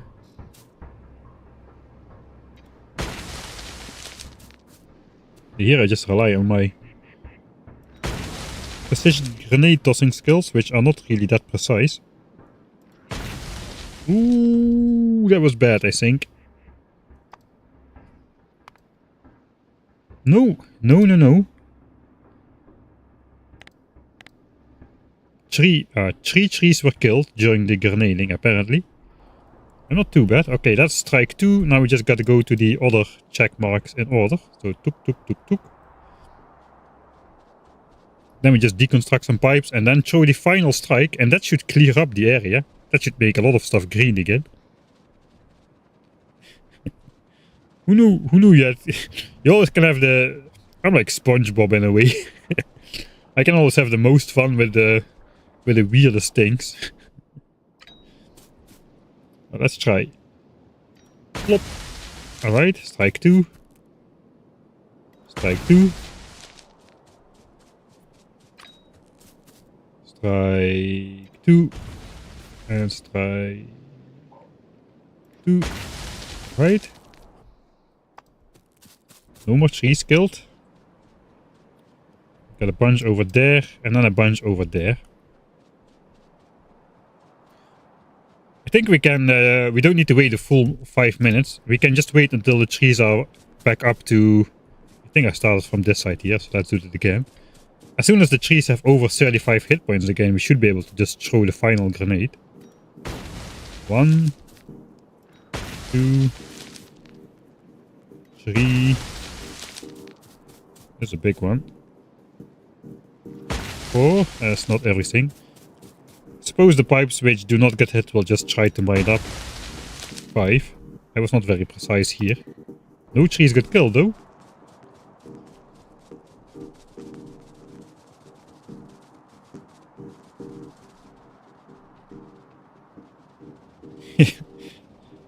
This is one of the most... This is one of... I don't know, I use a lot of weird strategies over the years, but this is definitely one of the weirdest ones.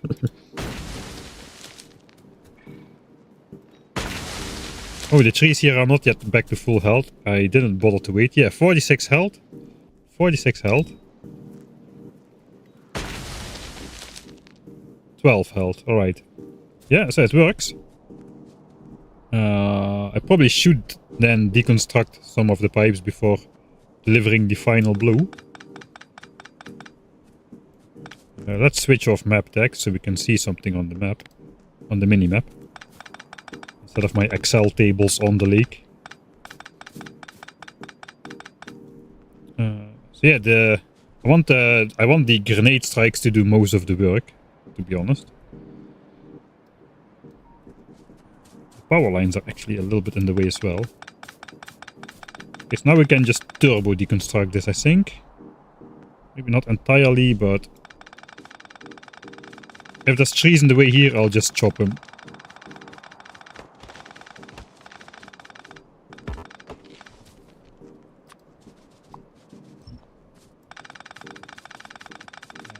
I should have included them in the first grenade loop, perhaps.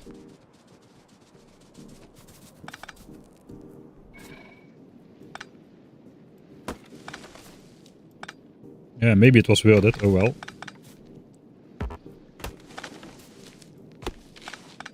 So this is the problem. I need to chop way too many trees if I would need to deconstruct all those pipes manually.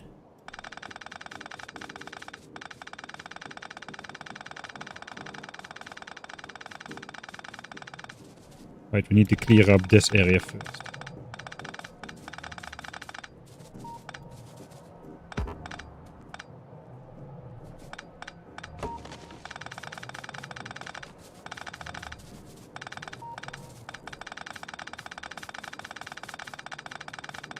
Right, here we are again at the belts, so we don't really need to clear this until we move the belts. Alright, should we start to see something already? Yeah, maybe. I think this area might start clearing up when we deconstruct the next bit of pipes. Completely forgot to make a save for editing mic, village trees.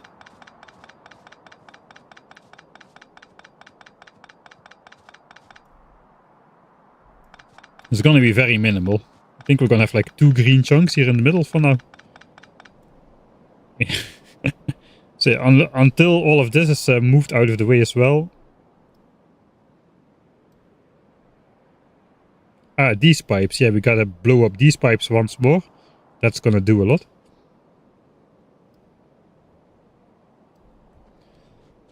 I think we can take away this radar as well, perhaps.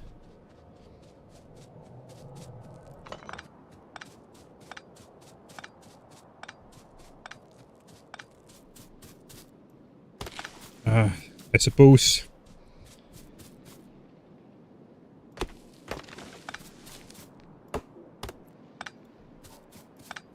Normally you can reach those power lines quite well in the forest. Even if there's trees, but looks like... Oh yeah, there we go. It's behind the forest, but I can still reach it. With pipes it's not like that. I don't know, it's a bit weird. Alright, that's enough. Okay, looks like we can start the great bombing.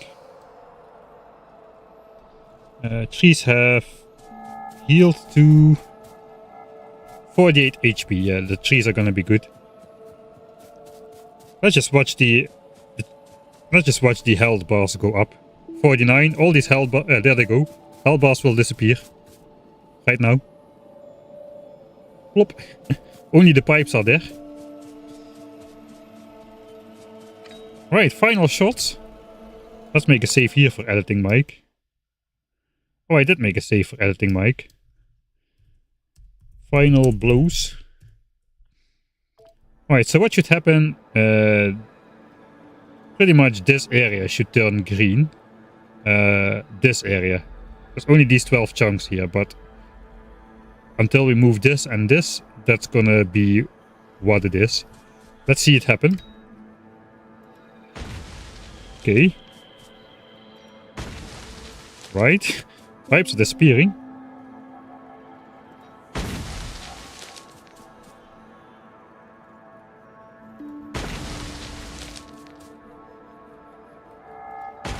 Alright, there we go. It's not entirely green yet, but just about there. There's just a couple pipes remaining. I suppose I'll just sacrifice the couple trees. No, we cannot reach that one either. Right, so that is no more pipes left to deconstruct here. Those are all gone. And we've gotten ourselves a bunch of new chunks here.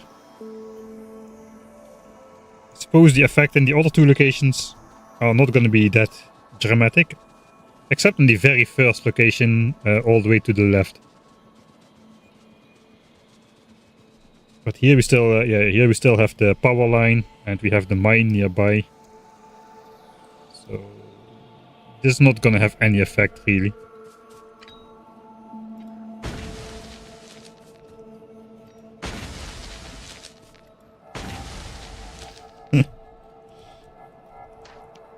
No more pipes left here. Okay, good. Yeah, not really any effect there. Okay, let's go up there. These 2 also won't have a great effect.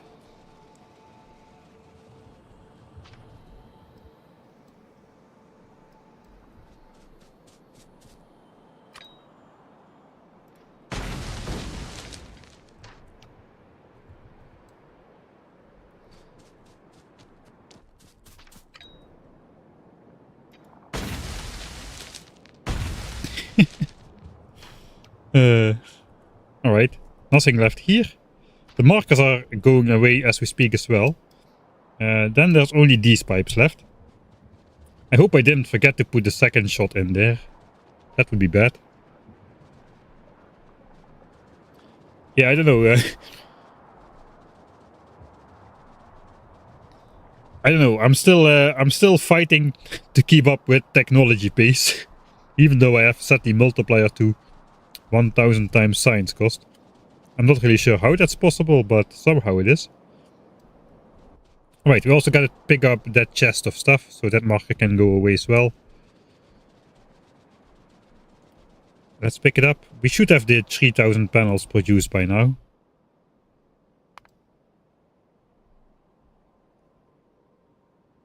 Okay, we've passed 3000. So there's definitely not a lot of reason to procrastinate much further. Even though I can probably still find some.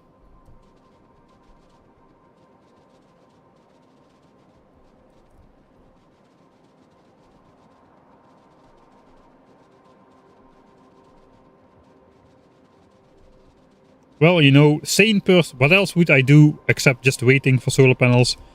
I mean, we got to prepare for 900 SPM blue signs eventually. That means like 20 belts of resources mining plus a bunch of oil stuff. We could set up the resources mining already. Okay, so this should have a great effect as well. There's going to be a couple of grenade shots.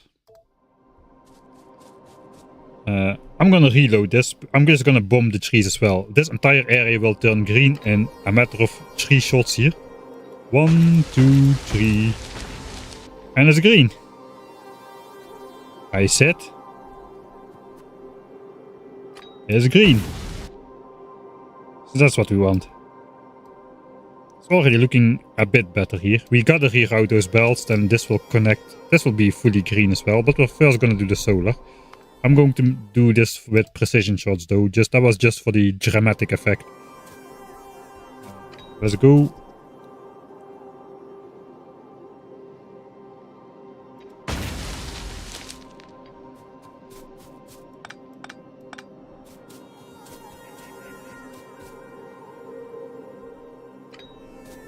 And we'll finish up with an epic phase grenade. Nice. Such a tiny amount of hit points got lost by that. The heavy armor is quite OP. Right. No more pipes to deconstruct here either. Again, as long as we gradually keep increasing the amount of green chunks, we should be good, I think. So we did this part, we did this part. Later we can do this part once we get rid of the base.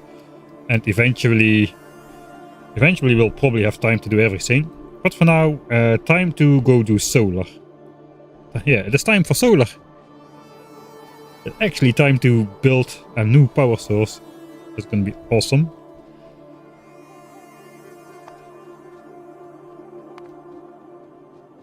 How much science per minute do we still have? 805. Okay, we dropped 100 SPM.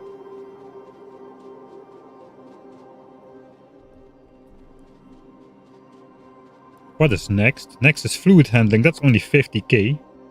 50k is like less than an hour. And 900 SPM times that's 9000 SP10M. That's 54,000 signs per hour. 900 SPM is 54,000 signs per hour. So basically we can say 50,000 signs per hour every 50,000 signs is 1 hour. It's only 1 hour for fluid handling and only 2 hours for oil processing. After this. I would like to be ready to set up pump jacks by the time I research oil processing.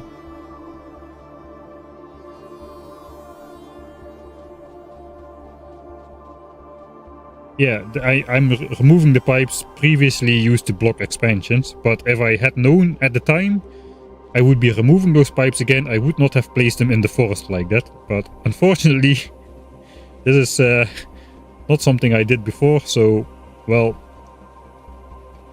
the ideal strategy is, I guess the ideal strategy is being developed in this run, and once it's done, it will never be used again.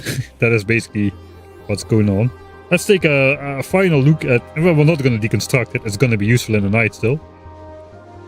Let's take a look at this weird shaped steam power plant, which can produce exactly 180 megawatts out of 3 belts of coal.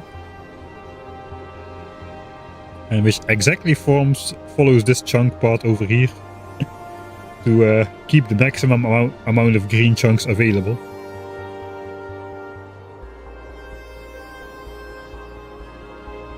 The humanitary. You guys are really, I forgot again, in the flow with the puns.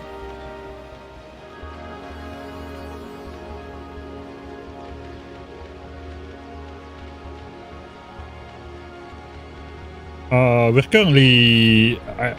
it takes 10 belts of resources to set up another 900 SPM. I've got so much things to do, I don't think I'll be keeping up with more SPM.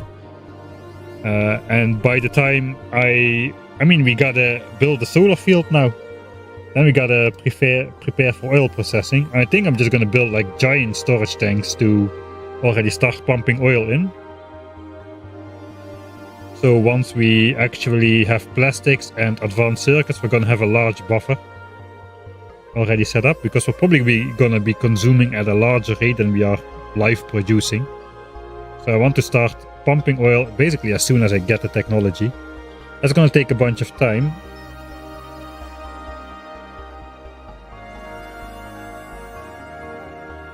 We still gotta do the... Yeah, we're still not done with anti-expansion measures. We gotta check for the 0.1 per chunk thing. I think there's still some weak points in there. We might do that after solar. We'll see if we have time. For now though, wood. Looks like we're on our second chest of wood in my don't chop any trees run. Stone. I suppose this is all full, so walls go in here. More pipes, even more pipes. We can turn those into underground pipes, I suppose. More coal. Alright, we're gonna take our grenades. We're not gonna take this radar though.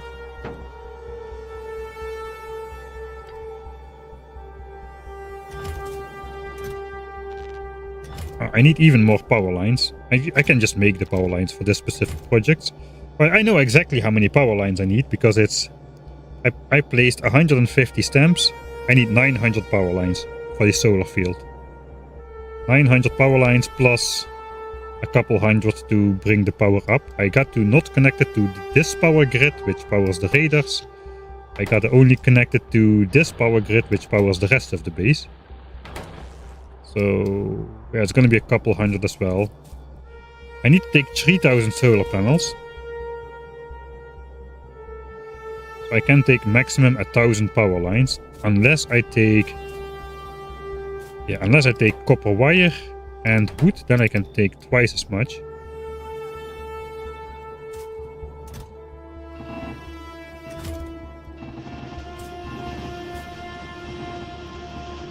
So let's do that.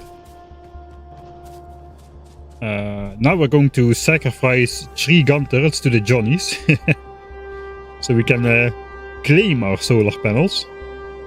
Production's still going on. I think I gotta decide what I want with... how many solar panels do I want in reserve?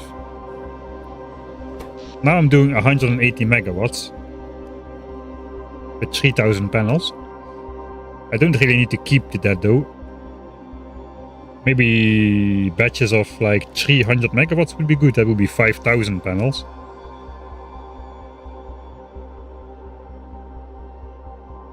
So then I want 7000 panels in stock. In total. Can it even fit in these chests? 4, 6, 8, 10. 1.5. 3, 2. Yeah, okay. I can fit 10,000 panels in there. So we can set this to 7k. I want to produce 7k more panels.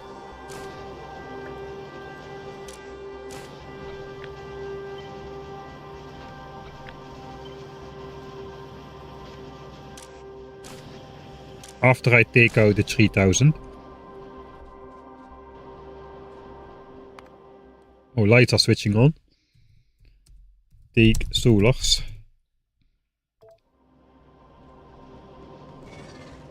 Alright, Johnnies. I got a gift for you.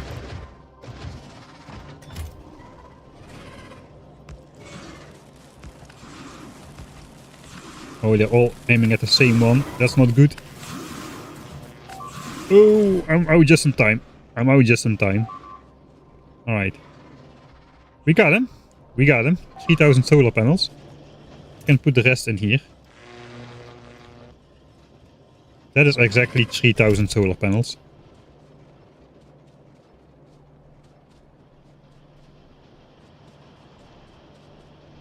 $10,000 SPM run. I think it's impossible.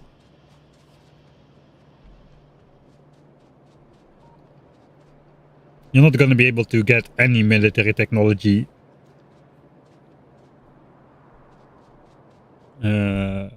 with that kind of multiplier. But the hard limit is 1000. So that's the maximum. You can put a higher number in the square, but the end result will be 1000 times science cost. It's the limit as of currently. Alright, so now I can take 2000 power lines. Actually I have one slot for chests and one slot for grenades. So 9 slots of this, 9 slots of wood. I guess I'll be chopping some more wood there as well. So we can bring 2000 power lines like this. Maybe I'm better off bringing the extra grenades. There was a lot of stuff to chop. Alright, so we're ready to go out solar. Ready to go out. Ready to switch to solar power. How much SPM are we having? 800. What is the bottleneck? I think it's copper from coming from over here. Yeah, this is not full. You can already see that this belt is just not full. We are still using this copper to produce solar panels now, but we got our 3000. Maybe I can just quickly fix that. Because I can just take this copper and add it to...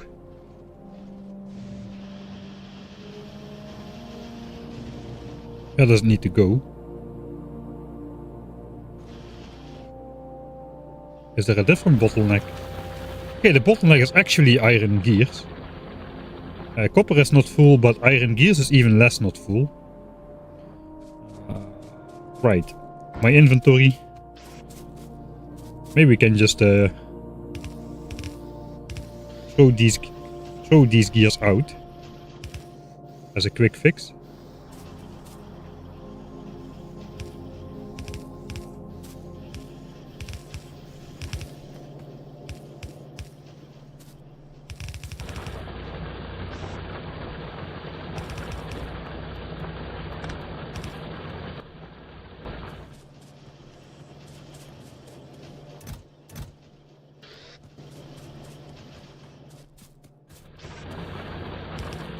Quick fix until you can quick fix no more.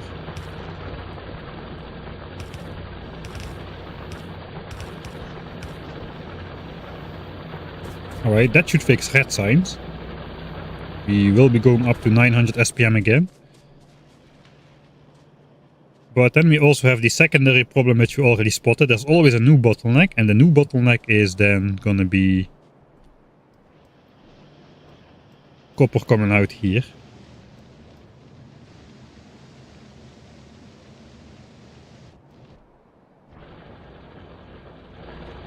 I think I'll just want to build another line of miners. We can do underground belts between the miners, that was the entire plan.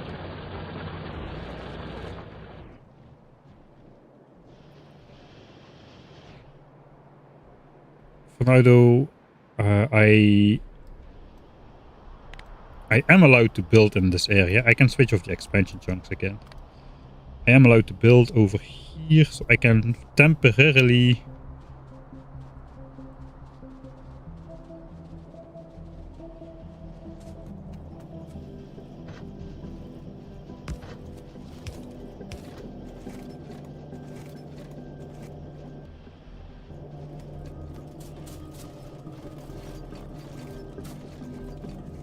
Oh, this is going to be a bit more annoying than I thought. Technically,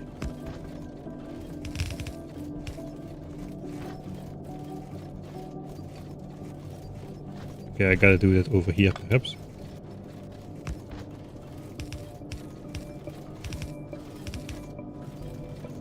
Can I suppose do this? Yeah, okay, no, we can do it over here then.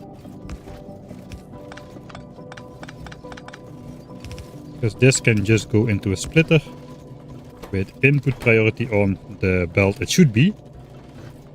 And this can just be side loaded on here, and that automatically gives input priority to the belt where it should come from. Right? I suppose like 50-50 is okay for now. We're not really using it anyway for ammo anymore in the near future. That should get us back to 900 SPM, at least for a bit, once everything catches up again. I should power those inserters though.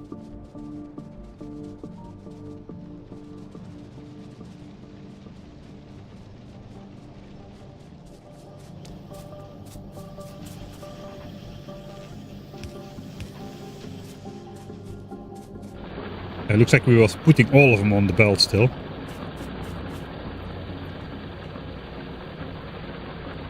If there's any gaps. Yeah, here are still gaps. Okay, I guess there's gaps because science is taking it. These belts now completely full. There's gaps in the belt coming from here though, but we are filling those off now. And in the same way, we're also going to be filling the copper, the new copper belt. So this should go up to 900 SP. It's already going up. Look at that. Nice.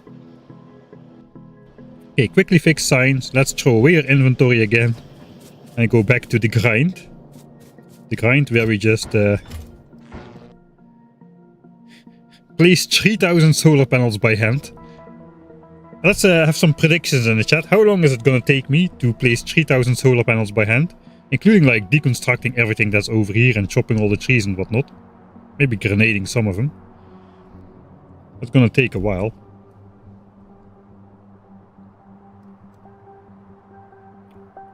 Okay, we can see, okay, almost back at 900. We can walk and look at the signs at the same time. I am multifunctional, look at that.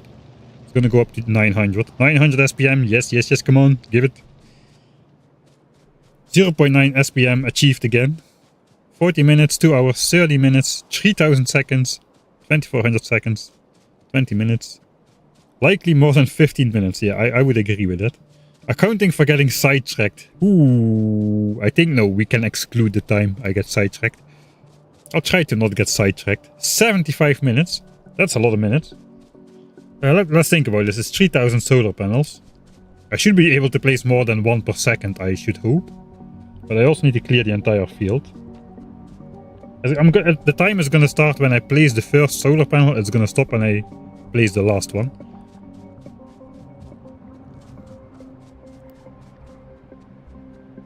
No, the time is going to start when I chop the first tree or deconstruct the first pipe over there, and not when I place the first panel. That would exclude the land preparation time. I'm gonna say I'm gonna hope 20 minutes. 300 minutes with sidetracking. That sounds about right. 20 minutes without sidetracking though. 51 minutes. 45 minutes until he gets sidetracked. If I walk on the wrong side of the lake, that doesn't count. We first need to arrive at the area.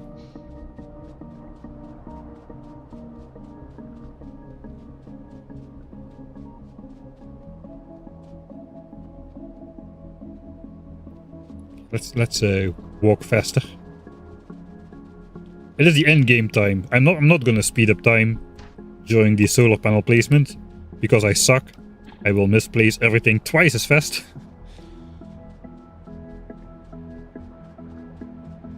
Alright, we passed 100 hours by the way. 20 minutes ago. I did not know when that happened. We have also almost researched a new technology. Why? What is 890 SPM? What the heck? What? What?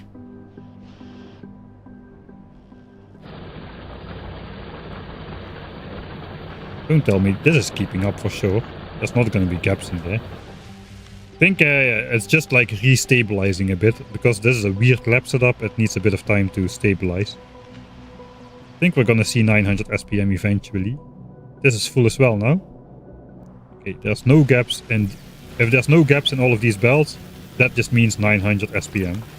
There's no gaps in these belts. Okay, that's 900 SPM. It just takes a little bit of time to restabilize, because we have a weird setup.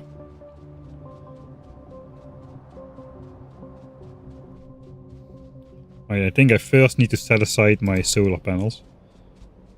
I'm gonna start the timer when I place down the chest. So we got a lot of stuff to do. All of these trees are gonna go. These trees are not very important for pollution absorption. If pollution gets over here, we've got bigger problems, like these guys and these guys. So it's okay to chop all these trees.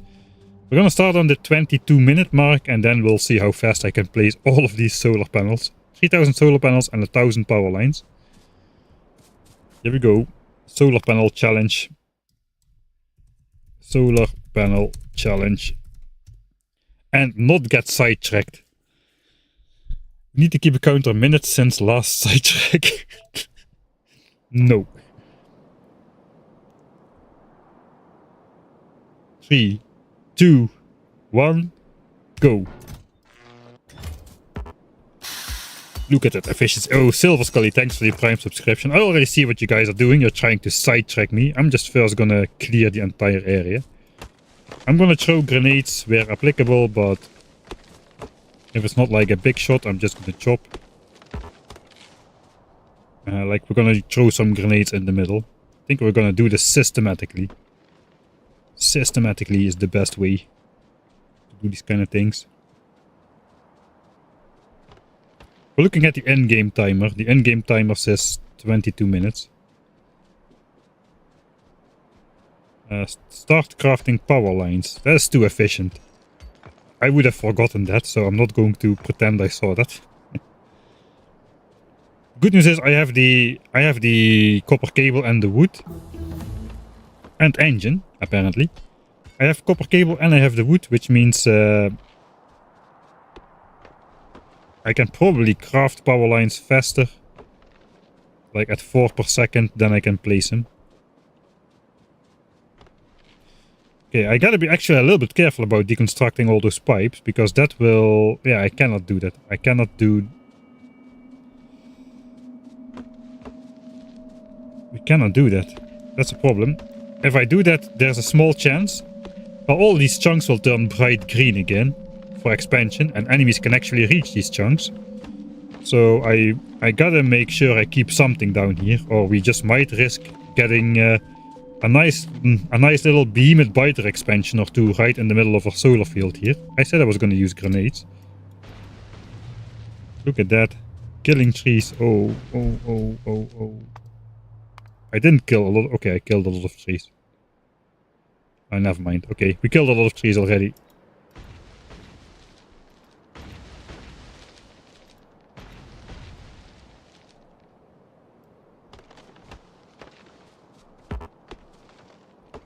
Already sidetracked. No, it's part of the plan. Like killing. Okay, this is a slight sidetrack. Slight sidetrack. I'll give you that. Slight sidetrack. Gotta chop the rocks though. Rocks are not very efficient to be grenaded. 22 minutes. I already am 2.5 minutes in. I haven't placed anything just yet. I do not want to grenade this because my pipes are here as well. The pipes gotta stay intact. At least I gotta chop a little bit. I think once I place the power lines, I can get rid of the pipes. 1000 power lines should have more expansion denying capabilities than a couple lines of pipes.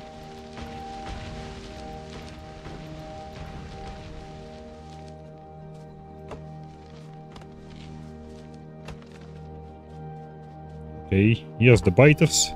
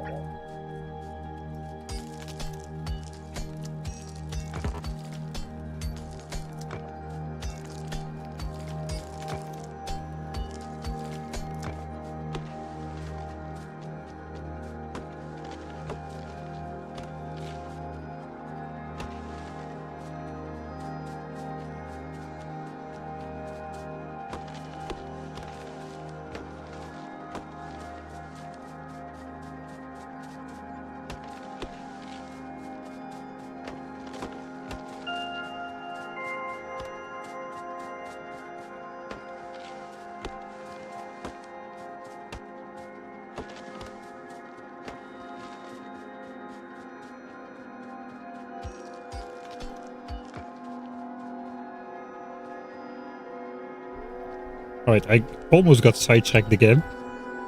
Probably was a little bit hearable.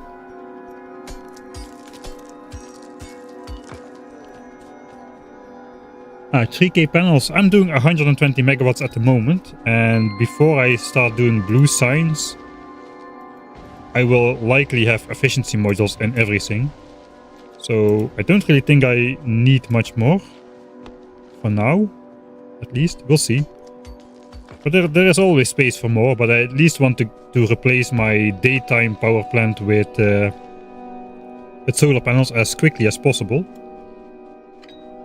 We have bets going on, or like a bet. We have like predictions going on how long it will take me to set up this giant solar field. We started at 22 minutes, 100 hours, 100 hours and 22 minutes. So we're already 5 minutes in just clearing the terrain. I think in relation to like building a 10 belt mining outpost and belting it back to the base and building furnace stacks and all that, it's going to be quite simple. I think I got a pretty good design going as well, which will let me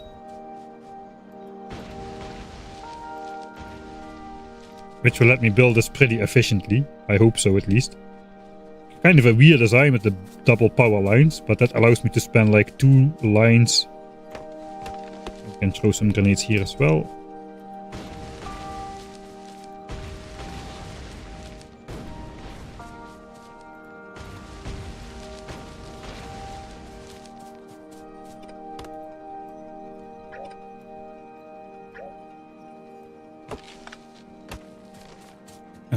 I plan productivity modules in the labs and perhaps in blue signs, in the blue signs assemblers, but that's about it, I think. Kind of depends on how much pollution space I got, since I cannot expand the base anymore. We're in the behemoth biter era now, so what we got is what we got is what we got. That is basically how it is now. All right, area clear. I think the entire area is clear except for the pipes, but we gotta keep those in place because I'm almost getting sidetracked. I almost want to go into edit mode to look how the chunks would look if there was nothing here, but we gotta keep them red during the placing. I cannot delete the pipe because it will turn green, and we might just get a big behemoth biter expansion coming in. Right, we gotta start crafting some power lines. I'll just craft all of them at once. And then we need the solar panels. I do not need the grenades anymore. Let's put those away. And I will try to see what the fastest way to do this is. I don't know.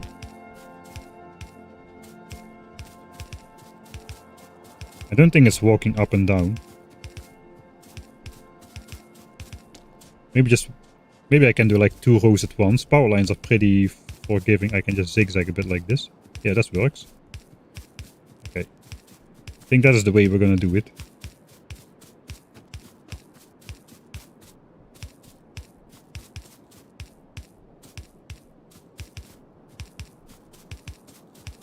$1,000 power lines.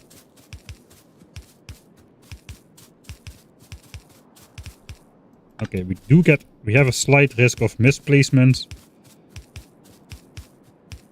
but in general it's not too bad.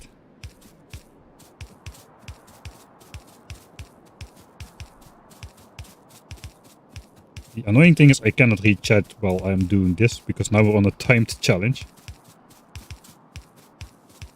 Okay, I do want to keep up a little bit, so I'm gonna pause the time. Pause the time. 4 gigawatts of brain power, not to get sidetracked. Alright, thank you, restart button. Thank you. I almost restarted without saving.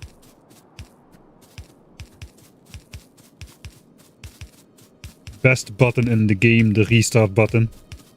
Who doesn't use the restart button all the time?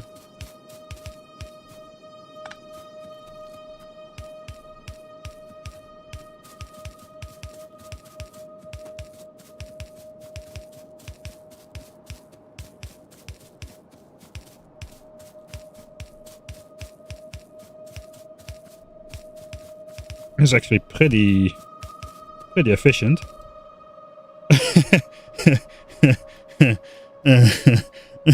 That's gonna take a while.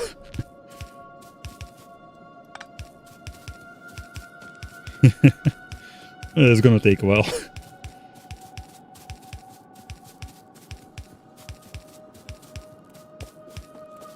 Hope we get it on before fluid handling though. 900 SPM? Yeah, back to 900. 899 is 900.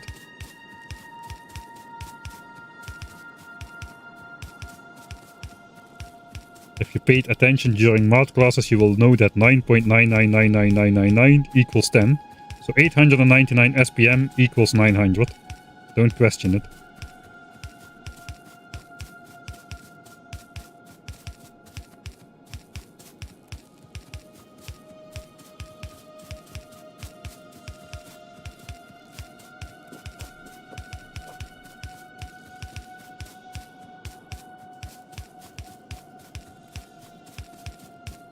Oh, missed it.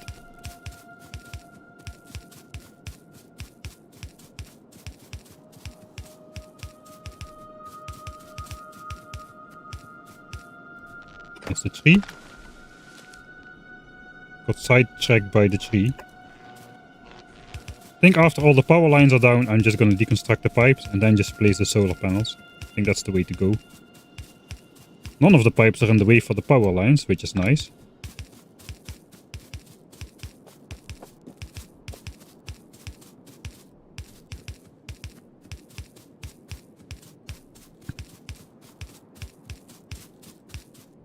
Am I already halfway? I don't think so.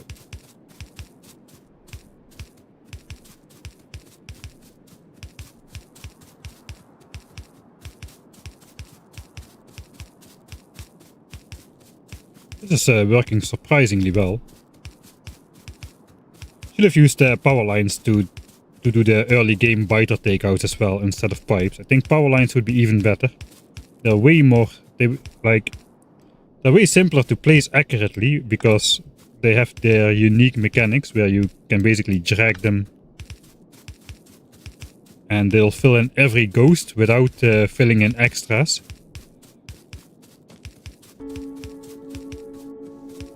Whereas pipes you need to place precisely all the time.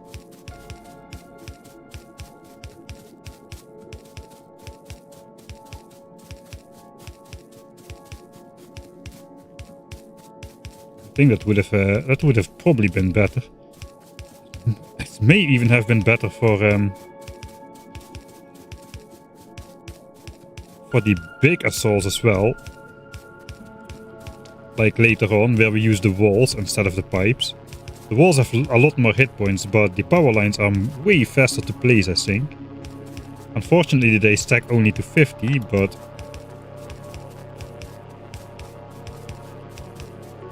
maybe the fights would have been much easier with power lines, since you can just drag them all over the place and place them with like 100% accuracy.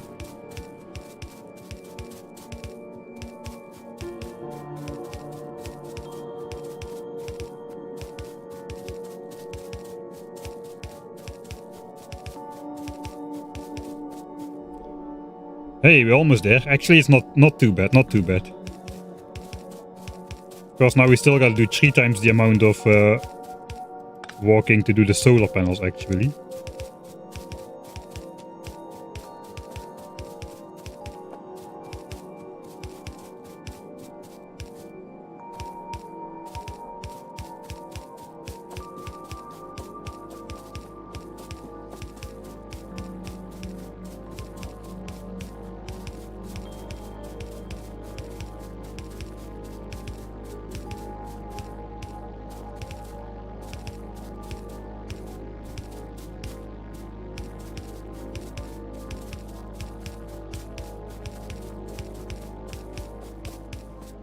It's surprisingly satisfying and zen to do this.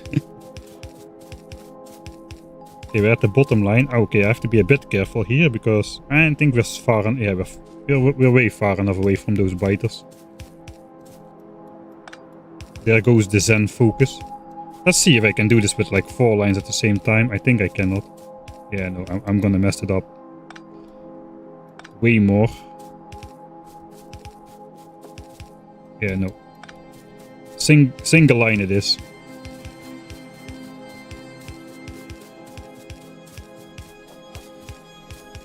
Oh Alright, power lines placed. We are 14 minutes in. 15 minutes after these, I suppose. Then we need to take down the pipes, pick up the rest of the panels, and go. Alright, so that is power network placed. Let's save here. Power placed. Alright. I'll do a hydrate.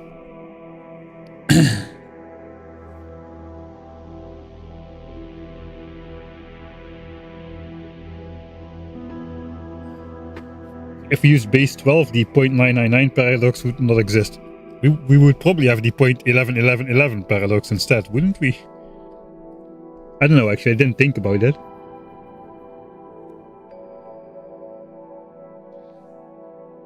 Like placing solar panels while riding a train. Yeah, I suppose.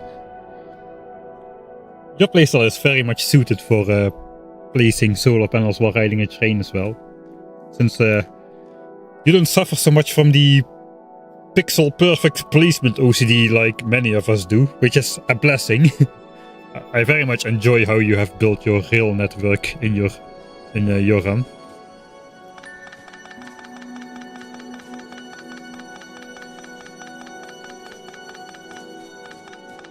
How many save files do I have? Oh no. I didn't think that through. It looks like we're gonna be placing solar panels. I have all my solar panels. Okay, that is the problem. I don't think I threw stuff on the ground yet. So we're gonna be placing first then. I think this is not the way. I think I need to place like smarter, not like run back and forth like this.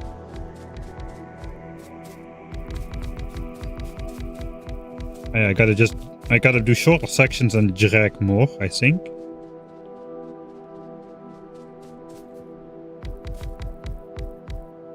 Maybe I can. I cannot walk between my own solar panels. Maybe I can do sort of a. Oh god, now we got it. You know the Michael Hendricks hand feeding area? Well, now we're gonna have a Michael Hendricks hand placing area. We're gonna try to apply that same strategy where I cannot place stuff further than I stand.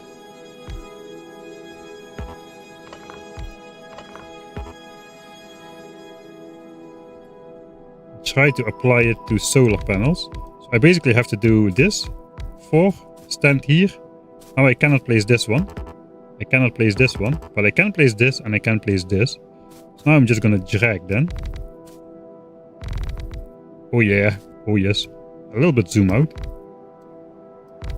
Okay, now we just gotta make straight horizontal lines. My specialty, everybody knows. Oh, that is not too bad.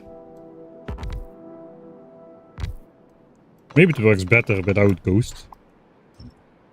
Let's try. No, actually no. I do like the ghosts confirmation. Then I'm placing stuff in the right location.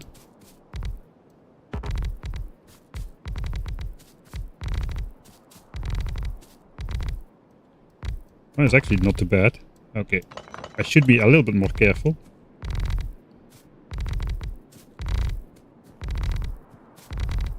No, what would make this work better? If the minimap was not in the way.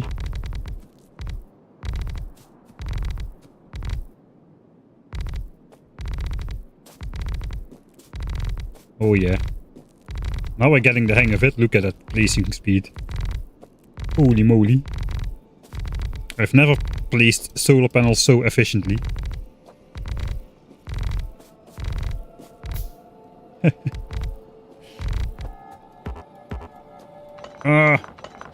The annoying thing is if you misplace an entire row. Like that. I think I'm misaligned somehow. Maybe I'm just sweeping too fast. Let's keep the sweeping speed down.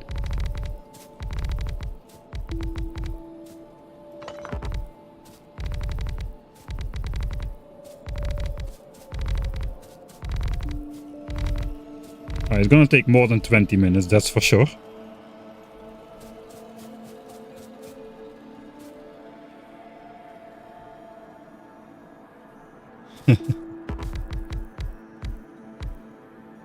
Okay, how far am I gonna go? I think to here. So I should align myself 4 panels away, then I cannot place this too far. But I can place it here, right? Just walk down now, and I can just sweep in. The solar panel here will block my too far placement out to the left, and I just physically cannot reach beyond. It should keep working. I think this is probably the fastest way to place this, by hand. Have I never placed it by bots? I built 2 million solar panels with bots in my last run. The 10,000 signs per minute mega base. Now we just need to build 3,000. And we are very, very far away from bots.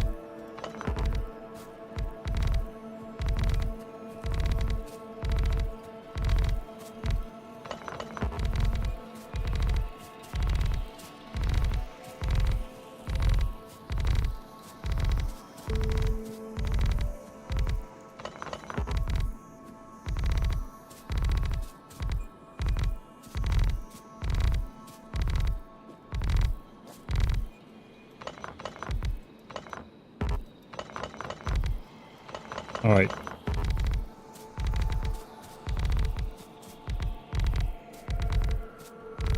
Let's not walk down too much because those biters were there and I cannot see them on the minimap now.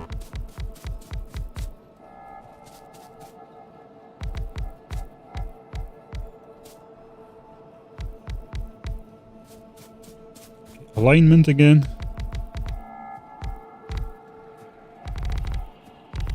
Alright, now we're at the pipes. I do have inventory space now. Okay, I can re-chat a bit.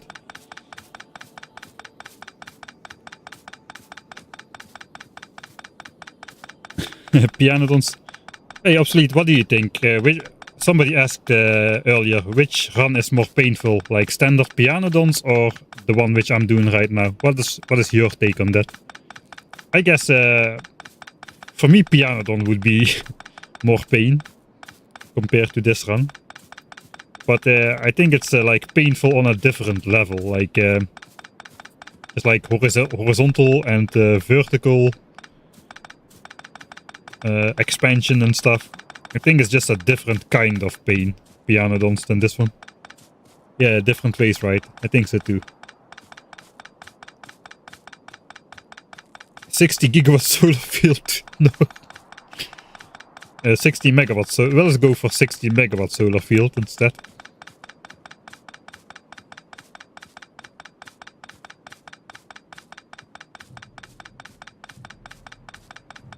Then Pianodon is more about figuring out all the how to deal with all the byproducts and how to source everything, and there's like multiple options for everything. Yeah, this is just like more vanilla Factorio, but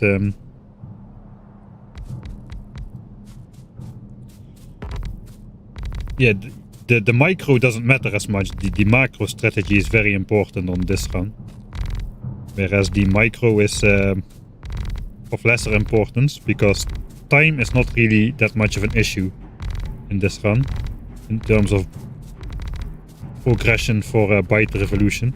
It's almost entirely pollution, even in the early game, except for medium biters, but for the rest time is not really pressuring, and medium bytes are not that threatening actually. I kinda overestimated the threat of medium biters to this run. So time is not really important at all. For the rest it's basically just you need to be sure of everything you do, because if you do stuff in what later turns out to be the wrong order,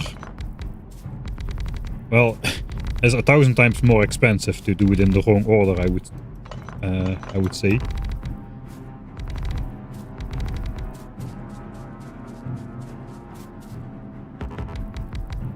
Like if it now turns out that I would need landfill like straight away, then I have a problem. I should have researched landfill then immediately instead of putting it behind oil gathering. And it's not all that easy to quickly get access to it.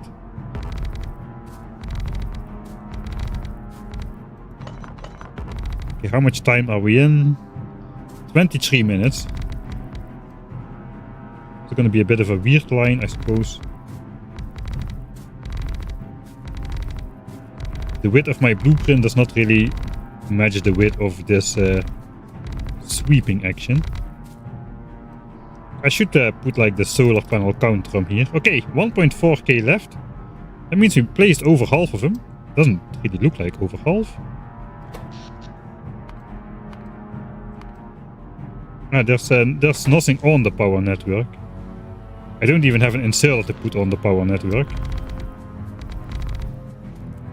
We did not get the achievement just yet either to like produce power with solar. I think that's because we are not powering anything.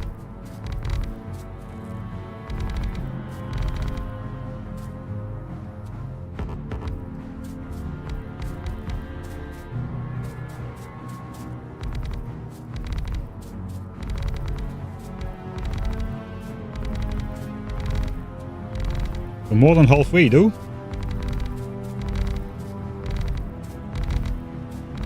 Yeah, 20 minutes was a bit optimistic, I have to admit now.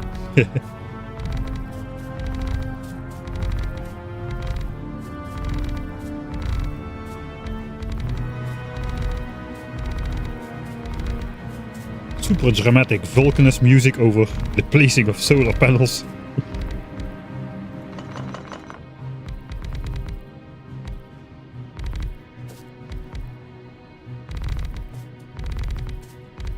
Oh, I'm gonna paint myself into a corner here. Okay, now we gotta be able to reach this.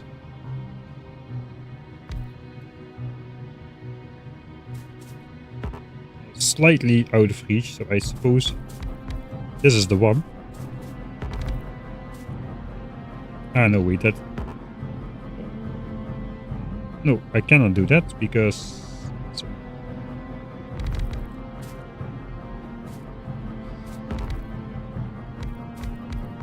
Alright, we'll just do this.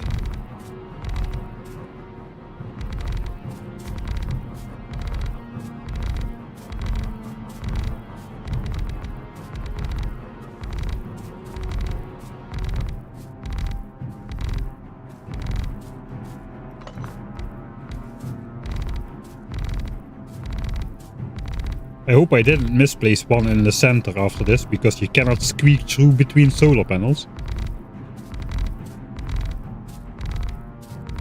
And the new ghosts, they make it kind of hard to see what is actually placed and what not.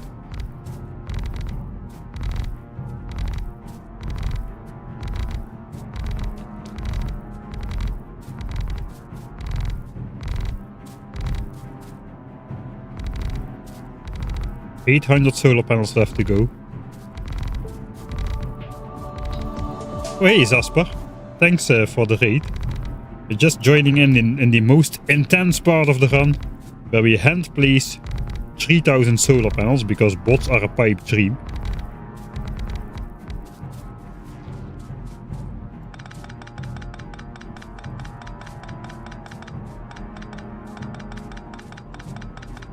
How is it going?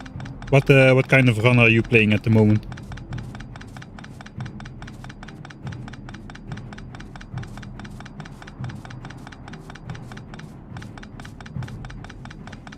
Are you concerned about UPS? What is the size of the footage of this run? This is just like compressed stream format. I'm not recording this lossless. I'm just re-recording for the eventual stream later. For the eventual videos, I'll re-record most of it, except the good parts. So I don't have like 200 hours of lossless footage laying around.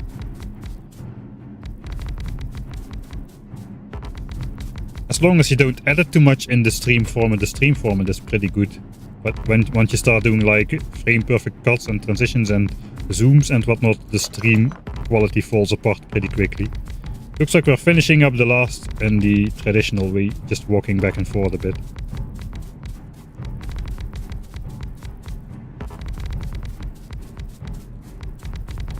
Yeah, this was a pretty good design for solar, I must say. For speed of hand placed solar, this is very nice.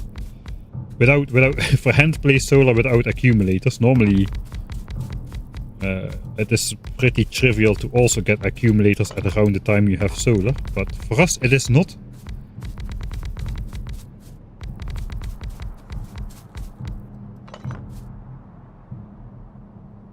I actually replay for the series, yeah. Not everything, like, I don't know if you saw the first... Yeah, you saw the first video, I saw your comment. You did it to yourself twice. As you already did it in Factorio 1.1, so... but yeah, I actually re-record... I'll re-record everything for the explaining section, because that requires like some dedicated like examples and footage and just clarification. For the run, I do use like the parts which are funny, like where I died to my very first fight against 2 tiny biter nests, and like how the actual battles went, the hardest battles, how they went. I'll just put that in. But for something like this, I will re-record it and I'll re-record it a couple times probably until I have it how I want. Like if that happens like this, and okay, that I don't want in the video. I'll just need a perfect section. It's gotta be like visually a little bit pleasing for the video. It's the first time I'm doing it. It's the first time I'm playing a run like on stream, and then also making a series out of the same run, which is not just an edit of the stream. So it's a little bit searching still. Normally I just play offline, and I like Factorio. I did some practice runs to develop the strategy and fine-tune it. Then during the actual run, I just know beforehand what I want to film, and I film it. And I try to not like zoom like a maniac when I do it, and try to get everything on screen. And I'll make a lot of saves there as well, and I'll refilm sections as well. But in general, I already have the playthrough as much as possible, how it should look. But here I just don't pay any attention at all to how it looks on how it will look in an edit. So yeah, it's a little bit searching still. Hey, 3,000 solar panels placed by hand. Stop the time. Stop the time. Stop the time. Stop the time. 3,000 solar panels placed in exactly 30 minutes. Rounded down. Factorio rounds down in the production overview. So I'm gonna round down in my save file. 30 minutes. There we go. 30 minutes flat. If you look in the Factorio production, I don't have anything to put. Alright.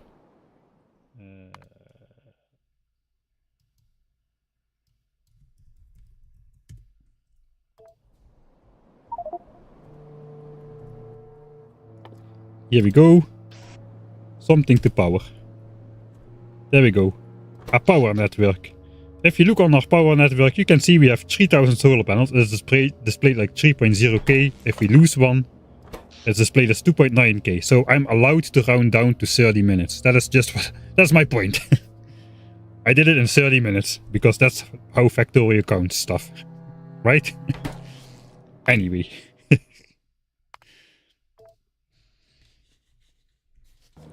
30 minutes, I think a lot of people were right about that.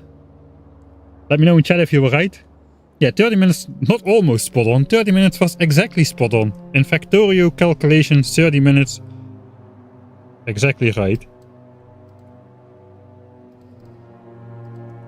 Yep. 3K panels.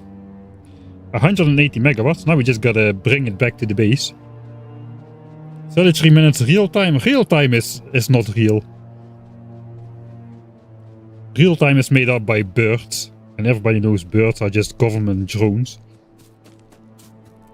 Can I carry everything back to the base? Yes, I can. Still have plenty of power lines to power it back to the base. Like I said, we're just gonna go to the wall and then just follow the wall upwards till the copper patch and then follow the pre-planned path. The path of least resistance of most red chunks. And yeah, try it from there.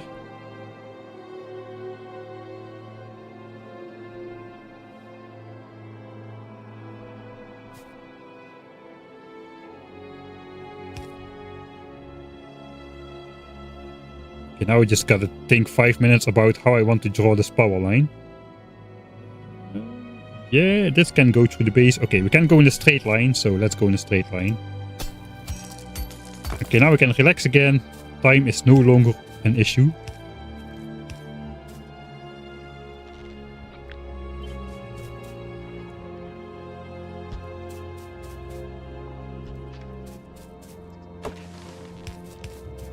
Trees here are not going to be important for pollution later on.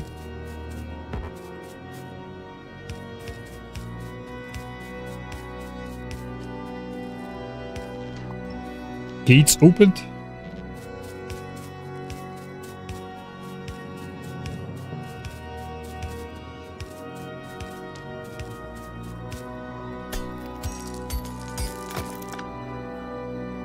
Box and trees 6.30 minutes. Power lines 7:45. Solar panels 16.5. Alright, good stats. No.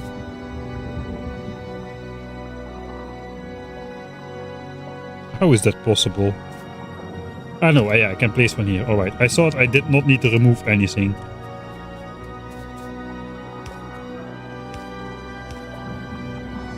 Yeah, we just hug the biter bases and we're out of here. I can no longer risk to remove anything. Alright, we're at the wall. Inside or outside? I suppose inside. Make it feel safer.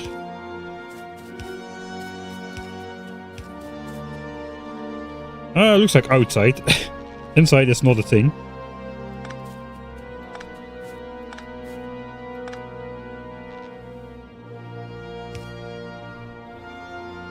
Where is it? No. We kinda have to go around this base anyway with the power lines. Okay, we'll go outside then. It's the second wall anyway.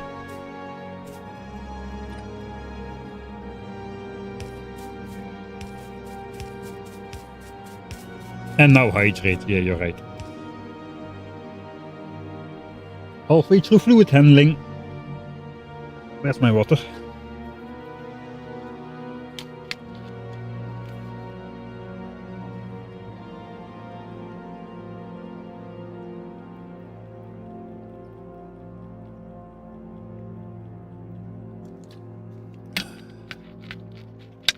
Trees are so lush and healthy looking because we are so far outside of the base. We're really far out. Switch on the pollution cloud.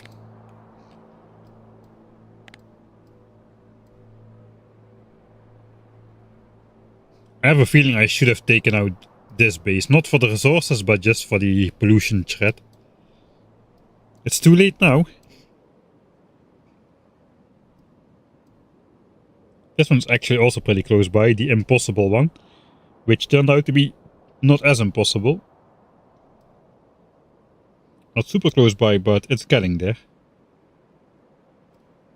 For the rest we are kinda good. We're just waiting for efficiency modules so we can also start taking the resources which are pretty close by the existing biter bases.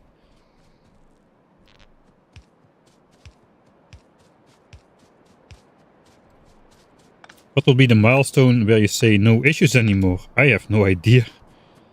Probably when I'm on the way to the solar system edge. Can I please not misplace these power lines? Thank you. Should have built this wall perhaps just straight. Do the power line straight around the nest.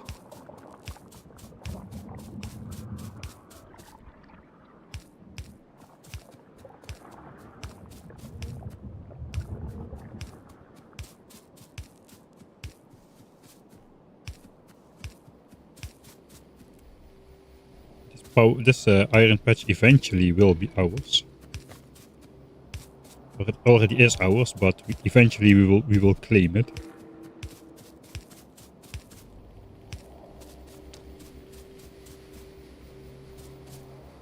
You can always open up some old save from 50 hours ago and just replay everything.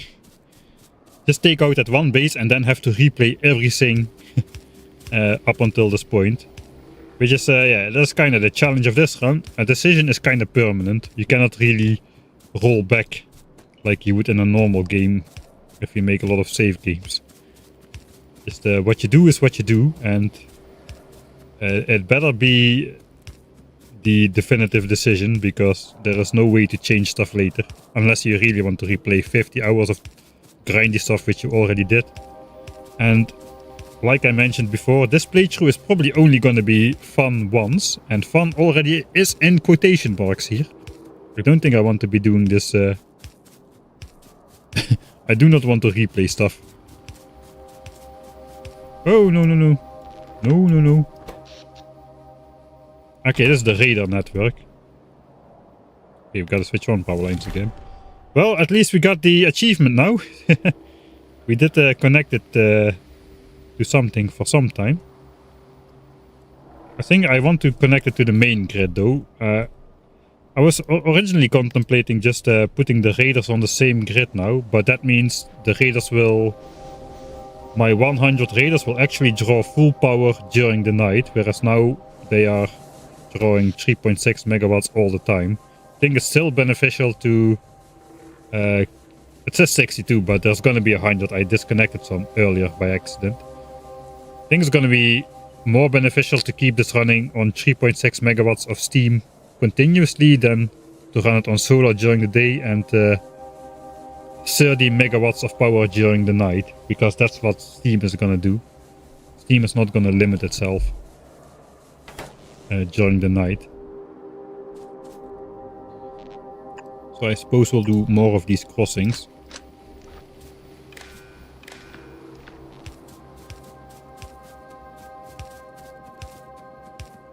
Yeah, maybe a secondary solar grid. The problem is, if I put the solar panels on a solar network, is they are going to black out during the night.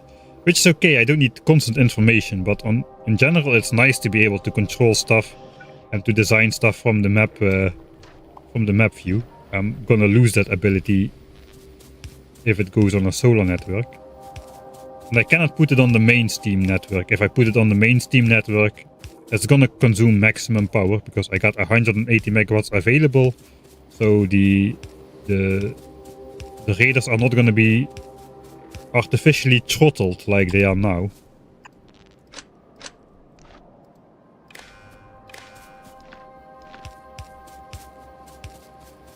Where's the soul? Okay, we're almost at the copper patch. Okay, I gotta switch on the minimap again, so I can see all the signs popping up.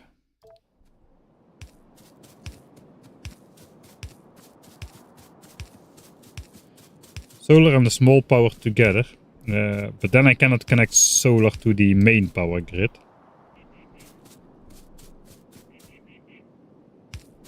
Okay, where I'm gonna put the power line? In the top of the chunk. It looks like in the bottom, to be honest, because look at these trees.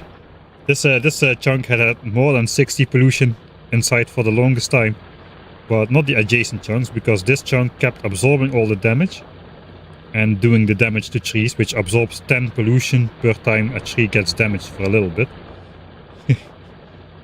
Quite a funny bite. You can see it with the chunk borders very clear, but also without the chunk borders, you can see the difference, right?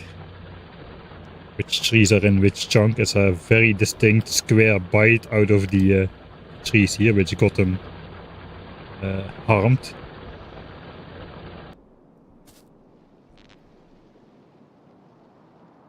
Alright, so we are at the chunk. We're gonna go in the very bottom of the chunk then. You have to go back again to like chunk aligned building.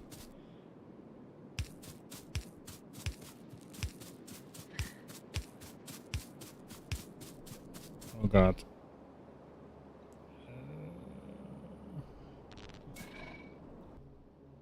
we later are going to have to deal with these pipes here as well. With a bit of luck. I think that this one is impossible. No, it's possible. I can explode these later, but... Okay, that one is not reachable.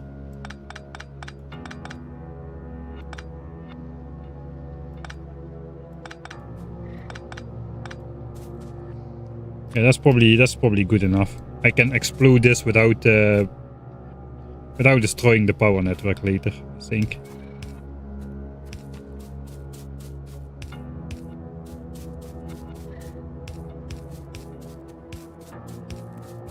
I want to connect the power network during the actual night. This is still radar network, so I should skip that.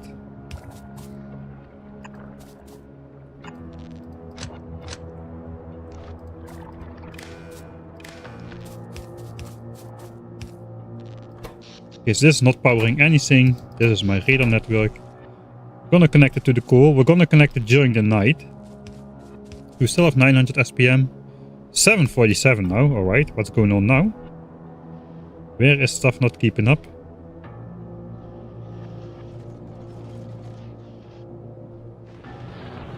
And now it's copper. Now it's copper up here. Alright, so... I also should use this copper then to... fix up this copper right here. It's going to be fairly easy, I suppose. Alright. Oh, that means we do not get a super good comparison right now. Ah, that is annoying. We're not gonna get a super good comparison between before solar and after solar. Because science per minute has not been keeping up well enough.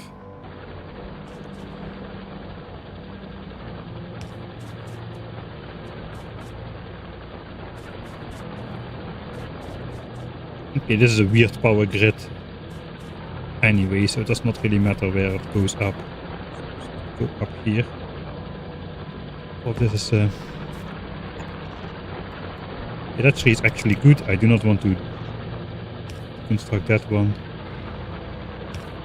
Alright, so we can connect it now with a single power line. Let's look at the boilers anyway. So now we're down to 1.7k pollution a minute because science per minute is down. I remember though, at 900 SPM we were doing 2.1k a minute. This was 900 SPM territory. This was when we also produced other stuff, but science was like 2.1k a minute. So if I bump it back up to...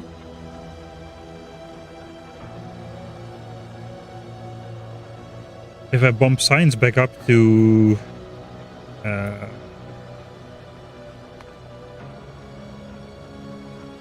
900 SPM, we could take 2.1k a minute as a benchmark.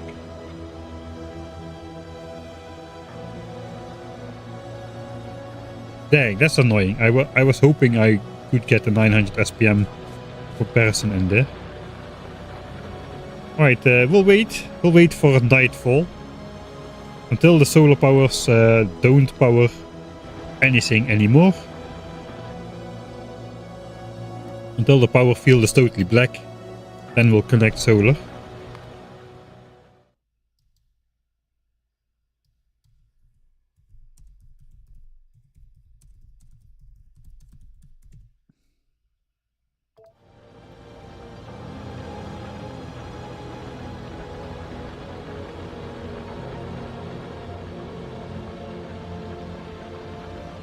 Leave the steam and build a secondary solar grid.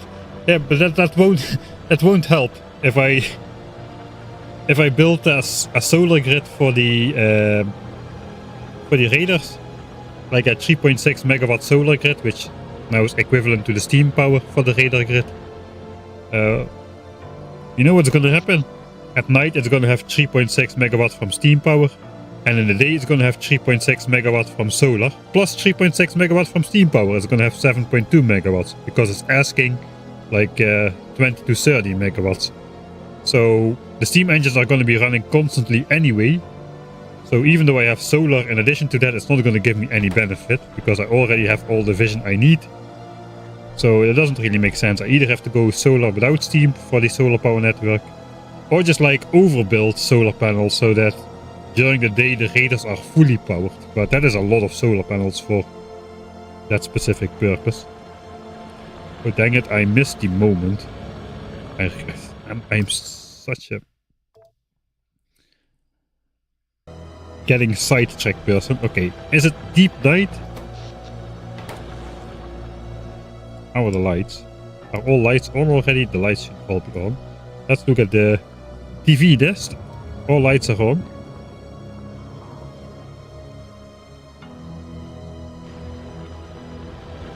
Alright, so now we connect solar. Alright, solar is not on the grid yet. Is it connected though?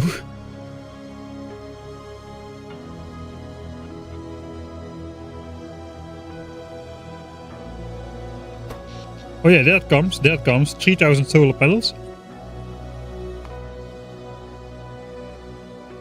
First time. Steam power going down. Let's actually watch it. Like...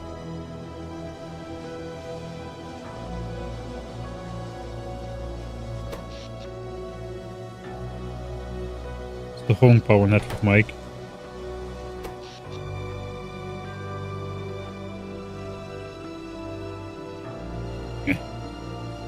Yeah, great visuals again. Steam is almost off now.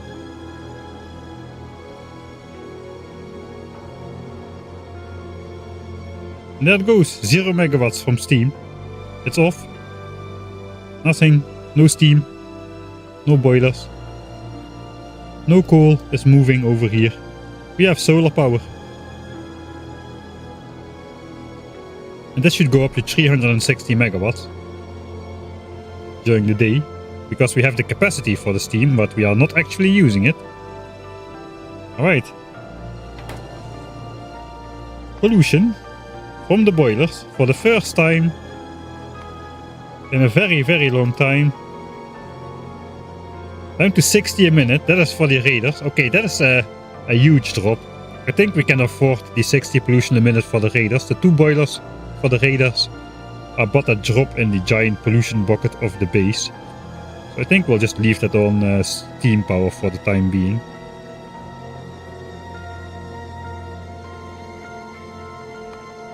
Alright.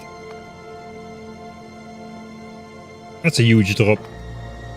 Let's see, after an hour we can see the up and down function. We can see how far this diminishes. I'm going to bring science back up to like 900 SPM again though. So we should take 2.1k as a benchmark.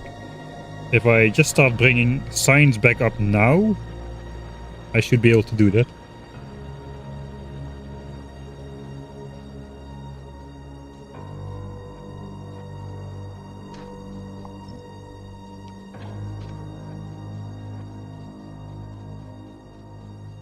Are you gonna research every technology? I have not really decided yet on the fate of the playthrough. Might want to go mega base with this. I think it's gonna be fun to have a mega base with 1000 times science cost, because the Factorio endgame is so incredibly super powerful now that even with 1000 times science cost you should be able to really like get to a point where you can pretty much blaze through technologies at a decent pace. Like millions of science is not really much in terms of Factorio space age mega base kind of thing.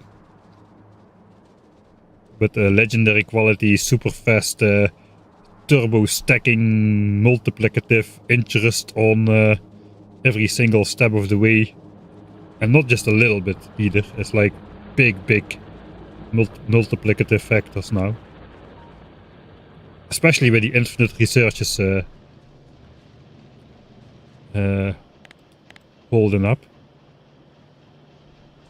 Alright, so the problem was copper. We can easily fix that.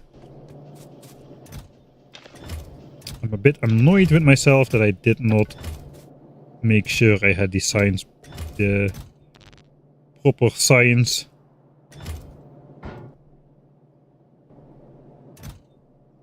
Or that I did not do the 900 SPM properly before the switch to solar, but oh well. I thought I caught it. I already prematurely caught the next bottleneck, but not the next bottleneck. So be it. Okay, what can we do here? I suppose we just... I want to like splitter that into there. Maybe I can just splitter it off here next to the coal. I can take it off of here.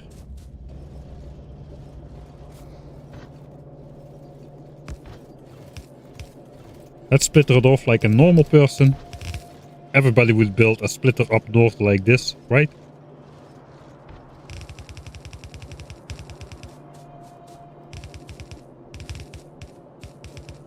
That is too far. Why though?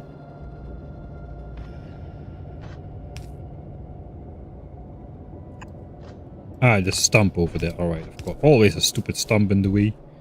I think we just go in here. Can we go in here? We can go in here actually. Let's do that.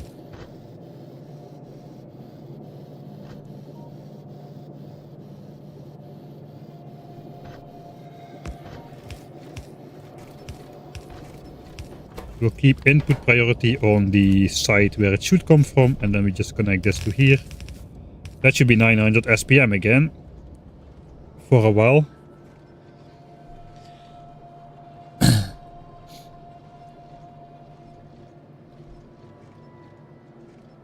Yeah, Gleba, the biolabs, they require yellow and purple signs. I think that's true. Yeah, yellow, purple, and the Gleben signs as well. We're not gonna go for those early, I think. I mean, they effectively cut science cost into half, but 500 times science cost or 1000 times science cost, I don't know, it doesn't feel like it makes that much of a difference to me. Especially the Vulcanist science pack is quite cheap. Vulcanist and Volgora don't have evolving enemies, which is nice for this kind of run. It's gonna take a bit of time again, but the belts are gonna be full. And we're gonna have 900 SPM. We can take a look now at the pollution. The first wave function. The first wave of pollution is down there. Let's look at the general graph. Yeah, so the orange line is just gonna go down and up a bit. I don't know why this electric mining drill followed as well. That's a bit weird.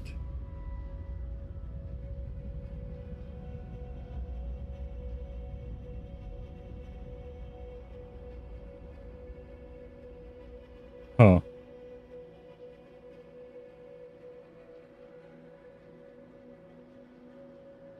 Mining coal. Ha, yeah.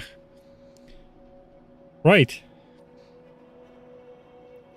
I should have figured that out by myself, to be honest. Thanks a bunch. Yeah, mining coal. That makes a lot of sense.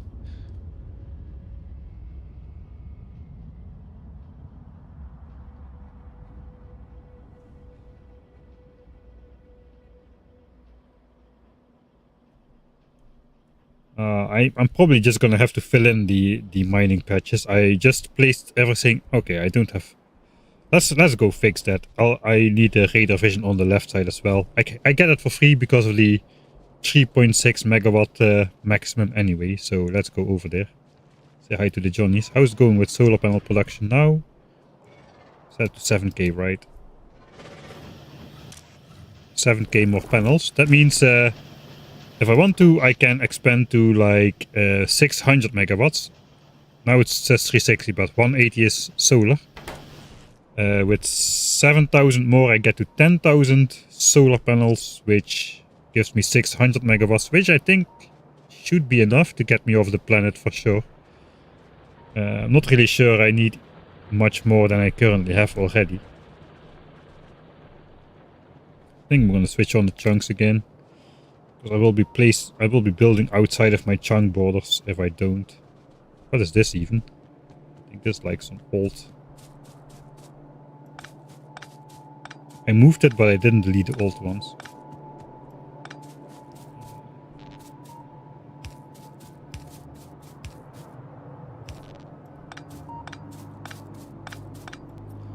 Alright, so I got this raider here and this raider network over there. I'm just gonna draw this belt through the forest.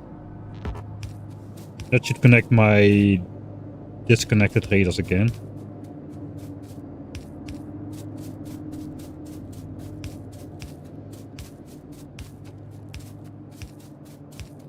I gotta think about what to do next. I kinda achieved my goals, really, for the stream.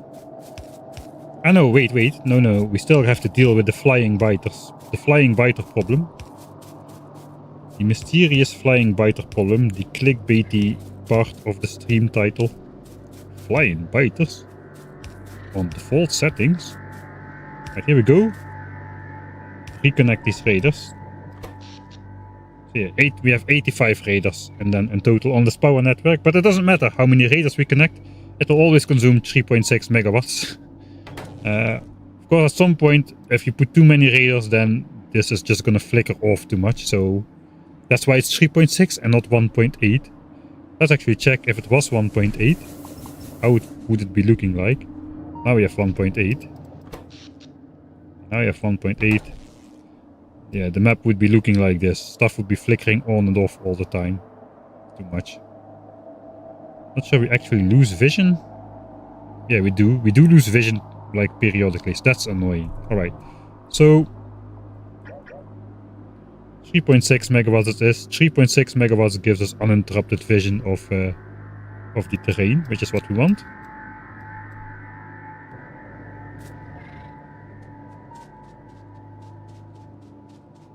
Are there any flying biters in the game at all? Yes, on Gleba exists flying biters. Fluid handling is almost done. That means it is 2 hours until oil processing. Around that time I want to be ready. I think though first we gotta finish up the anti-biter expansion stuff, because if that goes wrong once during the entire game, this entire playthrough is gonna be over. So I don't want to push my luck on that too much anymore. I want to get all the values in the important areas down to 0.1. Then I'm gonna be happy.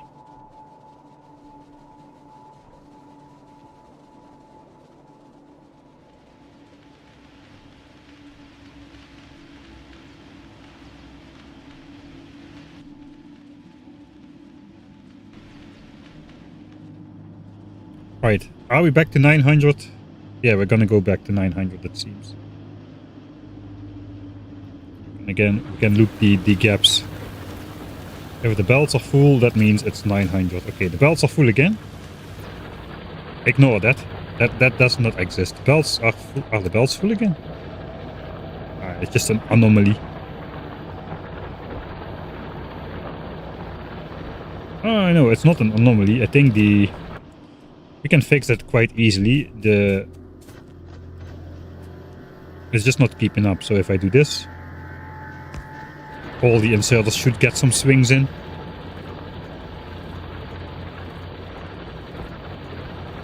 Okay, we're gonna be good like that.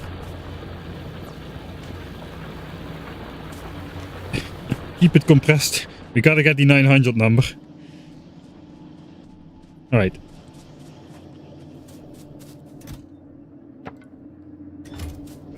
Let's clean up just a little bit. I think I made 200 chests in the entire playthrough.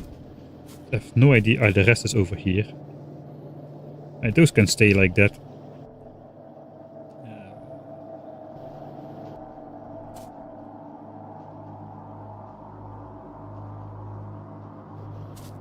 I think it's time to start. I don't know when it's time to start. I think we gotta. Yeah, let's just look at the.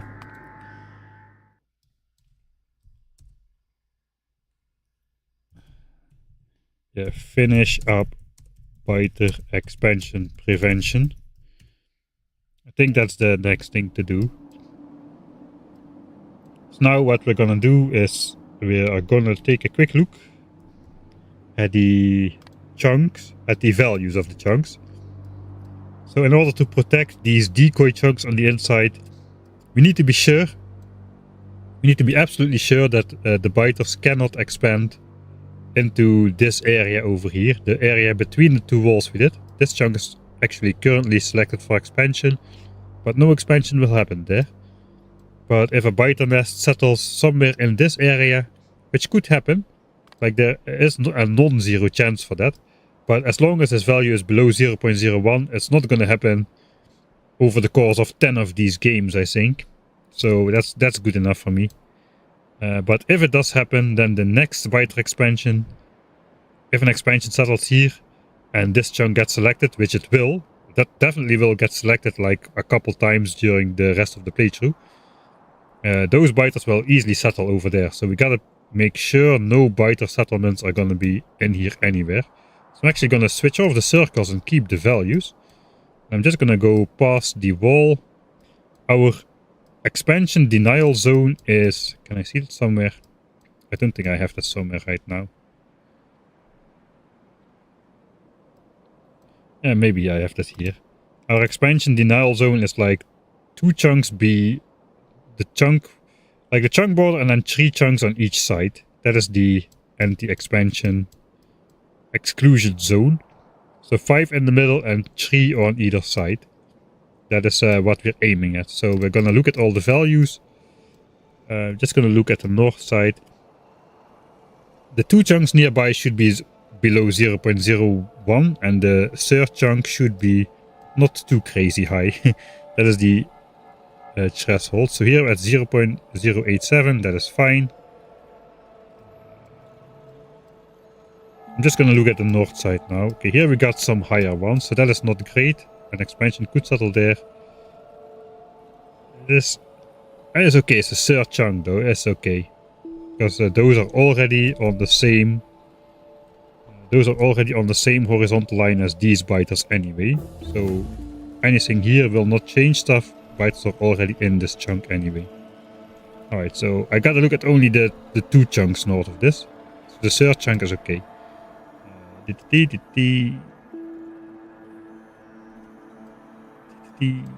Here's 0.097, which is fine.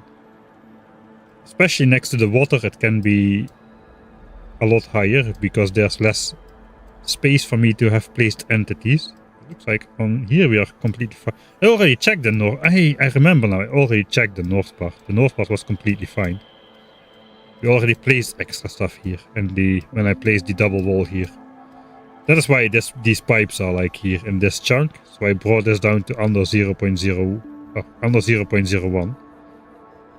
Alright, so this is entirely clear. Ooh, sorry about that. So I guess we're gonna go here. We'll check outside of the wall first. This is all good. We need to check outside of the second wall. So this one is all good.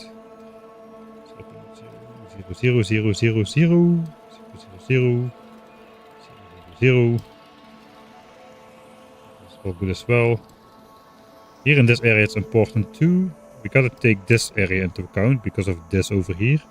So this area one, I'm gonna place markers like everywhere where I need to place something. So that is in this area. In this entire area. We don't want biter expansions here because that will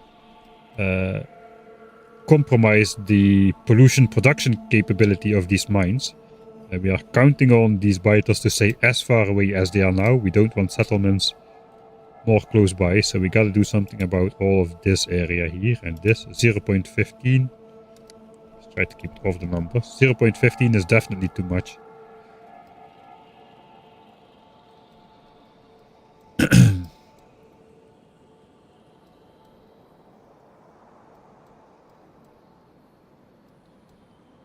This is all okay. This is like horizontal. Sorry, that's the wrong wall. I'm looking at the wrong wall. I need to look at this wall. Horizontal lines are usually okay. That's what the wall is designed to do, but the corners can be a bit iffy. Oh yeah, we got this area over here. So these chunks are reachable for biters. They'll actually just go around the lake and settle right there. 0.186, so that's very high. Not very high, but it's pretty high.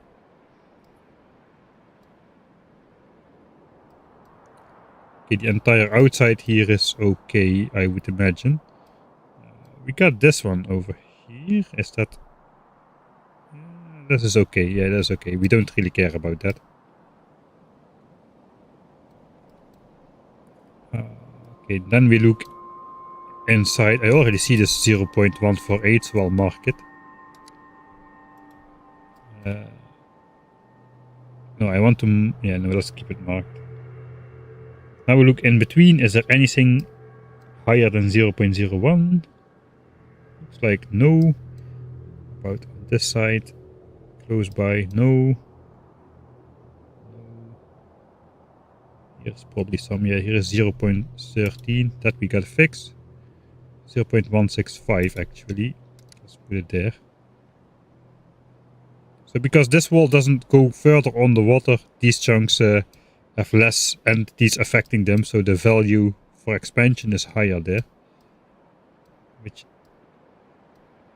is okay, but we gotta deal with it sometime, and we've got several thousand expansion attempts to go, so we gotta be pretty dang sure that everything will keep going well. All of these values are good. That's all good. 0.08, that's fine.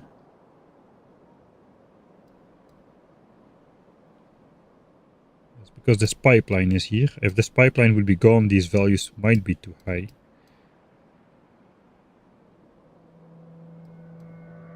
Okay, the outside corners are good here as well.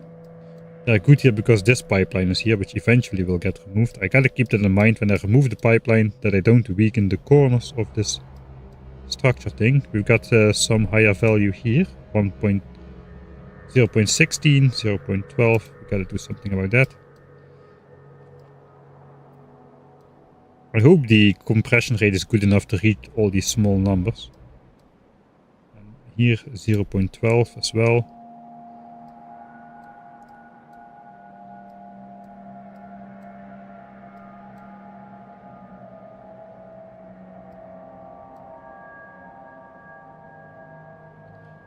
Uh, 0.135, yeah, I think that is reachable.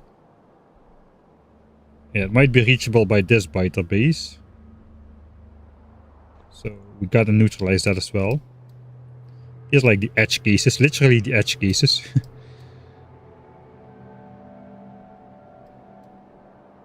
We are below 0.01, just barely. Just might want to place just a little bit more there as well. I think that is reachable in a single go, and from there it's pretty dangerous.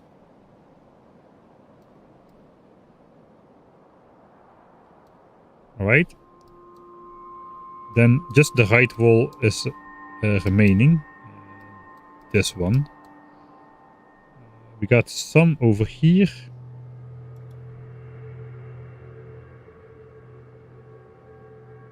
We got some over here. We do not want biter expansion settling closer by. It won't really do much, but we just want to keep them at distance. Yeah, we do want to keep them at distance. I think here this is a weird area. It's too large in between. It's like already some extra anti-expansion stuff laying here, but we still have some values which are above 0.1. These corners are potentially dangerous as well.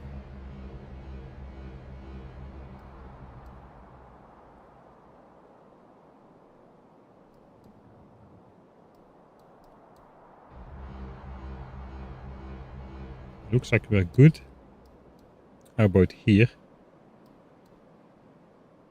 Okay, looks like we're okay.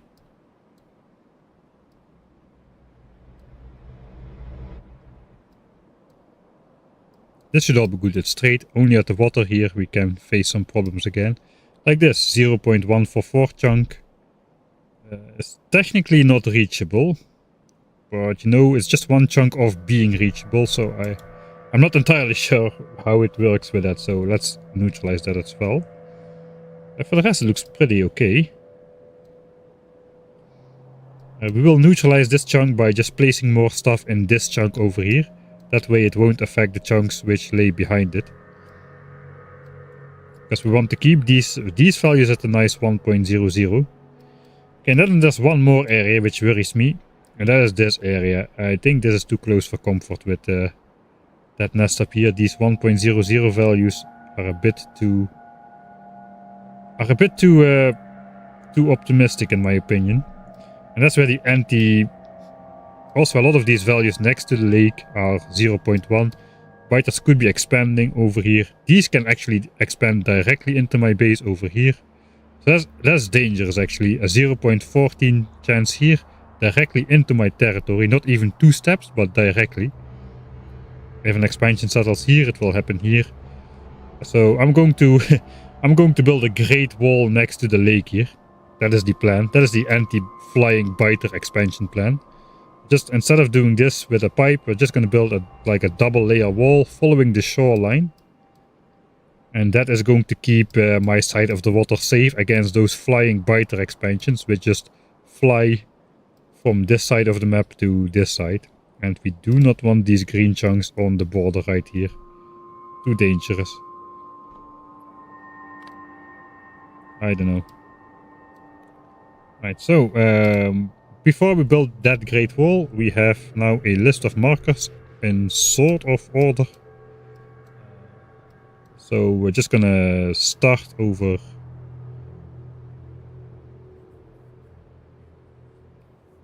And we're gonna take a full inventory of walls. We're gonna start over here, and hopefully we can build everything in one go. So away goes the building inventory. We take some grenades, some chests, and not much else.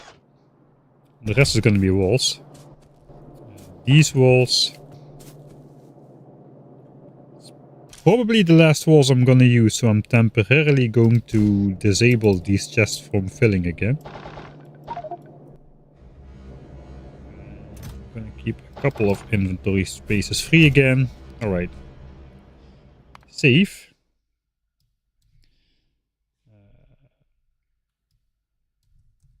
Planned out.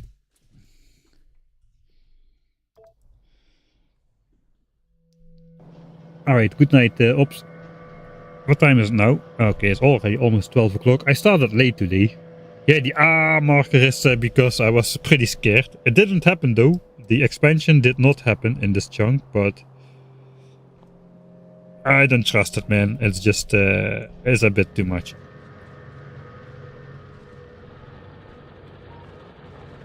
Right, how much time do we got to oil gathering? Are we back at 9? Yeah, we're back at flat 900 SPM. Probably we cannot really see the pollution graph yet. It's up a bit there. You can see like the bumps.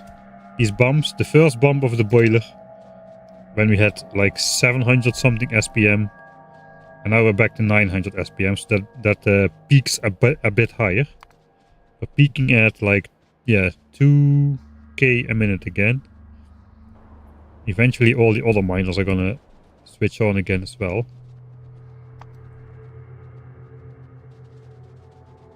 That's a pretty big flat spots in between though, that's nice. About half an hour in. Average is down from 2 to, like from 1.7 I suppose, to 1. That means it's gonna go down to... I cannot do math, that's too much. Okay. Is it still far? Yeah, it's still far. Let's go fast. Clean up the other shoreline of the lake, yeah. That is probably... Yeah, maybe I should do that just for pollution spreading across the lake. I should put some stuff on the other side of the lake as well. But if I protect my side of the lake, there should not be any way for the biters to expand into there. Right, we are at the first marker over here. I should leave the values on. So I can see the effect of what I'm doing. So I want to keep these chunks green. So that means I gotta place stuff in this chunk over here. I might want to like diminish this chunk's value as well then. So I'm just gonna place a bunch of stuff in this chunk over here. Let's take some pipes. This is the old pipe wall stuff.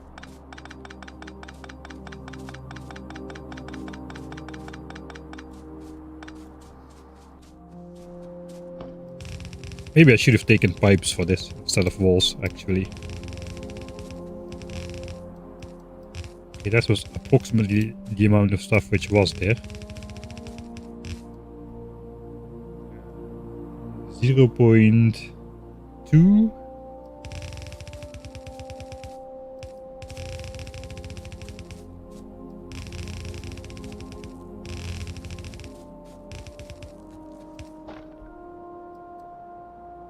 .124. Problem is, if I place it more close by, I'm going to immediately diminish these values over here, which I don't want to do. So I gotta place everything in this chunk. I'll fill it up completely with walls if I have to.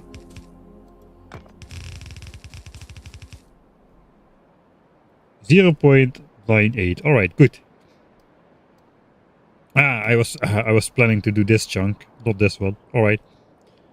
909. Where is it? Okay, we got a big list. 909, that one is gone. Next one is there.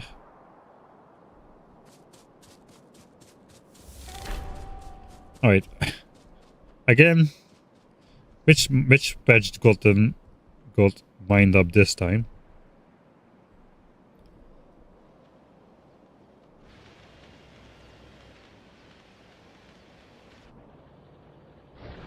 The iron patch. The OG iron patch, the burner iron patch which got us the gun turret technology. Last iron pieces of iron ore are on the belt. I've reset the achievements between, so that one triggered just again.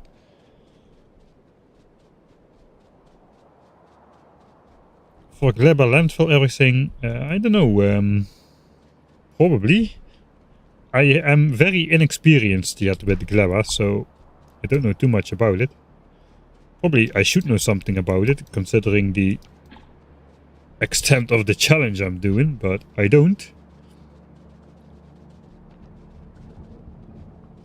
My strategy is kinda hoping that what I know about Factorio 1.1 and the base game will extend properly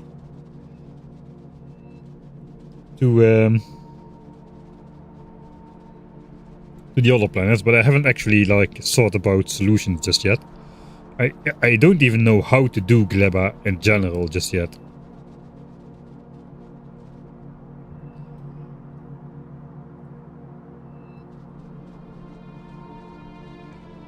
Because the approach I took in the new player experience does not scale.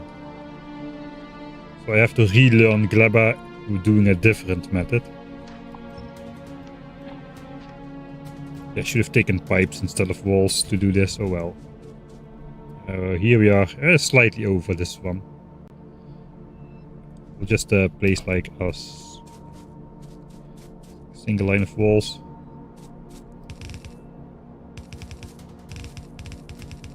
Tiny wall block in the middle. It's good enough. That is gets rid of 1212.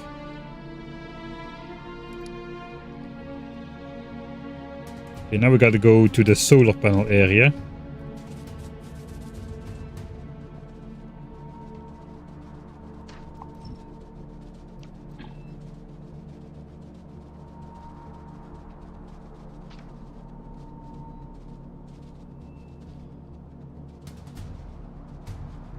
I'm a little bit on the fence on if I will destroy biter bases after artillery, or if I'm just going to try to get through the entire game without destroying any biter bases.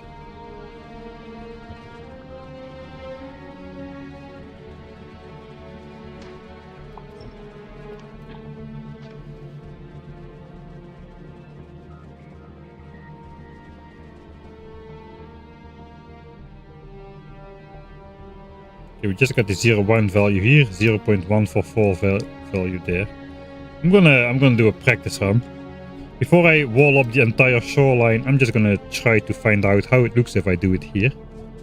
And how to do it. I think it will help if I switch on the tile grid. The actual tile grid.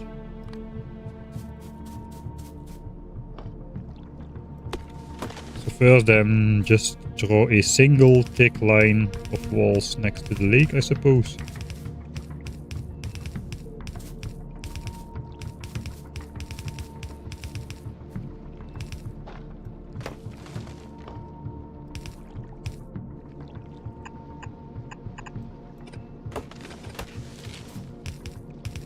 Here the trees are not as important as we are far out from the base. So we can chop them to improve the aesthetic experience.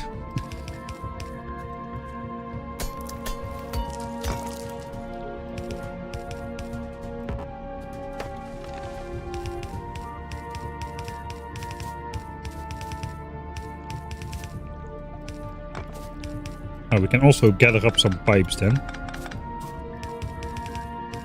if we would want.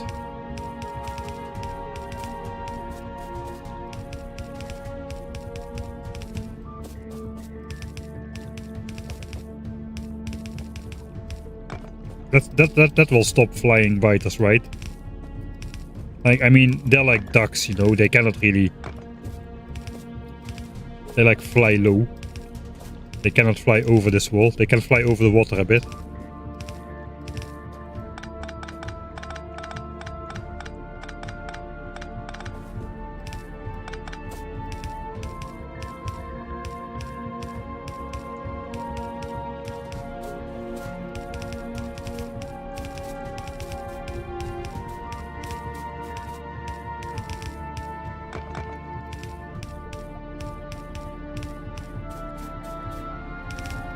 I guess we can just connect it to the other wall.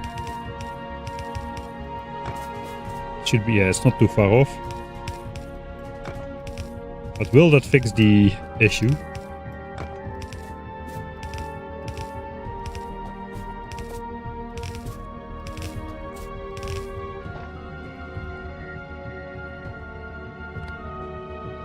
Let's look how that looks.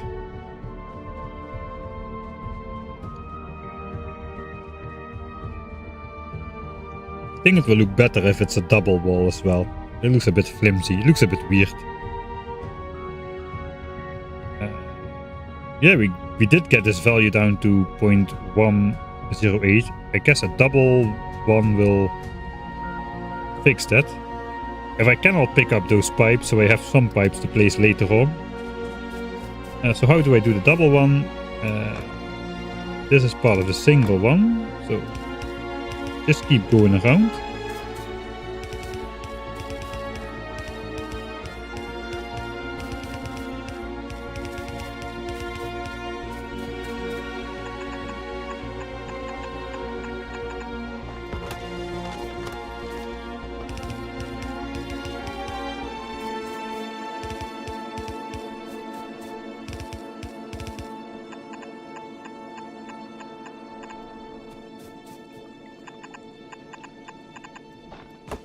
It's again a bit annoying when there are trees and rocks in the way, but that is nothing new.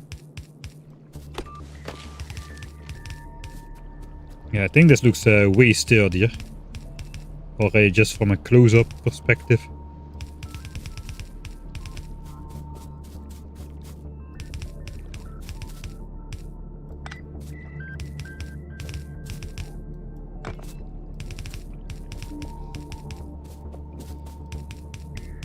Of course, it is twice as much work to deal with the problem.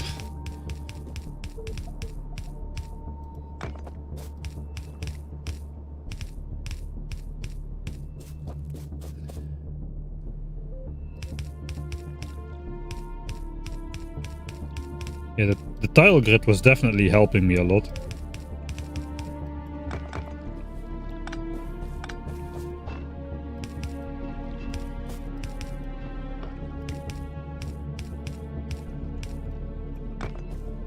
Yeah, this like yeah, we need to like Not a single piece of wall should like make a gap in the wall, so...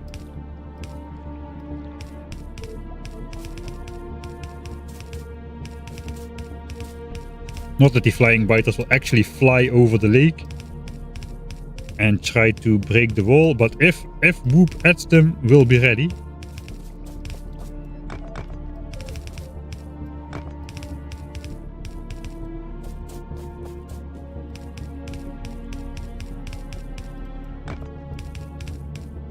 Okay, I'm going to have to keep the tile grid on if I want to do this on a larger scale.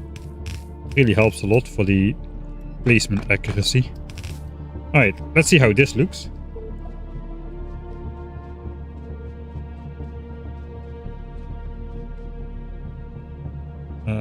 Fluid wagons only work when trains are set to automatic mode and are properly stopped at a station, and the fluid wagon is not on a curved track. Those are the limitations, if I remember correctly. These walls, this already looks a bit sweeter. Also on the map it looks a bit more sturdy. Yeah, this value is down. 1, 2. I think I can take down the pipes and take them with me. The only pipes that should influence that value are the ones in these chunks over here. So if I do this, you can see, yeah, it's below 0.01 still. So let me just quickly pick this up. Right, we'll try to go double speed, but... Okay, there we go.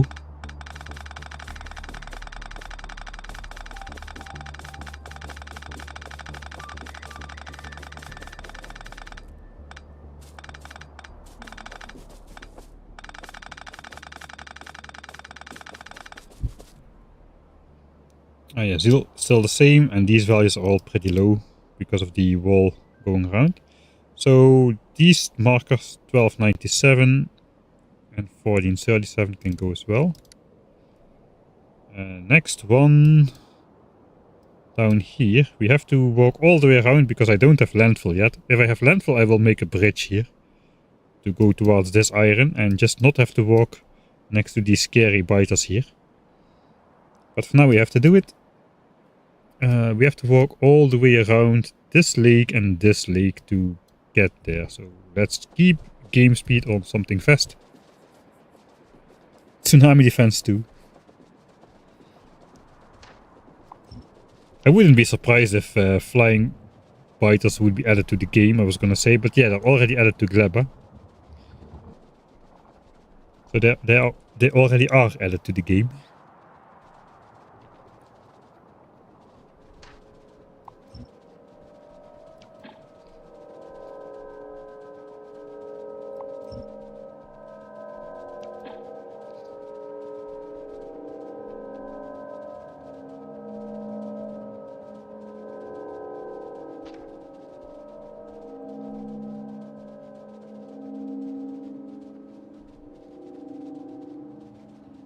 Ooh. Okay. That's what you get for trying to read chat.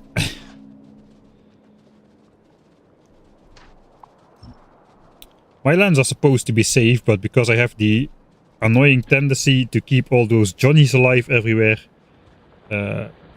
safe is a relative term.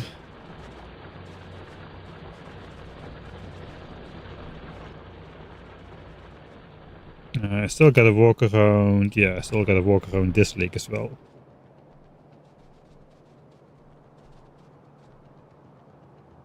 I think we first encountered this area here on the way.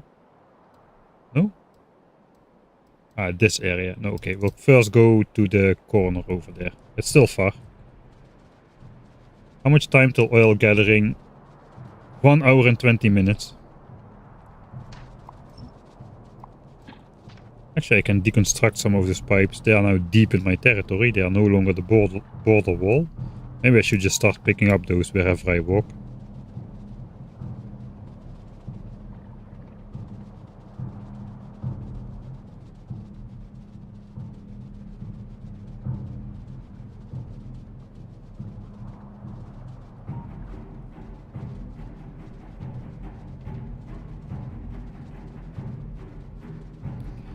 Now we gotta start being careful a bit.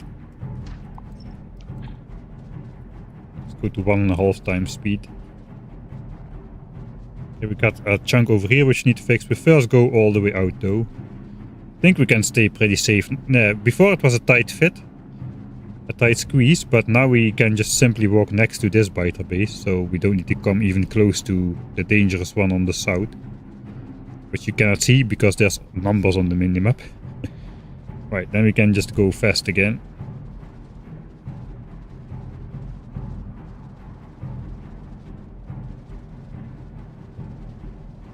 Right, I think there was one like very problematic chunk here, which had a very high value, 0.148.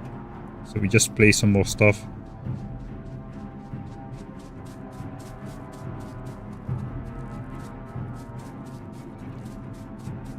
Down in these chunks and we should be good. Just like do something funny like fill up some micro peninsulas with walls or whatnot.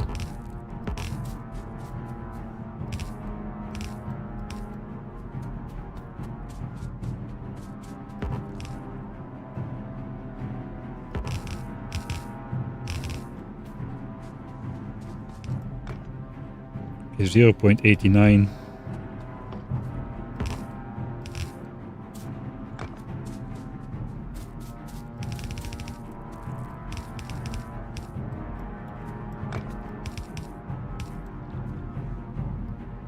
Okay, 0.7.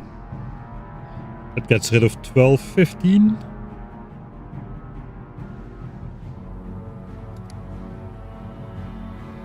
Next one over here. Alright, making progress. Slow progress. But progress nonetheless. All the markers are in the same direction now, so that's good. Go triple speed while we still can. As long as we don't have a real basey base, we can go triple speed. Okay, there was one chunk right here somewhere. That's over here. There are some stuff to be worried about. 165, 134. So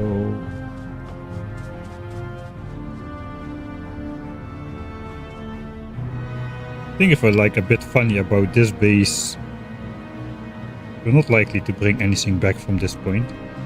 How about walling off this base entirely? It's a bit dangerous. Except the points where the pipes are. This might look horrible, but we'll see.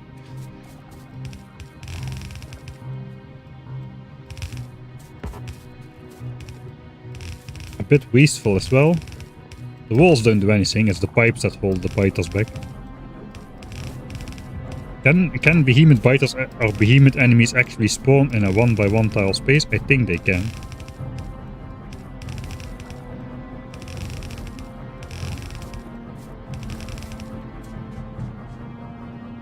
Alright, we did it. 0.071.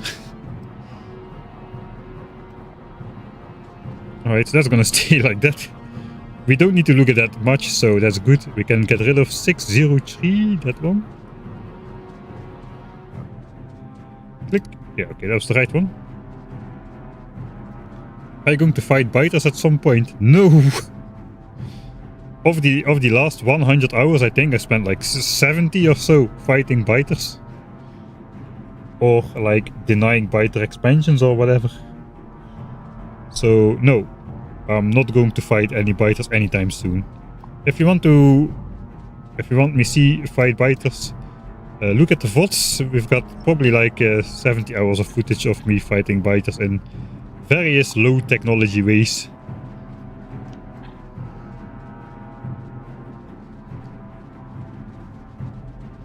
I kill biters. You mean kill the biter bases? Ah, right. I see what you mean. Maybe. I don't know how the other planets are gonna go. It's 0.186, that's bad.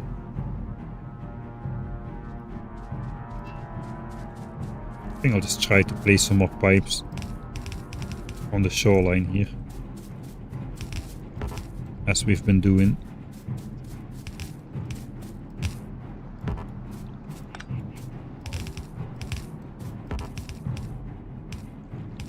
Not really chopping any trees here.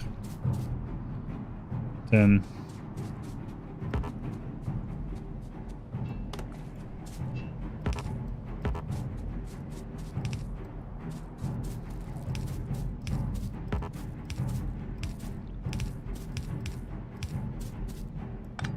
I'm getting a bit too precise with these pipe placements. It doesn't really matter that much.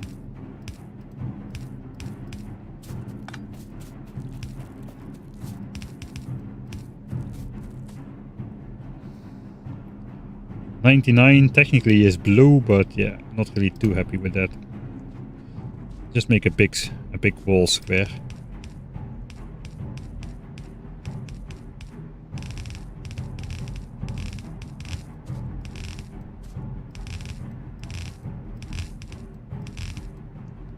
That does the job better. I should have made 2 wall squares. One here and one there, but oh well. We'll do 2 more tiny ones. I don't think we'll have much to do in this area in the future anyway.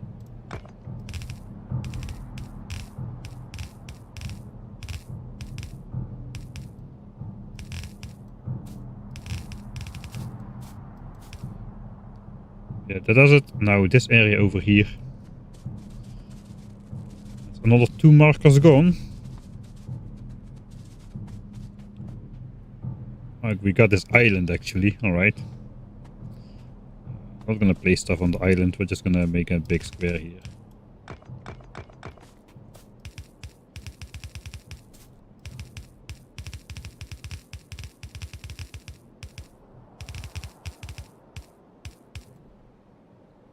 Alright, 78, so that's good. We can get rid of 254. 383, only 6 more markers to go. Next one is pretty far away, so we can speed it up a bit. I think you can walk onto that island. No, I don't think so. There's like 2 tiles gap. You can only cross a 1 tile gap. We'll research landfill after oil gathering. Science per minute is dropping again. Don't really know why this time. I think all the hotfixes, at some point the hotfixes are just gonna end. There's just nothing left to hotfix. Alright, we'll priority output copper to the right. That will fix it again for a little bit. Until we actually start running out of copper here. This is starting to be empty. This is starting to be very empty. 160k copper left and then some scraps over here. Do we have an hour of boiler pollution? Yeah, we do. Alright, we're down to 462 pollution a minute, down from 2.1k. So yeah, about a quarter to a fifth of the pollution that we were doing before.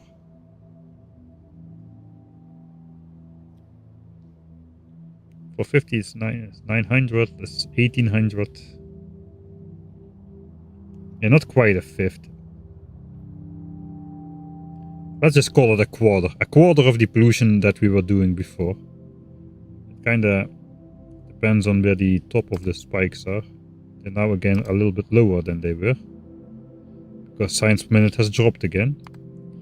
But that's a pretty big difference. This is the 10-hour graph of boiler pollution. And this was the moment when we installed solar panels, so... yeah, pretty sweet difference, I would say. First big pollution save after switching to steel furnaces.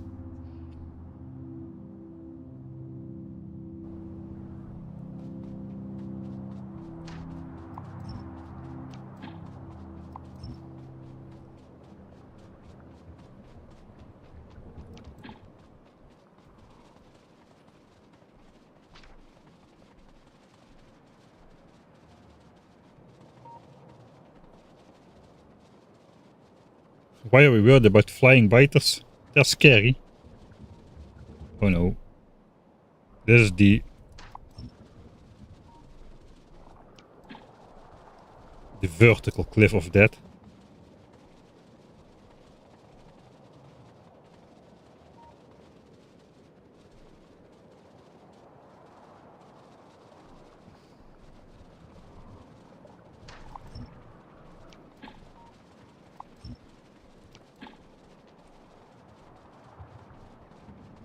So yeah, they're not literally flying biters, but they can come from across the lake. But they'll just walk around, but it will be as if they are flying. So we are denying some of those expansion areas. Looks like we go up first. That's the logical order. Okay, we already arrived. So what's the problem here? The problem here is 1.6 and 1.35 because of this wall not continuing. I think we'll just place like a double strip in this chunk over here. That should probably do the trick.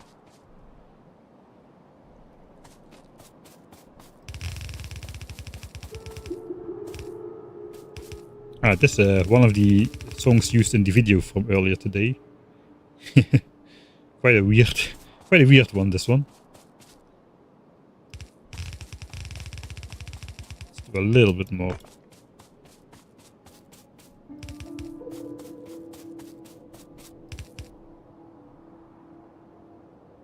Right, that gets rid of 804. Ah, and less pollution from the coal miners as well, that's true. Forgot again. So maybe this 1/5 then, about 1/5 of the pollution. With the dip of the coal miners included.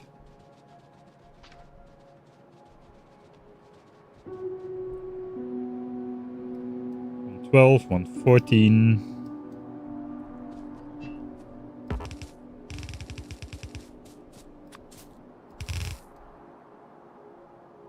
85, 98. I think I'll just fill this up entirely if I can.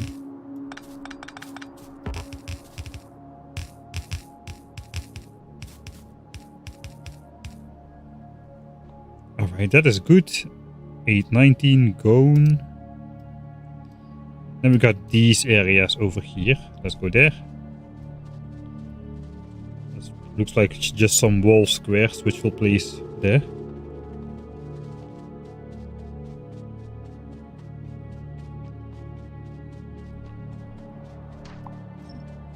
Thanks everybody in chat for answering a bunch of questions from new people coming in. I just don't have the mental capacity to keep up with everything at the same time. And it looks like just like a straight long line will kind of catch all of these chunks over here. Maybe just continue this pipeline. Not sure how far out we should go. This should all be protected pretty well. I think we should just continue the pipeline out here.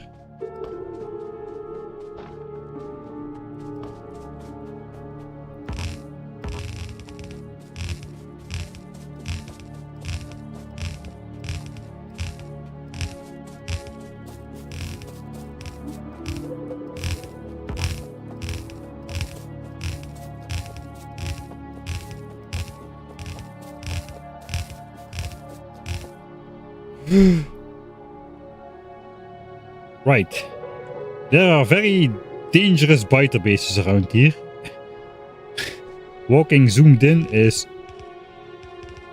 Oh, that could have been bad. When did I last save? 31 minutes ago. Could have been worse.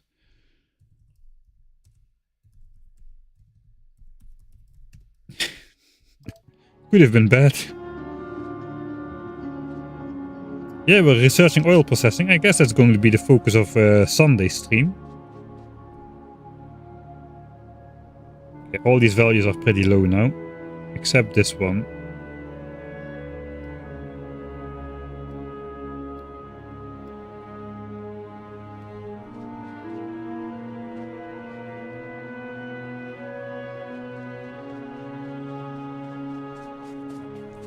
We will change this for walls as well.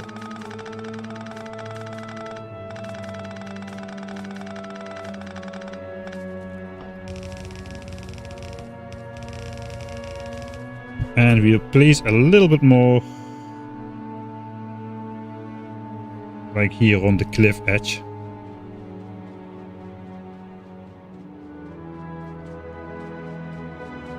We'll just build an extra high wall on top of the cliff. Now it's an extra high cliff.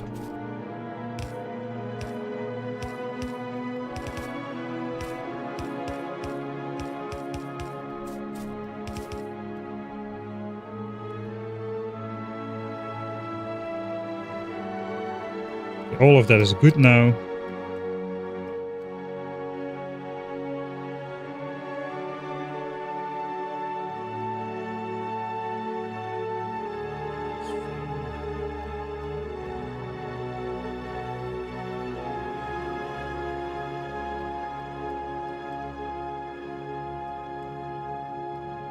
Okay, so that gets rid of 1090 and 994. Oh, I deleted. Oh no, I deleted one which I should not have deleted. That's bad. Do I remember where it was? No.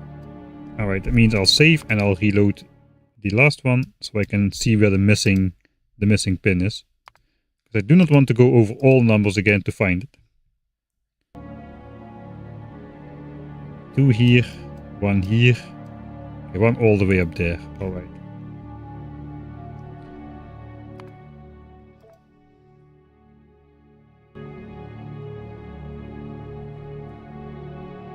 Yeah, this one got deleted then.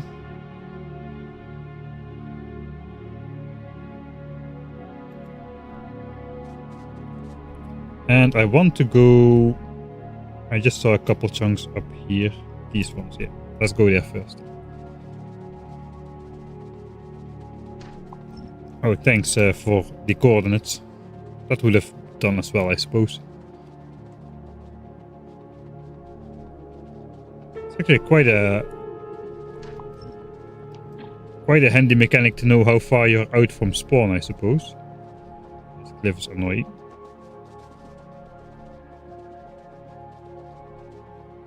You can just alt right click on the map and it will tell you the distance from spawn, orthogonally speaking.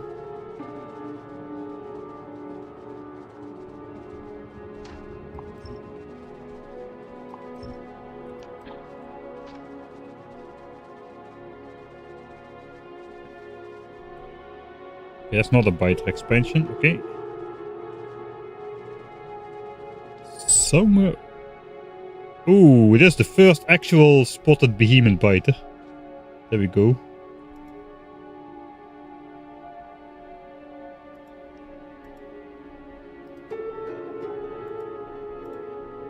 Trying to follow him, I cannot. Here we got him, 12 physical armor, which is why he's basically indestructible. Spawns upon spoilage of captive biter spawn. Okay, we gotta take that in mind. That is scary. Well, not that we're worrying about captive biter spawners just yet, but oh well.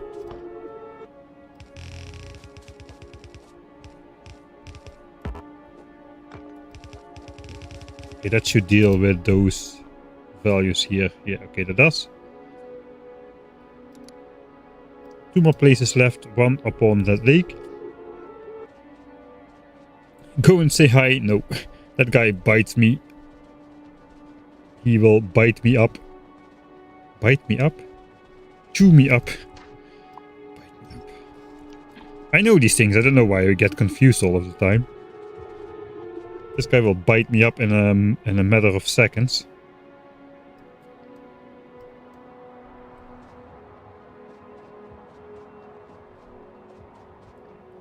How does one properly wallow a biter with a captive biter rocket? In this game, believe it or not. Then you can convert the biters to your side.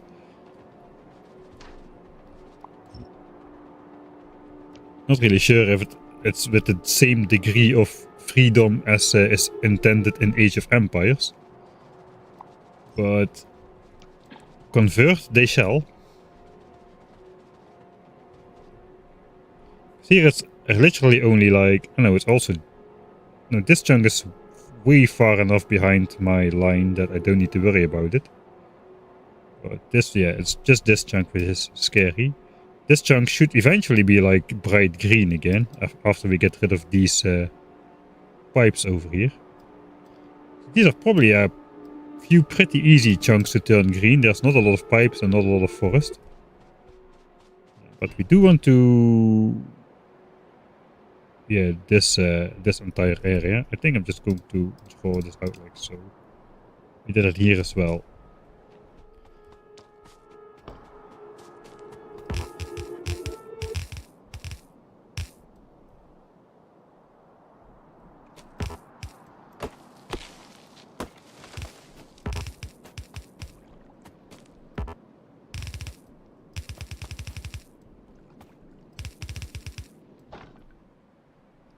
Okay, 65, that is good.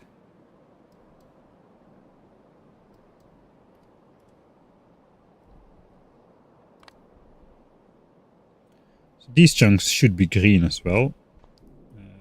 Let's just quickly pick up these pipes and see if this turns green anytime soon. I think it should.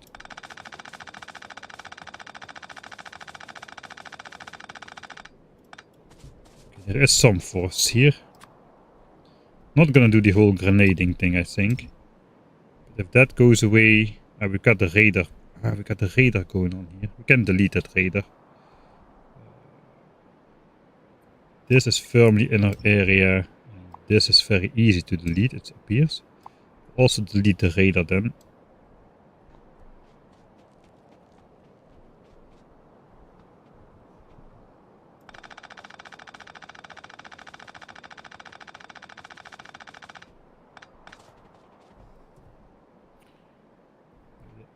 We gotta do more to have the effect.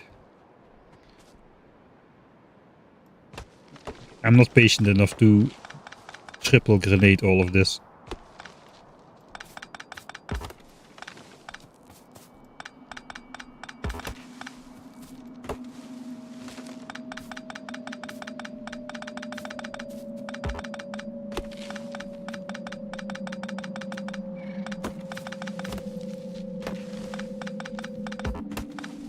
Maybe I should have been. That's a lot of trees.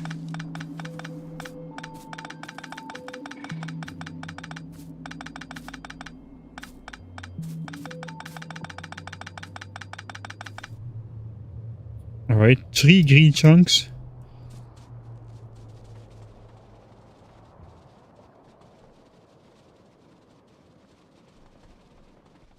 We'll just get rid of the radar here completely. This is all good.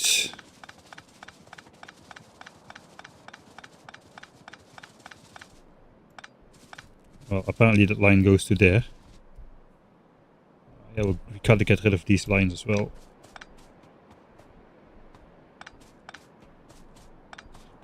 Yeah, this is definitely something I only want to complete after I got my hands on bots. Because bots can just pick the pipes between or behind trees as well.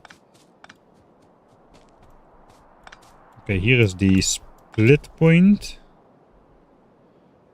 I do have the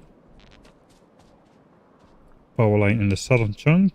That's okay. There is nothing is going to change there.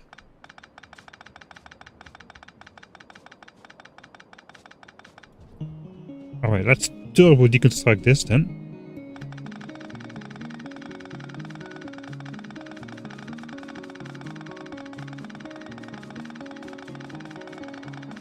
Bots before Vulcanus is kinda obligatory. At least logistics bots are obligatory for researching your way into space. So construction bots, yes, I think so.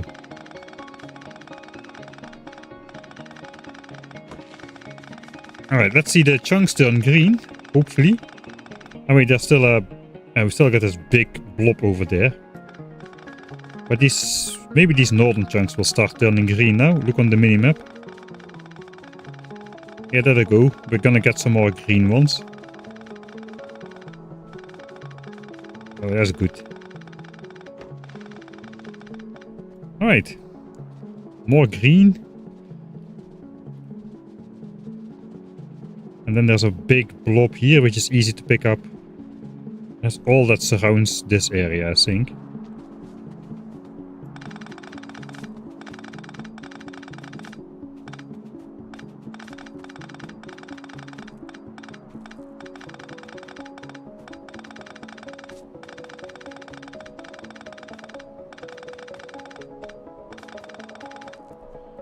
Alright. It's not the greatest amount of chunks ever, but there's again a couple ones added to the register. I thought the effect would be a little bit bigger, but yeah, there's just too many biter bases nearby. We're still getting some negative effects from these obsolete pipes as well, but we're gonna not deconstruct more pipes right now. I think I'm just gonna go for the double anti-flying biter wall on the lake.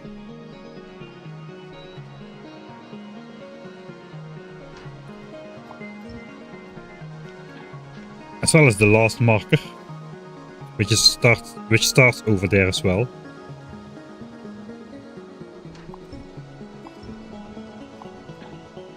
Hey, oi, man. Let's walk on the inside of the wall, shall we? Man, I'm starting to rush a little bit, and that is not a great way to live a happy long life in Factorio.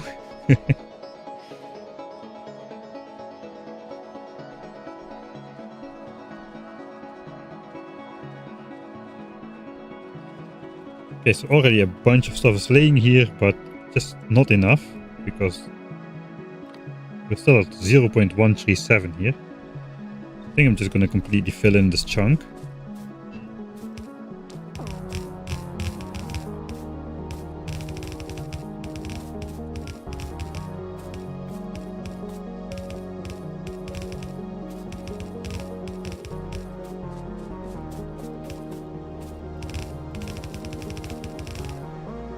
Alright, that is good. Yeah. Alright.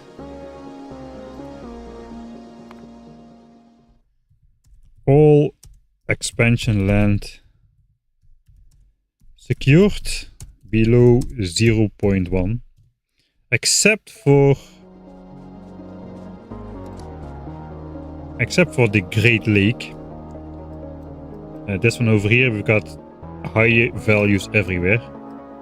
But after I build another one of these things, there is it, which is not visible. After I build another one of these Great Lake walls, the flying biters won't be able to get us anymore.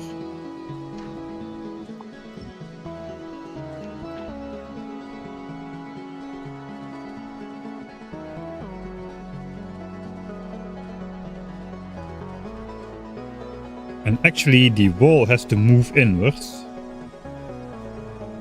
The new wall is over here, the old wall was here, so not really a lot of territory gained, but it's a little bit.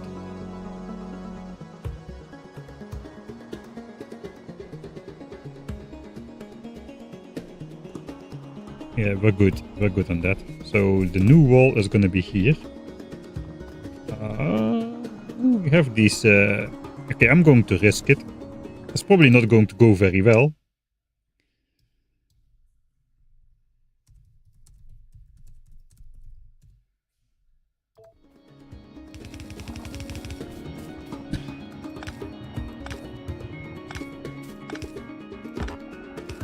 Okay. Nothing spawned. I'm kind of surprised.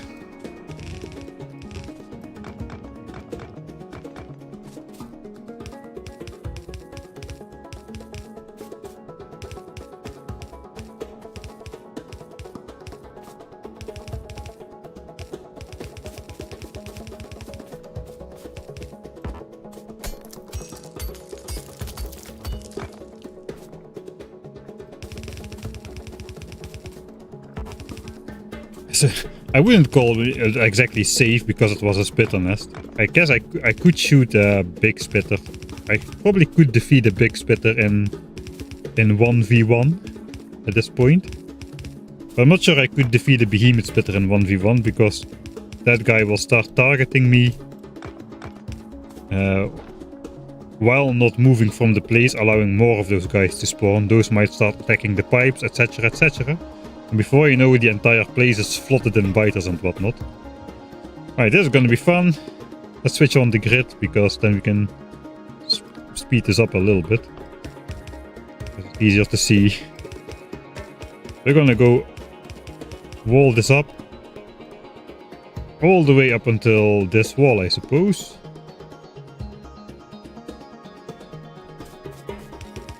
And back again. We're gonna go there and back again, according to the grade book.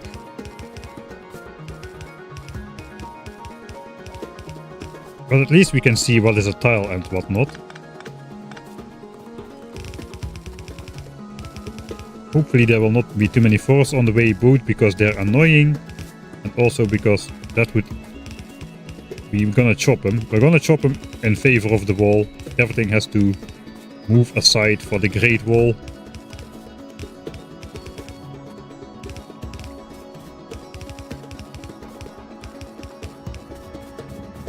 Oh no.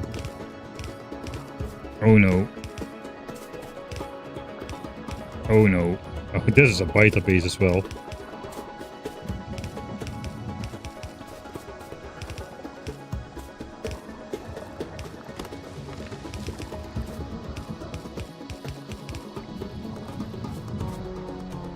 I'm just gonna make a random save here. Very random save. Not at all, because this might end badly.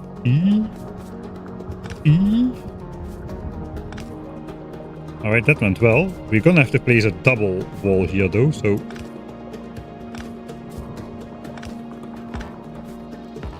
No, no.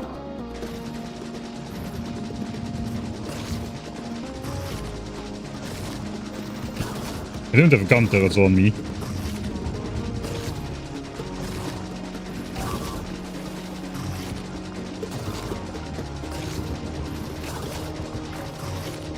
Could be worse. Could have been a behemoth biter. No, no, don't do that.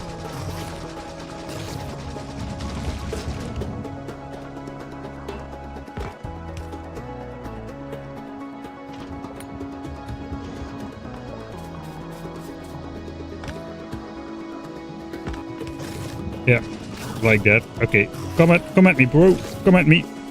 Don't come at the pipes, though.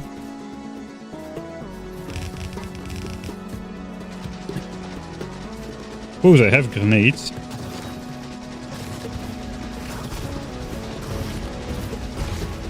Okay,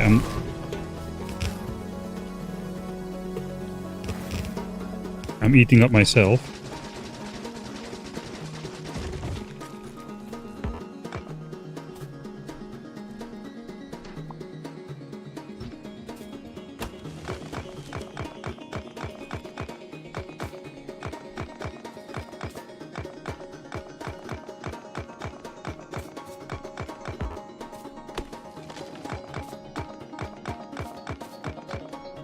Okay, that was a little bit too exciting for my liking.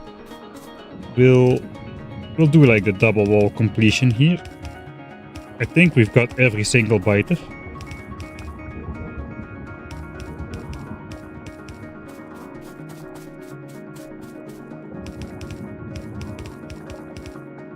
All because of the OCD.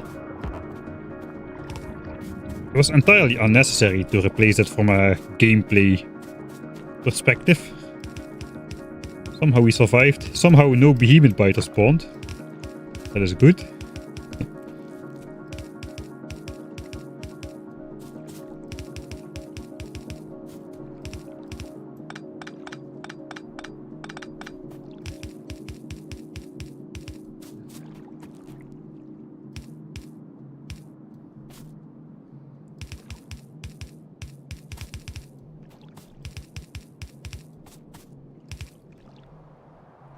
Yes, looks like we got a power line in the way. That just goes to some raiders, I think. Yeah, it just goes to 2 raiders. Alright, for now I'll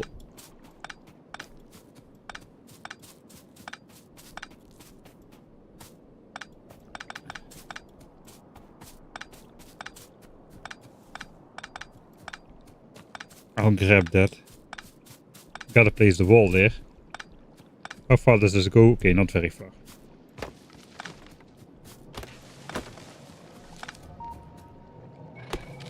Okay, we got a raider right here. That can maybe go...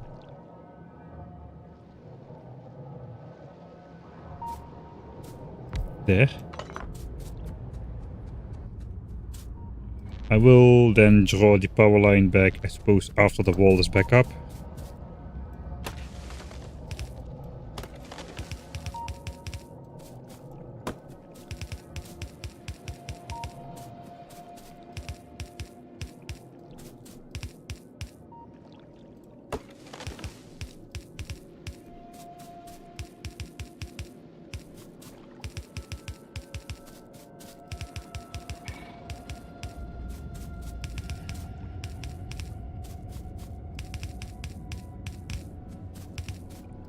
Surely spending my time productive here in this playthrough.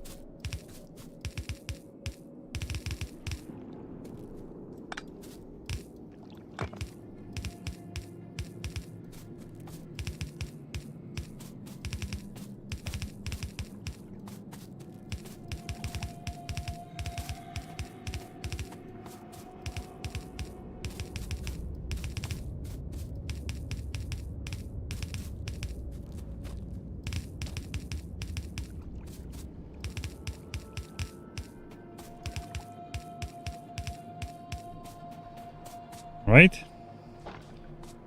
that's layer 1. Suppose we'll just keep the power lines a bit away from the lake.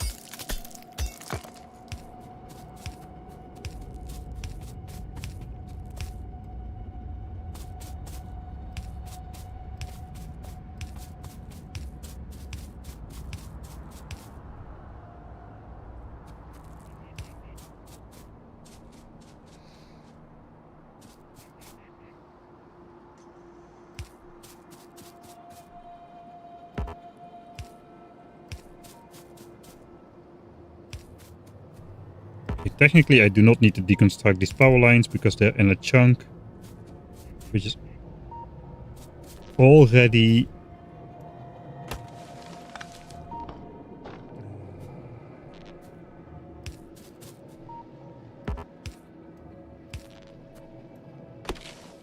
I see I don't need to deconstruct those, but it's in a chunk that's already littered with walls, so it's not gonna matter in terms of keeping green chunks around. Oh god, we got another base, haven't we? Oh god. How many is it this time? It's a spitter. Spitter base. Spitters are like less tanky, but they are a bit more dangerous, I think.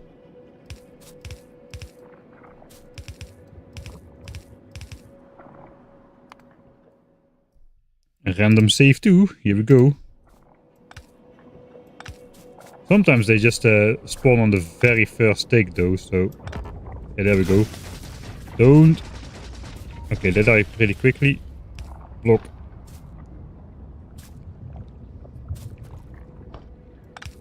Okay, that's gonna be part of the second wall. I think that's all.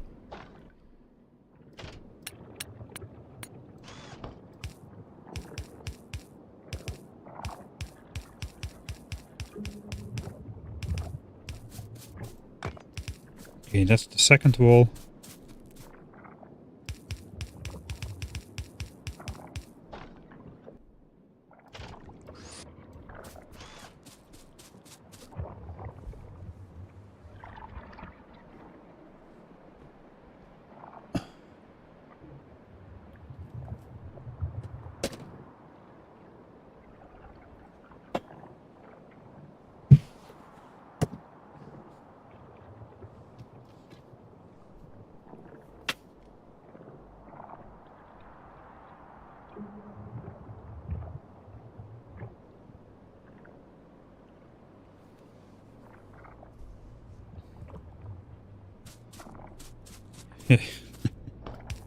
The lore is getting crazier and crazier.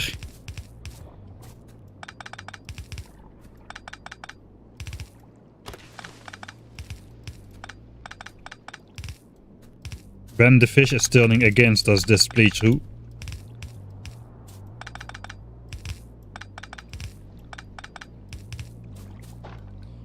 These are gonna have to go anyway for the double wall, so...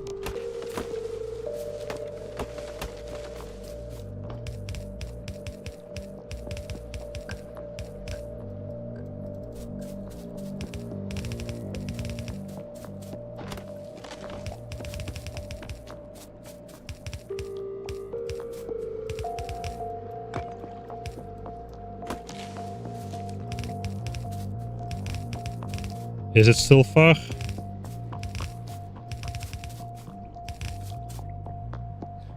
No. Yeah, it's still far. Not that far though. I saw the dotted line. I thought it was almost there, but that's the old area.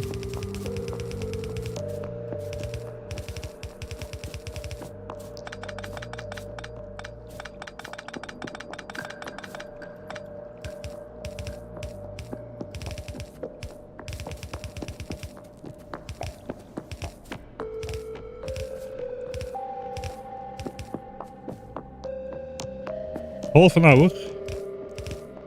Till we have access to oil processing. I probably... No, this is important. It doesn't look important. It looks like a bit random, but it's actually important to get this done. This is like security issues. We gotta deal with those first. Before any leisurely oil processing. Why is the cliff going this way? Need to go that way.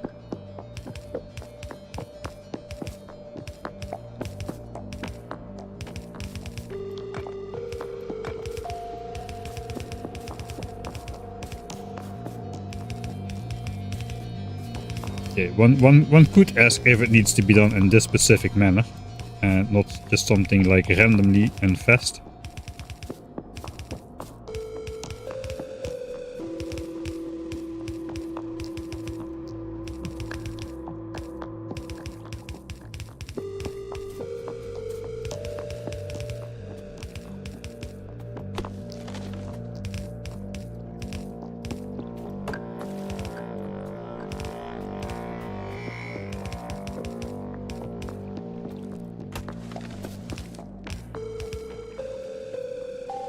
Has to be removed anyway for the double layer.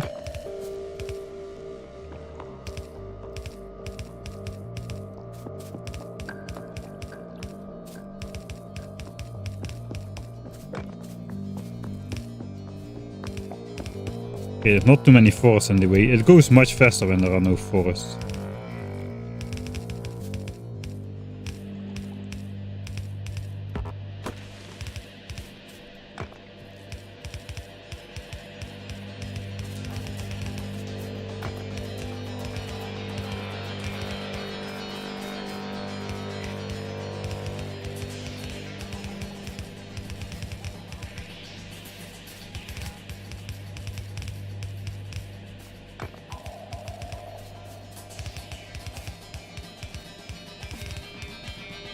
That's going to be walled in entirely.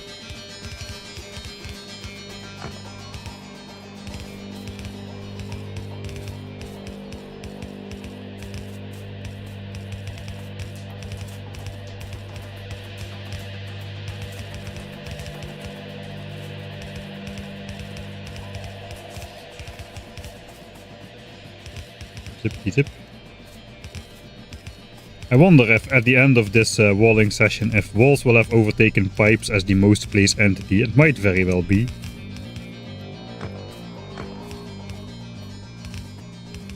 Not gonna look yet.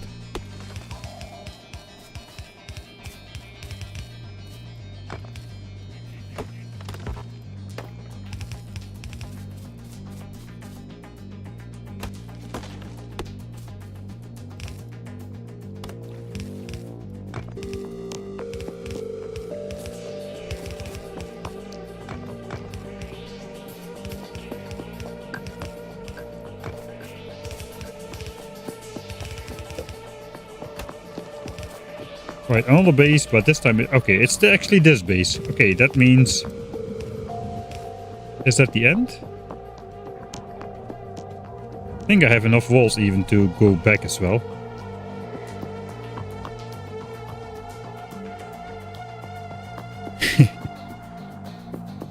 This makes so much sense actually. If biters can see the free real estate across the lake, why would they even go there? Yeah, I agree. I agree fully. That's exactly like if you're just walking behind some trees, like close to a biter base, but you're walking behind some trees, they won't see you. I think we're kind of obliged to replace this wall with with the one that bends around the lake as well.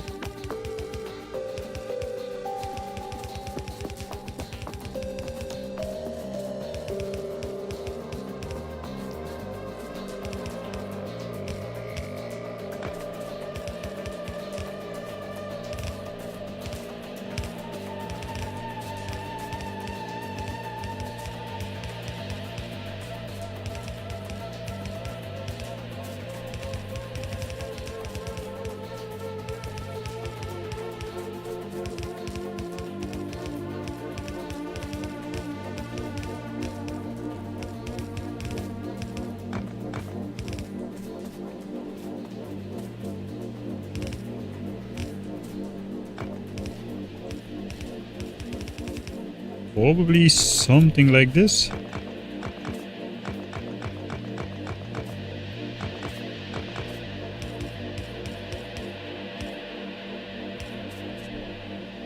And then it just goes that way again.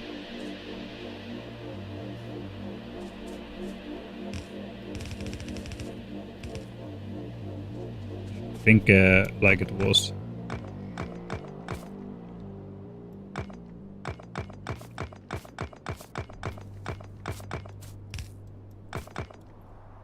Alright, so then we just need to turbo deconstruct some walls. Because then we don't lose as much time towards oil processing or something.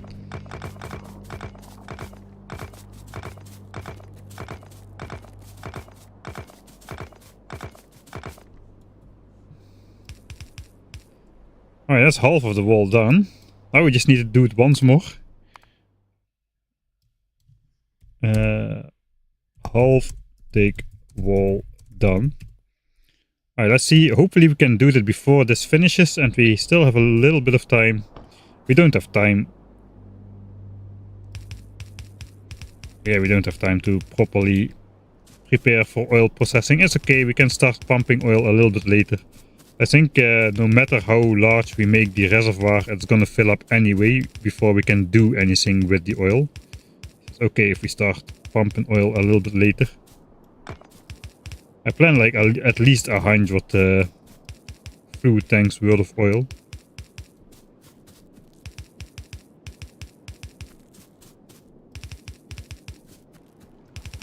But maybe more. Right?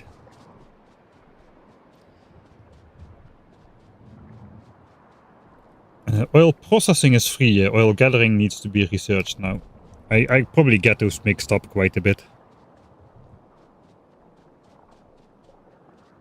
Is there a mod to get other planets' music on Norvis? Yes, it's literally called Music Playlist Extender. Very literal. Alright, now we've got a benchmark in place. Now it's more easy to just wall next to it.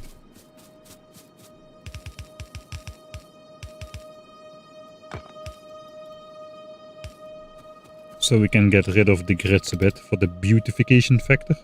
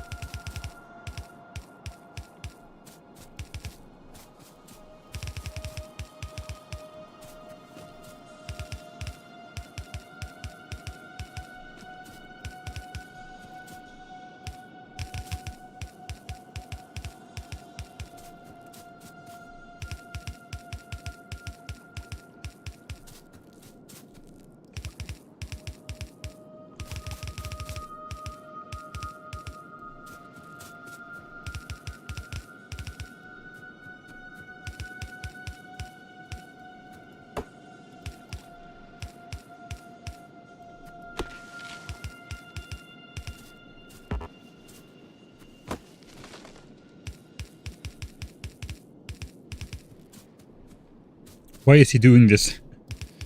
That's a great question I'm asking myself right now.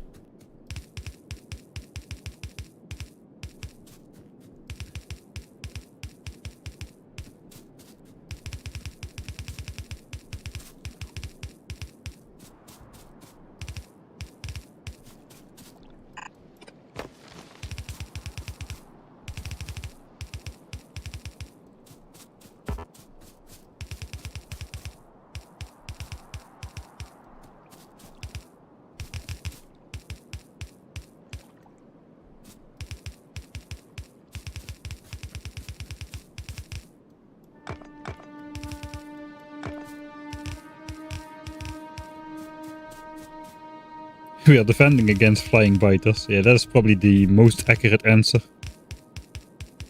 Which could come from this question, especially at this time of the day.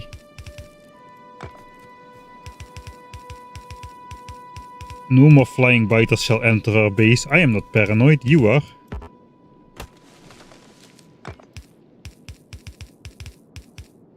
You can never be too careful.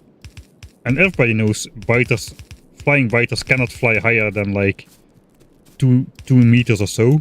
And these 2.5 meter high walls will easily block them. It's common knowledge that flying biters fly like ducks.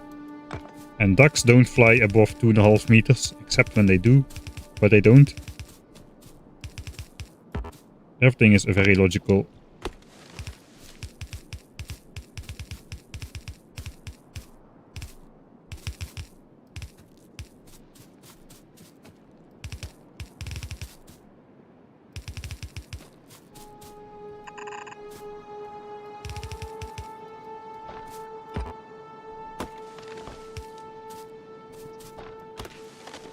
Can see stuff.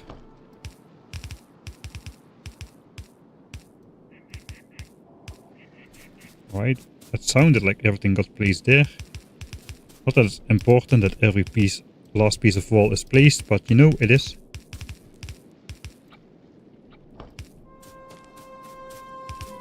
Right, here we enter the first biter base, which you already did, so we don't need to worry about that again. Then we're halfway, right? Oh, we're overall. Okay, we're almost done actually. Yeah, we're almost done.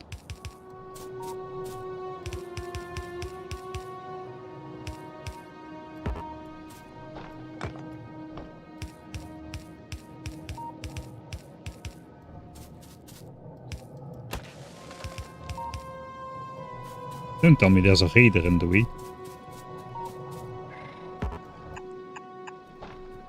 There's a raider in the way. Not really.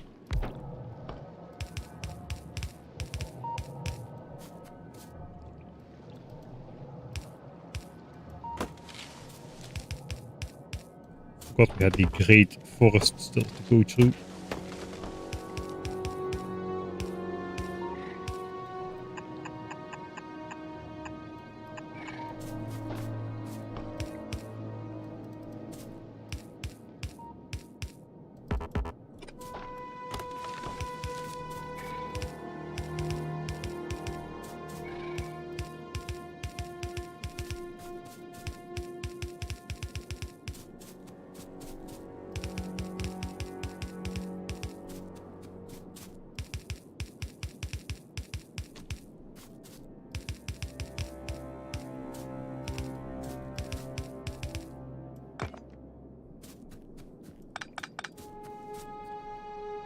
That can probably go.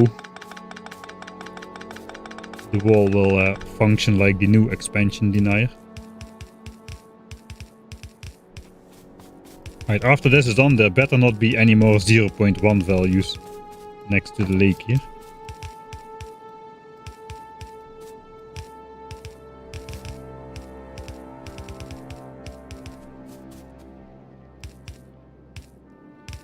$1.8k walls left. I think I even have enough walls. Nothing could possibly go wrong anymore.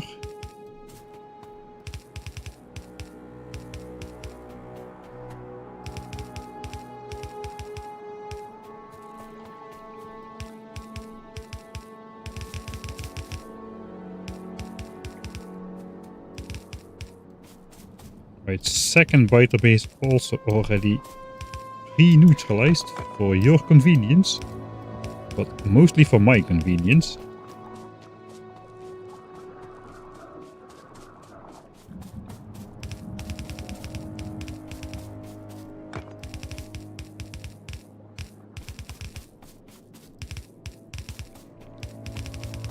Right.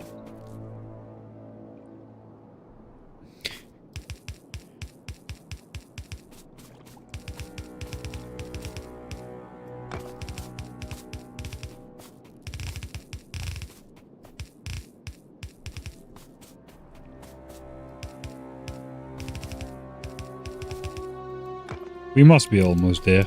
Yeah, we're almost there. Okay, we are there actually. This is like literally the end. Alright, I'm glad that's over. I'm sure you're glad that's over as well. But it is. That's a full double wall complete.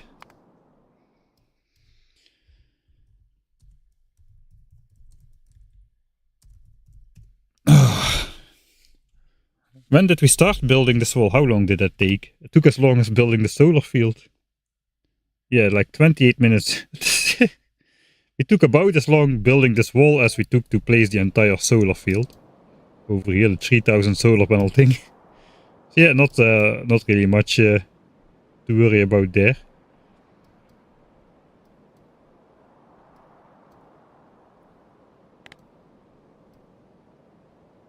Is there a noticeable effect on the pollution cloud?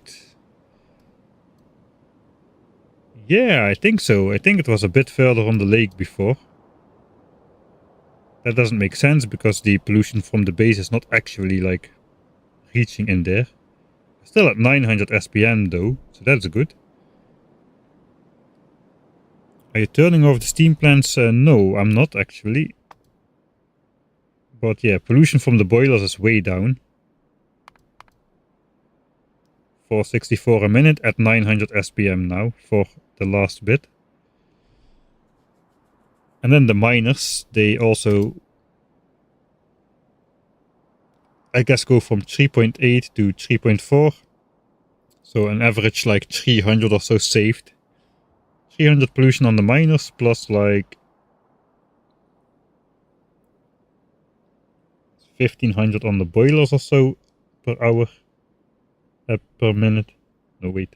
Yeah, per minute. 1500 on the boilers and 300 on the miners. Probably we save 1800 pollution a minute. That is like... yeah, like a quarter of the total pollution. The miners do twice as much. And it's pretty good, I think, just for some solar panels. Without accumulators and without switching off steam power at night. If we switched off steam power at night, we could save a lot more. Alright, let's load that save and not waste the time because we really should get ready for oil gathering. 12.5 minutes. Let's just enjoy the wall a little bit. Maybe we can just scroll past it. It does look kinda awesome though. The Great Wall. The Great Wall against the flying biters from the other side of the lake. Let's check the expansion values. Now, all of this should be like 0.0 something.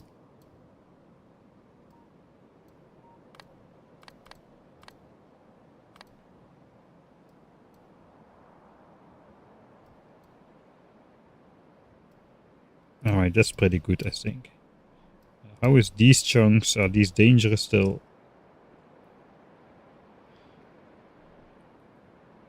It would probably be good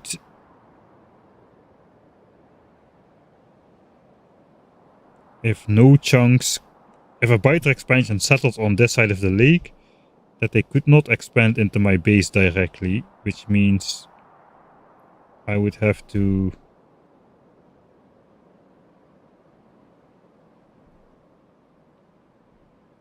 lower the values in these chunks which are already low. The wall is here, so from there they cannot come in anyway. But yeah, probably like all these chunks which are already low should be even lower.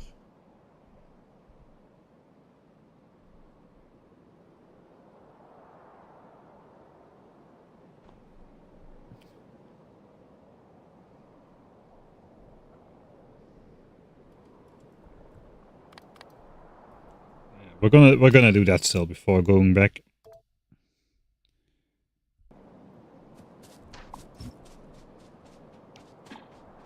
If we can make that before oil processing, because I want the next stream to start with finishing oil processing, oil gathering. Too much in my Factorio 1.1 brain. Nuclear cliff explosives might be a bit dangerous on Northeast. Worked well on Vulcanus. I don't think I have the capacity to research nuclear power. That costs like 800,000 blue signs extra, and I barely have the resources to get off this planet. And on Vulcanus, we have the Demolisher cliff explosives. So we should be good on that in general. Alright, so we are right here in this area where I need to do something about it.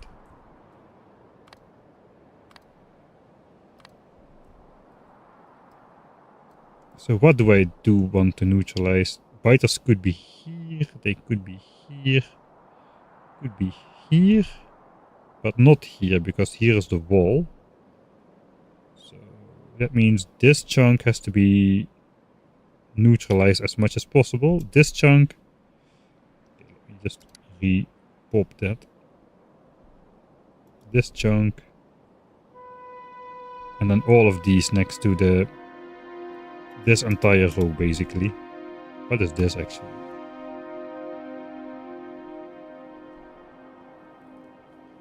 Did I forget about? I forgot about this one. No, I didn't forget about that one.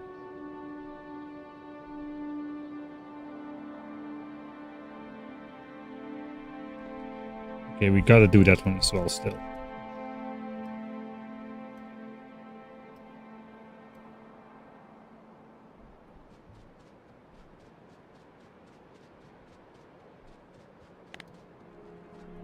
How am I gonna do that though? I'm just gonna fill up this entire chunk or what?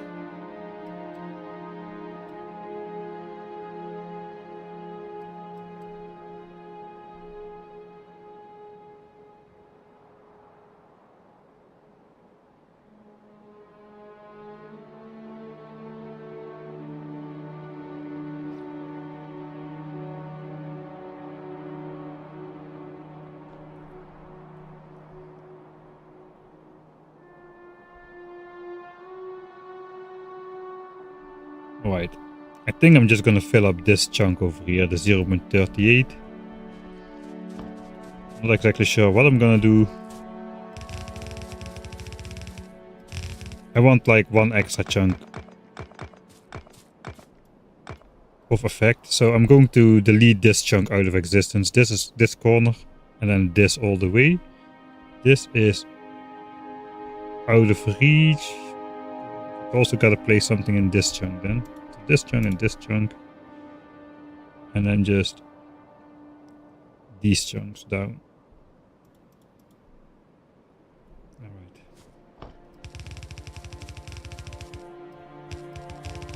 Probably gotta be at least a double wall, so that's not part of deconstructing my misplacements. I'm gonna paint myself into a corner yet again.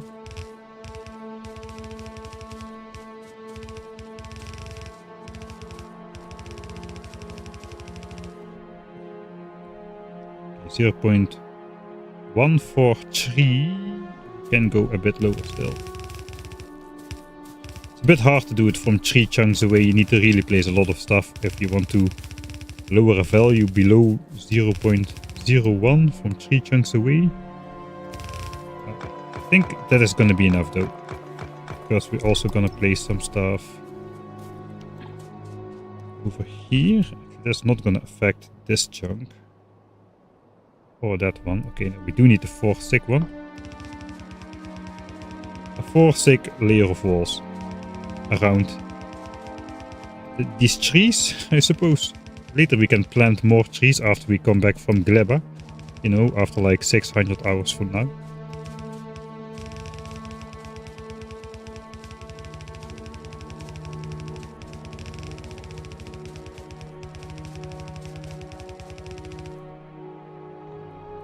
Okay, this chunk is dead.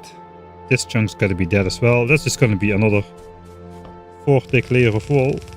And I don't, maybe I don't have enough walls.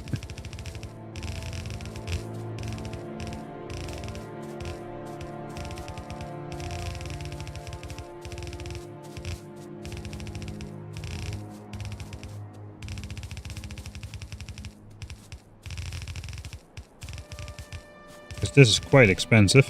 Should have been pipes. Oh well. This chunk is dead.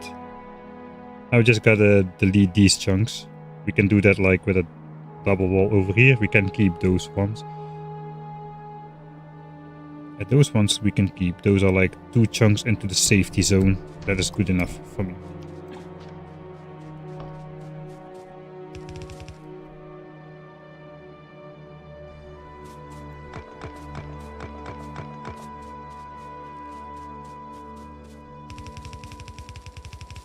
Gotta place it in this line to affect this, but keep this fully unaffected.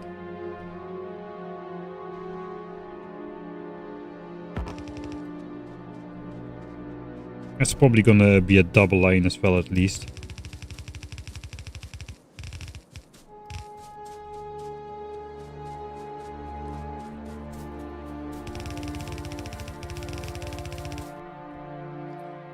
$164. Okay, it's gonna take some effort.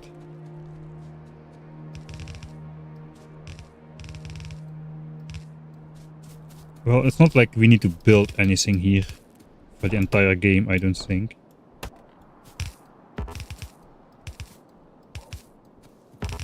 There's not a lot of stuff to build in this forest. Perhaps I should have just gone for some pipe squares.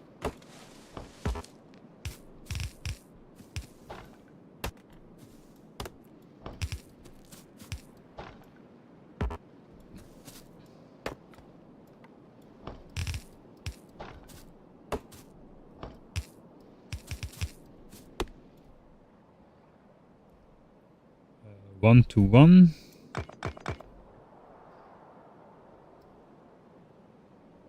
Okay, we're gonna do the rest with a pipe square in the middle of these 2 chunks, so over here. I have 12 billion markers now, so I am a little bit unsure of what is what. Doesn't matter where in the chunk. It just gotta be big. Make it 10 by 10, that's big.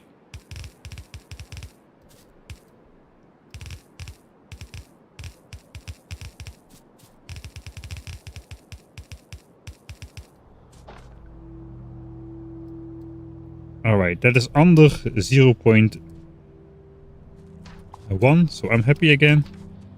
We are 3 minutes away from oil processing and we are 1 kilometer from the base, so that is not gonna happen.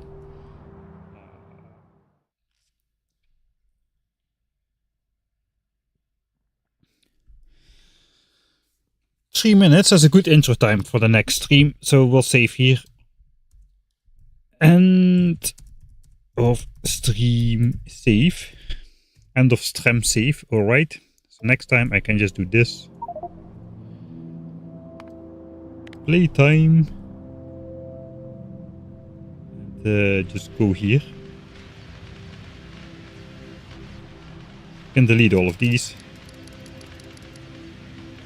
And just watch oil gathering complete at the start of next stream on Sunday.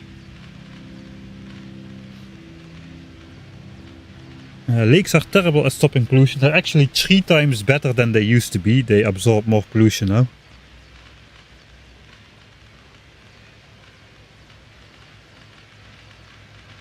Yeah, the walls are messing with expansion stuff. We did the Dutch waterworks, yeah.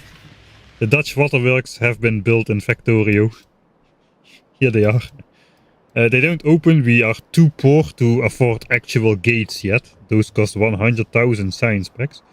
But we got the foundations in place for the Dutch waterworks here.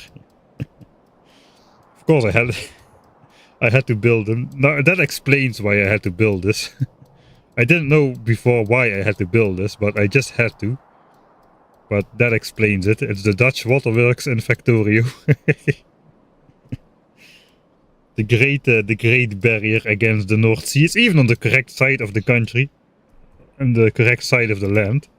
It kind of looks like the shoreline of the Dutch coastline as well. The diagonal upwards thing. Yeah, we gotta put it in there, man. We gotta put it in there.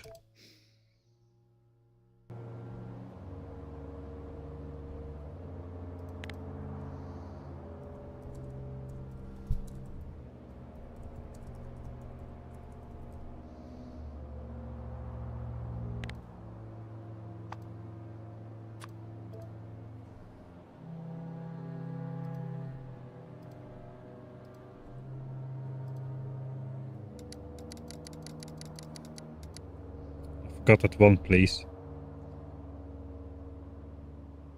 Okay, I gotta save here though.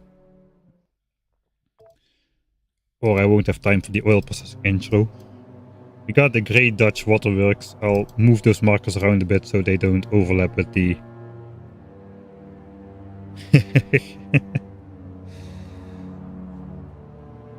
Gotta call the first biter base Hoek van Holland.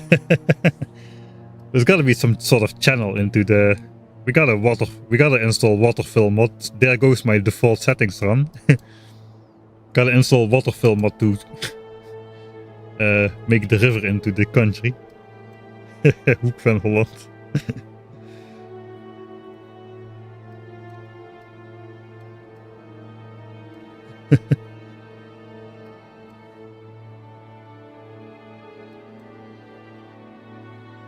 Southwest of the 7 million iron patch in the north.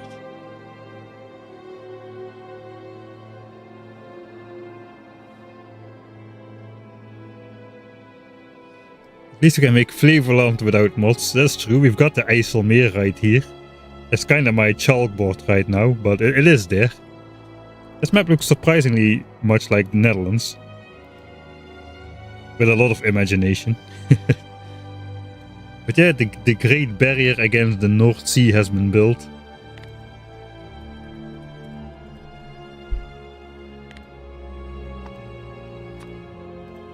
Yeah, you got it. I'm gonna put it in the start of the next stream again. Well, we got a function for the wall. At least that means the people who are joining in the next streams can ask tons of questions about why is this the Great Waterworks and what does it do.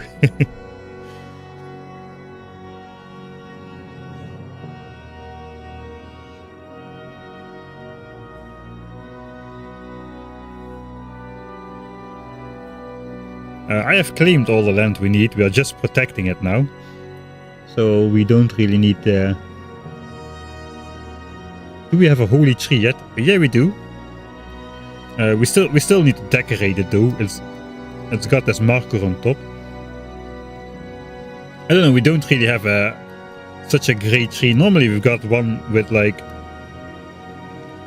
amongst a sea of like dead trees. There's always one standing, which doesn't get affected. But it didn't happen this playthrough. And all of my other playthroughs it happened naturally. But this time we don't really have a great nice colorful tree available. We research oil gathering. Nice. That means we can make pump jacks and stuff. But yeah, the oil processing stuff is going to be the focus then of Sunday stream. We're going to set up some oil stuff. I don't know what else we're going to do, but we're going to set up some oil stuff. We might start working in the direction of like of red chips and whatnot to go towards modules. Now we are just a trigger technology away from getting all the oil processing stuff, and then it's just a couple cheap technologies like 200,000 science packs for plastics, 200,000 packs for red chips, and then another 100,000 just to get the privilege of researching the other module technologies, because that's nothing by itself. So that's a cool 500,000 and a bit to research. 600,000 science packs research efficiency module and productivity module. We're gonna complete landfill in the meantime though, before we got the oil. So we have got like another 55 minutes or so to get our things together so we can continue in the tech tree. Because before we can continue on the oil processing tour, we gotta mine some crude oil. It's really very easy. I just need to make one pump jack and put like one solar panel next to like one spot of oil or connected power for 1 second, and I will have researched that technology. That is not multiplied by anything, so yeah. But we are gonna research landfill. Once landfill is up, I can start mining those. I can finally place in all these 100 hours. I haven't placed a single miner on a stone patch ever in the entire game yet. Stone. Okay, that's not true. That's not true. I forgot. We have this stone mine because we are producing walls. Forgot about that one. Whoops. It produced 1.2 million stone. Yeah, how you get the walls? Very. I did get all of my furnaces though, all of the stone furnaces before we upgraded to steel furnaces. I got those from mining coal rocks and rocks around the map. But those days are gone as well. I got those stone bricks for the steel furnaces from the stone mine as well. I forgot about that. I put them into these chests. How far are we along with the solar panel production is my question. 4.2k, so it's going well. Yeah, most of the extra belt of copper is going towards science now. It's keeping us nice at 900 SPM though, so that's good. Alright, except for one spot which I forgot where it was. The base is entirely protected now. And even that one spot is actually out of reach, I think. Let me check if I quickly can find it. There was like 10 point... Yeah, it was this spot, I think. Yeah, this single 0.104. It's not a big deal. But I do want to protect that as well. I was here, but I didn't protect it properly enough. I just should have filled this area with walls.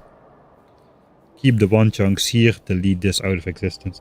I think it... now I know what happened. It was below 0.1, but then I started deleting the pipes over here to get these shiny green chunks, and that put this area above 0.1 again. That is what happened. Okay, so it's in this corner, below the 38 nest thing. It's also... mark that once more. 38 nests right here and save. But how much intro time do I still have left? 2 minutes. Okay, that's good enough. 2 minutes and 33 seconds.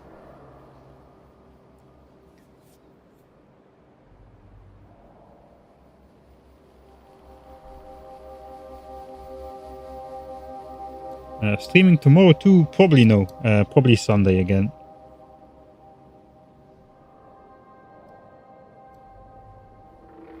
Yeah, definitely Sunday again. If I have time tomorrow, I'll be working on the script for the next episode. It might be finished. I have to record it. I'm not sure if it's long enough for an entire episode just yet. We'll have to see. Right, it is late. I should have stopped already. It is 1:25. Yeah, time for bed.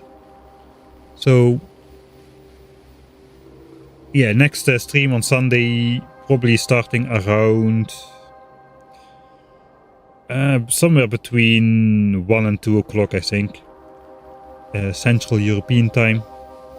I usually post it a couple hours before on Discord, so if you want to get notified to be at the start of the stream, make sure you go to the Discord and subscribe to the @stream stack and click all the other relevant buttons, you know which they are. I'll have a good hydrate before going to bed because I did not hydrate enough during the stream, that is true.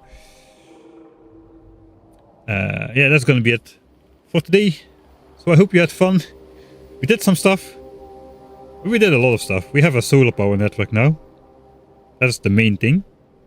For the rest, we mostly built walls. Oh, we gotta check. I forgot to check. Did we outbuild pipes with walls now? I'm gonna say yes. No, no, we didn't.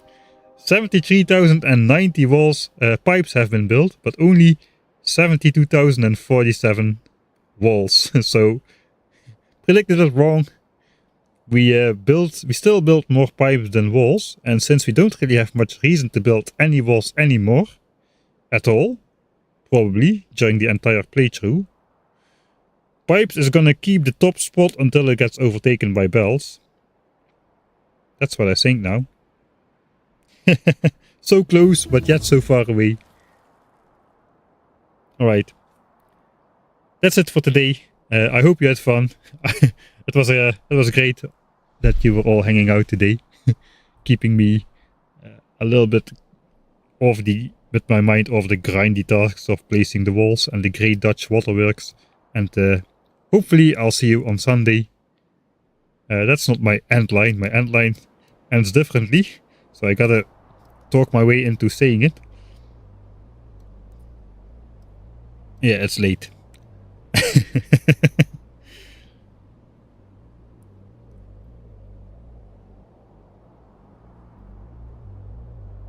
Right, that was enough of an awkward pause to say. I hope you had fun, and I will see you all next time.